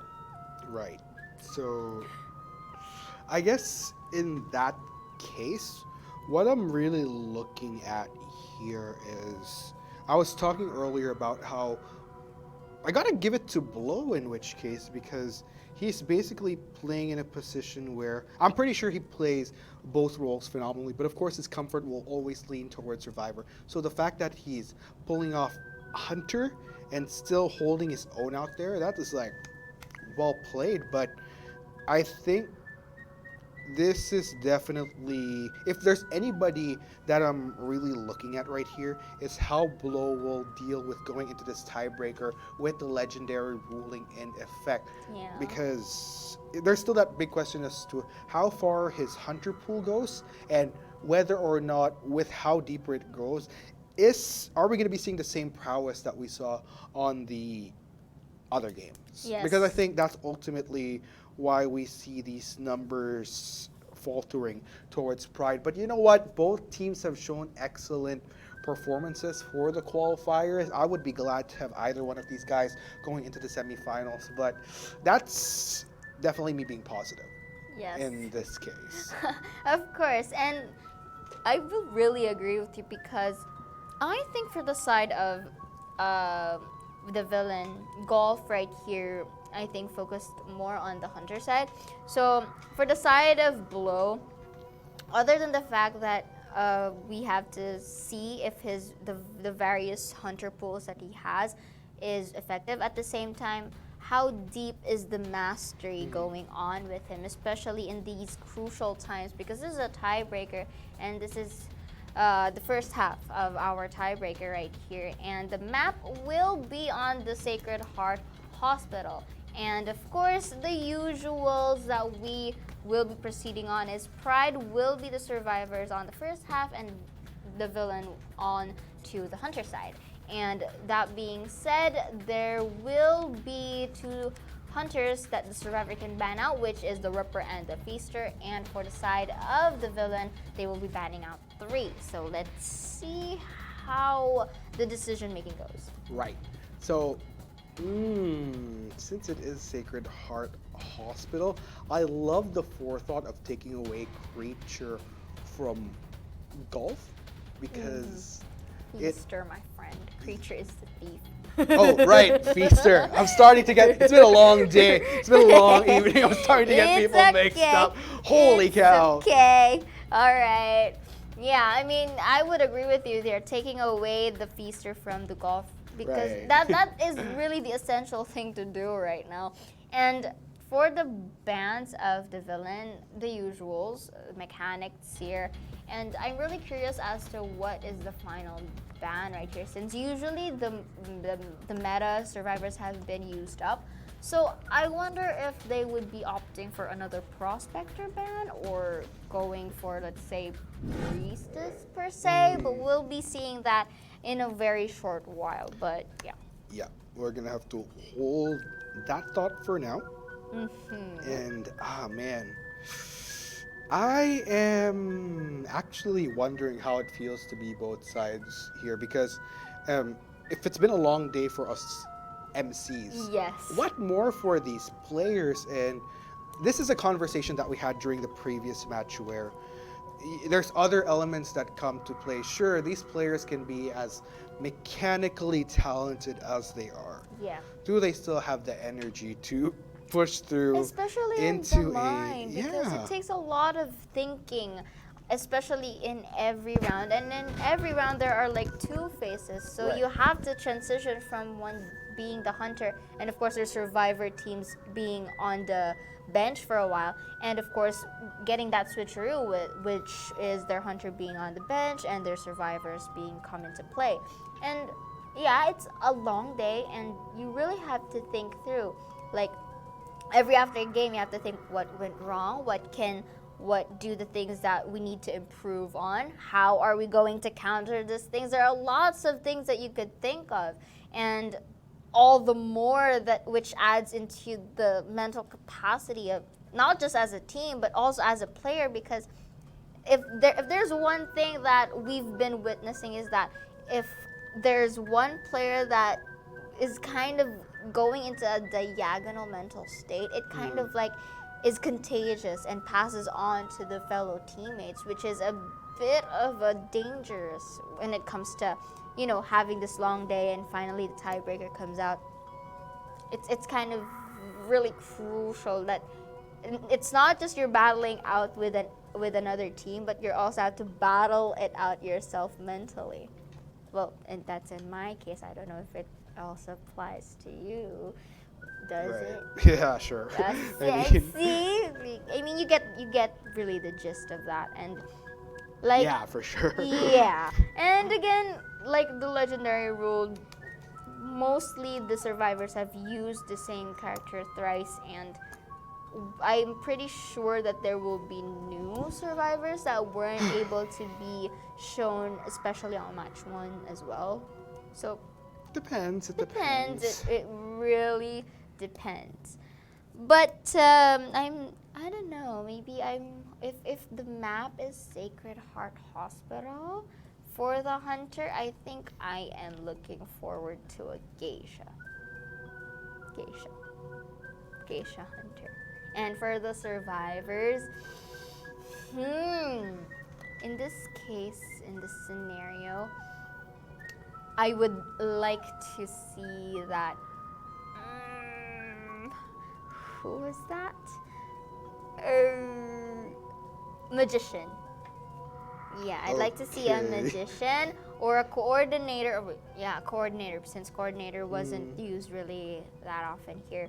And Mind's Eye is pretty interesting if they are, really confident in using that Mind's Eye as well.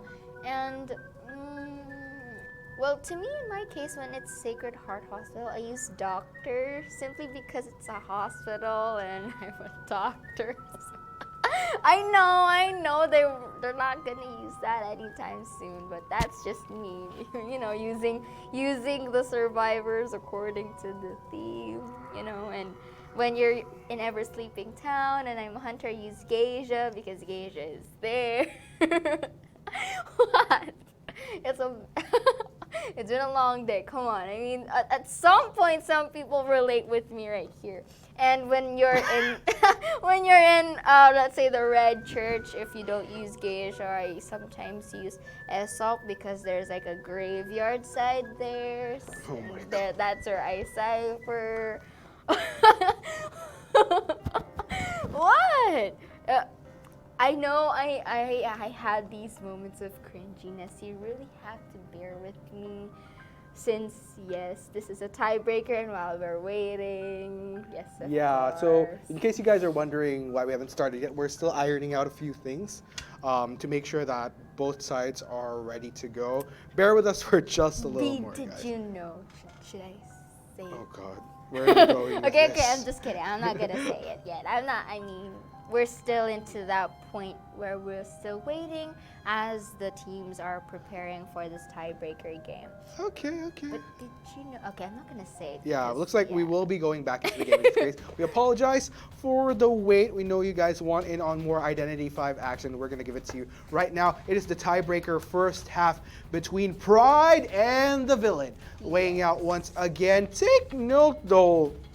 Bans have been laid out. Mechanic, Seer. We are going to be a switch in which case it will be Le Priestess. And your favorite survivor, which is the Prospector, will be there up My for boy. chase. And Forward is there to end. Looks like I am right. The Mind's Eye will come out into play. Ha! You take that, Articuno. And now, going back, the Mercenary we will also be there as their final survivor lineup. And of course, for the Hunter, it's going to be the Bloody Queen once again. Le Queen. Le Queen, what a good way to end the tiebreaker with a royal tea, Oh what my I'm saying? God.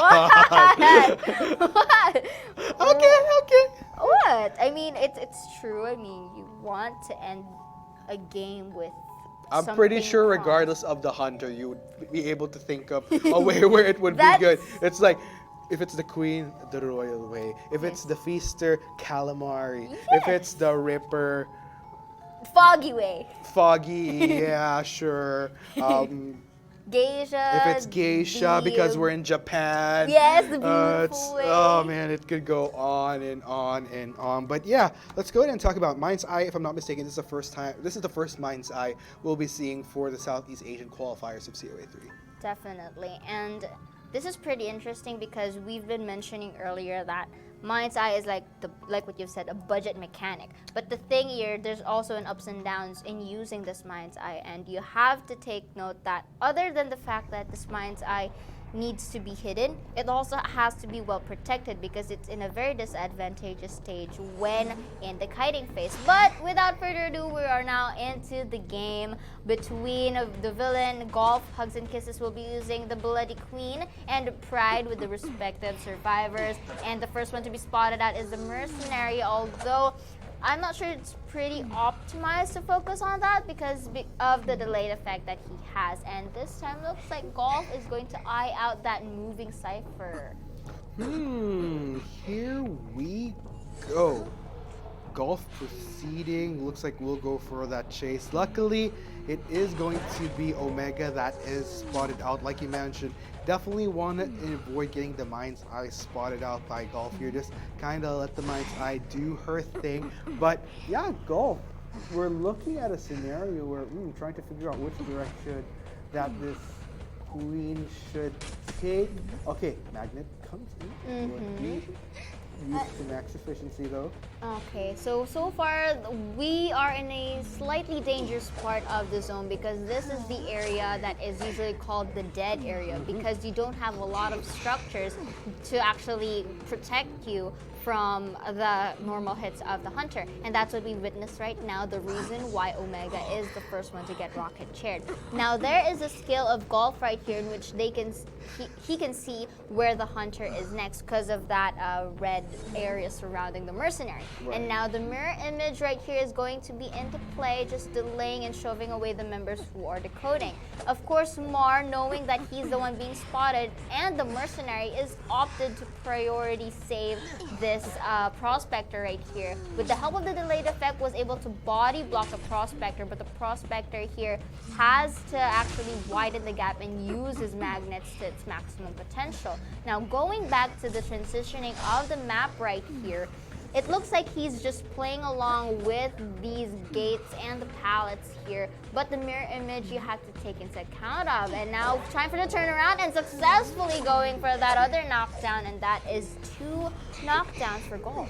Yes, indeed. 4 ciphers still remaining, fairly okay time bought by both Omega as well as Mar, but with 2 survivors that are currently out of commission, it's a very interesting scenario because this will slow down the progress of ciphers for the side of Pride. Here we go.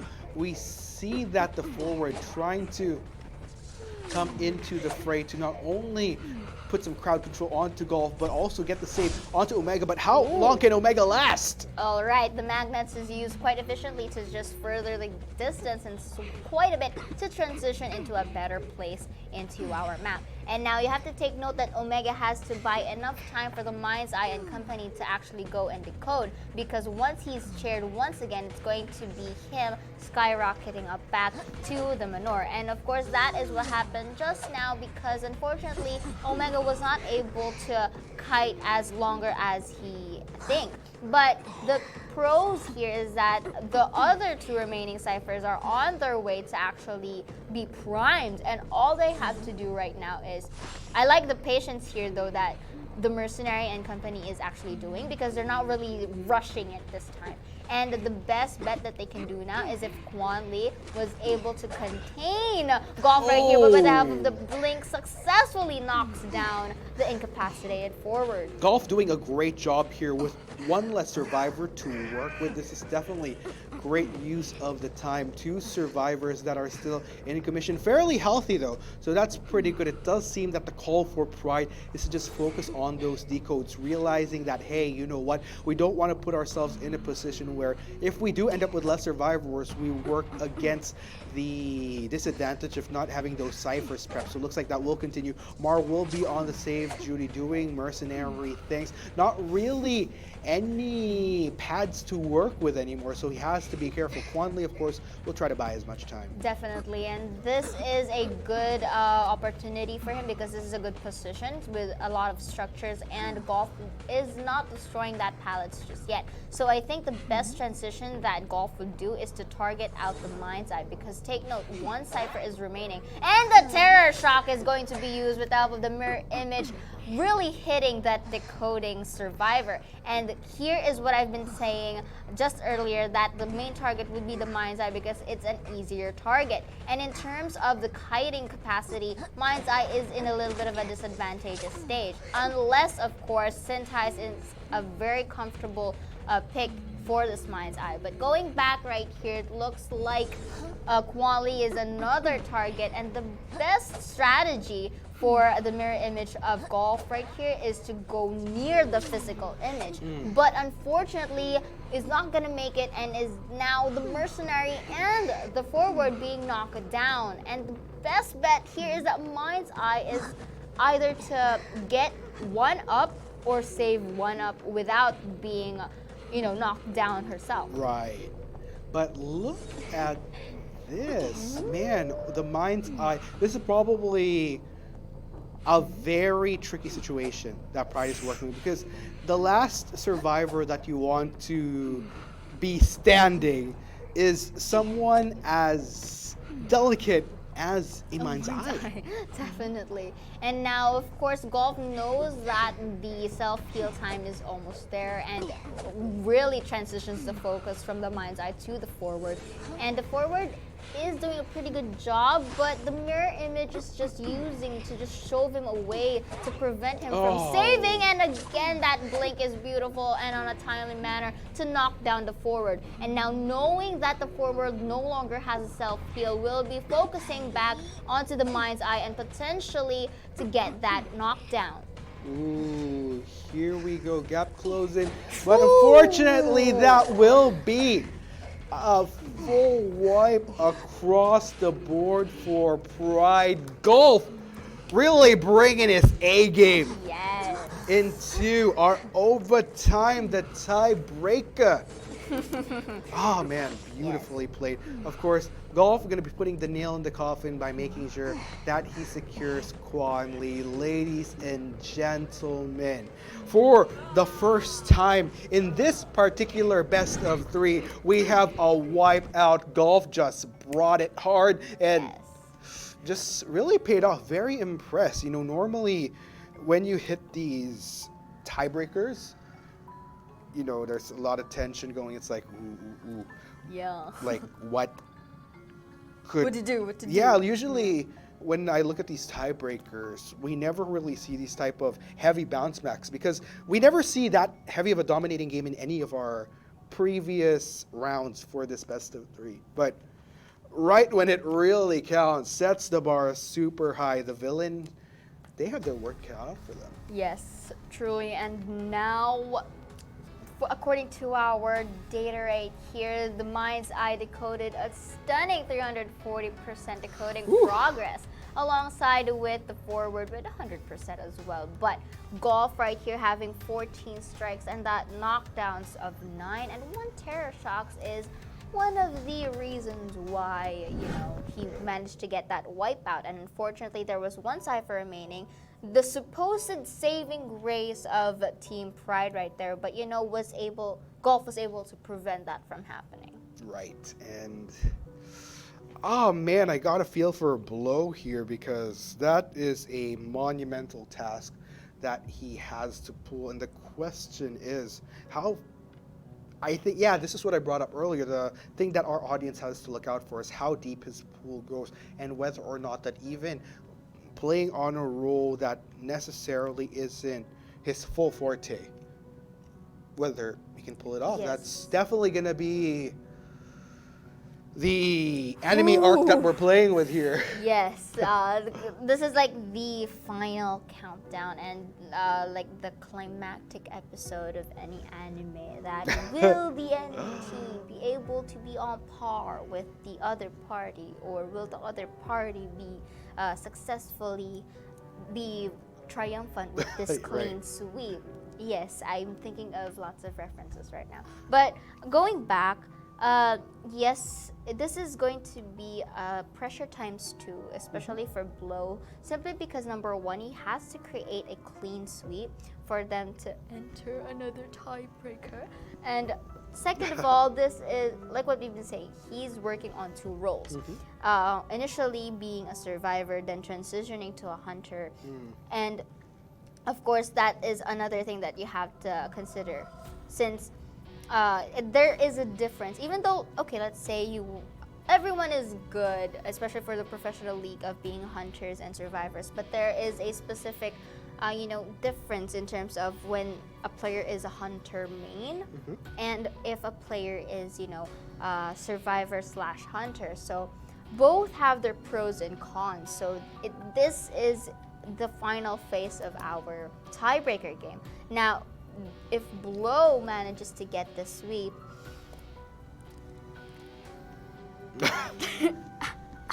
yeah, guys, I would be really, really. I was, for a minute there, I thought you were gonna break out into like a song number or something. No, Look at this no, stuff.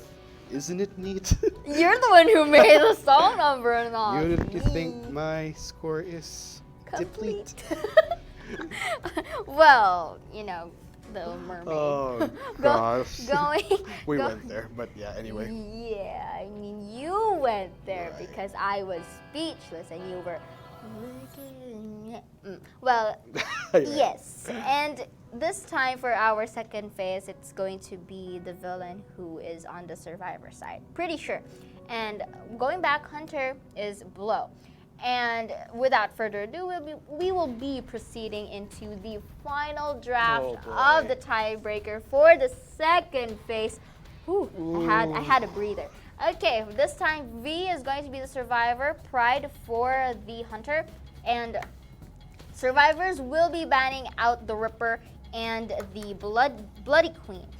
Because we've been noticing that Blow mainly uses the Bloody Queen throughout the matches that we had. And for Pride, they will be banning out the Seer, the Priestess, which was used really efficiently through the round number 2. And finally, the Mechanic. For the draft, or the composition rather, of the villain, still sticking to what they know best. The Perfumer, the First Officer, the Enchantress, and finally the Mercenary. So they will be focusing on an all-out kite/decode/rescue composition. And the Hunter for Pride, it's gonna be another Queen, very Spidey, Soul Weaver, The go original Violetta. Yeah, go Violetta. And the map is Sacred Heart Hospital. Most of the audiences know that this map has a lot of turns, a lot of ruins, and even in dead areas, the Spider or the Soul Weaver can use the spider Yeah. webs to actually go for that movement speed. And if you really want that secure chair or secure knockdown, it's really best that you place these webs into a position wherein the Soul Weaver would be of favor. But on the other end of the coin, if the survivors were still able to, lure out away the spider, and the other survivors would be able to decode the respective ciphers that are needed for this ultimate cipher rush, because I think that is the initial strategy on paper for the side of the villain, that even though that they don't have that main decoder, the fact that they are very versatile and anyone can be the guider and the survivor is guider and rescuer is what they intend to do right now. But of course, this is the game phase now between Pride and the villain, as Pride being the Hunter and V as the respective survivors. Yes, this is gonna be intense. Win condition, 5 or nothing. It's either gonna be tiebreaker or a loss for Pride. So definitely a lot of pressure onto Blow. This is gonna be really interesting to see whether or not he could muster his inner hunter instincts and live up to a role that might not necessarily be his. Yes, definitely. And looks like he took a bit of time in looking for his first target, but manages to have a sight of SPSD, or if I'm not mistaken, that's the First Officer. And now maybe transitioning onto the shack area right here, because I think he saw that the cipher were moving, or shaking rather. But Neo knows any better, decides to tiptoe here, but Blow won't be able to go to the same direction as Mion was, and this is enough reason to take much time for the other survivors to actually go and decode. Oh, sneaky, sneaky. Yes. Oh! Looks like you've been spotted and was incapacitated by Blow right here. Although it took some time, but the fact that the spider webs are there was enough to compensate for the movement speed. And now going into the terrains right here, the pallets have been dropping. Spider webs will be used. This is what we've been talking about earlier, that the positions of the spider webs are very essential so that you could really close in the gap between the survivor. And that is what a good example is of closing the gap and getting that secured knockdown. Yes, here we go. Rocket Chair Judy for the Enchantress in which case, but good on the villain. We already see, I believe it was Sloth Top that was already positioning himself to go for the saves, just waiting for the right time. Looks like he was sniffed out though by Blow. Looks like gonna try to lure him in from the distance and then maybe speed his way through into the save. Definitely, and looks like Sloth Pop is on his way to save his Camarado. But, you know, Blow just preparing his area to actually secure this Mercenary here. But again, going back, the Mercenary will be in the corner to get that delayed effect for that knockdown, and of course he will be targeting Mion once more since he knows that the Mercenary will be knocking himself down anytime soon.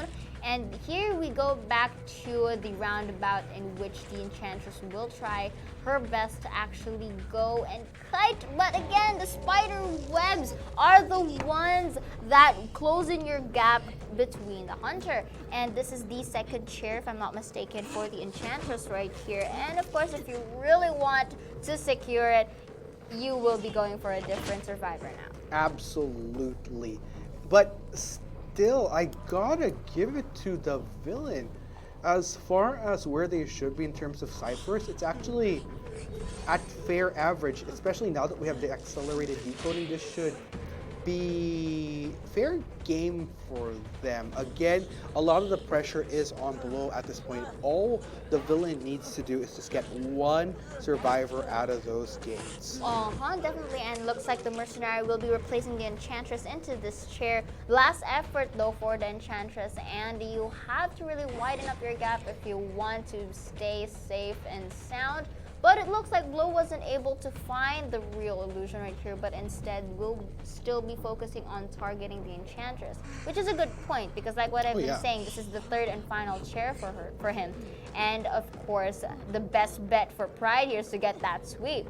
Going back, First Officer and Mercenary are incapacitated, but Will has enough time to actually heal. But in terms of the distance, it looks like Blow is up on their tails. Blow slowly starting to close in onto Sloth. But wait a minute. Actually decides on switching tack, going inside the structure, knowing very well that the web is in, and spots out Perfumer. Yes, and while the pallet is destroying and goes for the Perfumer, we are now seeing the Mercenary and the First Officer are healing themselves up really patiently, but looks like Blow already has an eye on both of them. Yep, and looks like, we'll be going for the Mercenary. Yeah, it's a successful hit. Mercenary, in which case, going to try to develop as much Distancia Amigo as possible. SBSD might actually be the next target. Can Blow close in on the gap? But wait a minute. Nope. Actually also manages to account for this cipher. Doesn't want to allow the villain to be granted a position where, let's say, he eventually does turn towards the Mercenary, just pop that cipher. Will instead try to delay as much as possible, but look at the healing that is happening right here. I love how systematically the villain is playing this game. Yes, definitely. This is not like an aggressive or an impatient play for the side of the villain, because they know that when one is incapacitated, the best bet is to just take your time and try to heal as much as possible while the other one is actually kiting the Hunter. And going back right here, looks like Blow already has a spot on of them both and wasn't able to fully heal the Mercenary, which is a good thing. But again, he has to guard that remaining cipher, because if that is already primed, all he has to do is to just wait for one of the members to get knocked down. And this is a bit of a pinch for Blow because he has to do two things at once. Oof, man, gotta feel for Blow here. But so far, until the villain can get in a position where they could comfortably start gearing themselves toward popping cipher and into gate, I would still say that Blow has all the opportunities. Just that time is ticking. Definitely. And if you guys are seeing why Blow is just taking a pause right there and just looking at the ciphers, it's because he wants to see if the Perfumer is still taking action into the remaining cipher that they're actually working on, while in that process actually getting SPST right here for that hit will be incapacitated, and it looks like they're in a very pretty sticky situation right here, because I think from the looks of this, the cipher is primed. I'm not sure if they would be able to pop it. It's not enough time to actually blow it and give it another life for the side of the First Officer right here. So this is looking pretty good for PR Blow. But again, up to what extent that Terror Shock will be used, abusing that slow vaulting speed of the Perfumer. Oh my goodness, it's coming down to the wire. Mercenary, okay. Oh! Ideally would want to try to go for the saver. First officer is up, man. Oh man, Blow, the mental fortitude, the composure to make sure he's, like you said, he's keeping track of so many things at once. Absolutely amazing. Definitely, but I think the best bet for the villain right here is to just go for the dungeon, because the mercenary is already down, and if I'm not mistaken, he doesn't have any more self heals, and if he does have, it would really take a lot of time, and SPST has to do his best to actually buy enough time for that mercenary to actually go and self heal if ever. And so far it's going a pretty good job, but up to what extent? Look at that movement speed with 3 spiderwebs on his tab, and that's not enough because the first officer will be knocked down, and this is a potential sweep for the side of Pride. What is going on? Our hunters just really bringing it every time. This is very... I told you it's a very speechless moment to say, because I don't have much to say anymore. And this, ladies and gentlemen, will conclude our tiebreaker with another tiebreaker, because PR Blow on the blow going for that sweep. Oh my goodness. I have never witnessed it such a ever. I am speechless. Yes. So, okay. Okay, all right. Because let us bring this down for you. The reason why the villain is the winner right here, Articuno, if you may. So, obviously, both teams have got their mojo going on. This could go on all night if we continue to play out these tiebreakers. So in the event that we have a tiebreaker and it still ends in a tie, what we start looking at is the time for striking down all the survivors. And from what we're looking at here, the villain time is at... much shorter than, yes, than the Pride, obviously. So I think in any case, that is like, you know, because as much as you would like another round, this would really go off all night. So, really. Okay. You know what I mean? Yeah, I am speechless right now because I told you. Yeah. Yeah. No, the reason I'm saying this is because, okay, even with the villain winning, I just want to take this moment to also congratulate Pride for an amazing performance, especially to Blow, considering that he had to fill in on the hunter front. Like I said, his forte and main, based on the registration, but due to circumstance, was Survivor, but had to play the hunter game. So the fact that he showed up like that, that was probably one of the most intense spider games that I've ever seen. And the fact that both of the teams were able to sweep, especially for the hunter side, their respective faces, man, this is the first time I've ever seen such a very intense game that we are actually forced to look at the time, the shortest time. I have casted a good number of, so there you go, congratulations to Golf. He also, kudos to both hunters. Yes. They really showed up when it mattered, getting those 5 equals. But yeah, I just gotta give credit where credit is due, just to everybody. Definitely. Everybody, especially the hunters. And you know that we've been mentioning that Blow, although having that dual role, the fact that he was able to sweep onto the tiebreaker is really exemplary, especially using that Soul Weaver with all those spiderwebs and with all those movement speeds just caught up with the survivors. Really, wow! Like that. You know that meme? Yeah. Wow. Yes, definitely. And I really love it. This is like one of the games that you really look forward to. Goodness. And the reason why these teams are in the top 8 definitely in the top 8. I have casted a good number of IDV games as an MC. COA2, NAEU tournament. Now we have the Southeast Asian qualifiers for COA3. This is without a doubt one of the best games. Definitely. Just because of how close it got. So, you know, let's look at the total results. We have our first two semifinalists entering our playoffs well, technically this is a playoffs, but I would call it kind of like a playoffs come day 3. Yeah. It is going to be VX and the Villain, of course. We would like to thank both IVS or Force, depending on how you pronounce it, and Pride for the games, and of course for tomorrow's matches.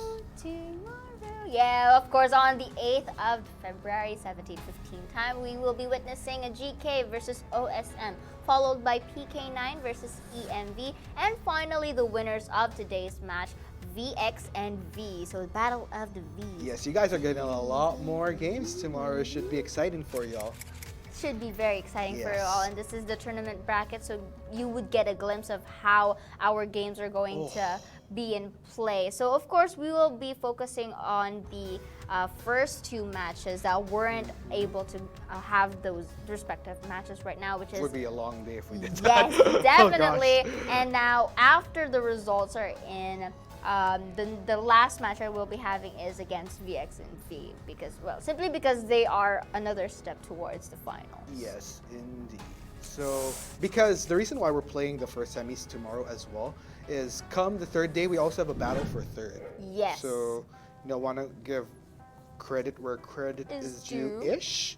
So, but yeah, again, oh man, I can't thank the players enough for the amazing games that we had today. Yes. I think the best thing was just that last tiebreaker. Yeah, it's really an honor the that I cherry on got top. to cast that amazing plays, Okay. especially with these amazing teams. Yes, so with that said, ladies and gents, to the teams as well as to our audience, thank you for joining us. It's been a long day, but just, again, Identity 5 Esports right there. We are going to be taking our leave for now, but don't worry, tomorrow we'll be coming back with more Identity 5 action. We have been your casters. I'm Mark Takuno. And I'm Ciora. And this has been the Identity 5 Call of the Abyss 3 Southeast Asian Qualifiers. We'll catch you guys again tomorrow. But to all of you in Southeast Asia, we'd also like to greet you a great night. And to a lot of our Thai viewers as well, we have a lot of them.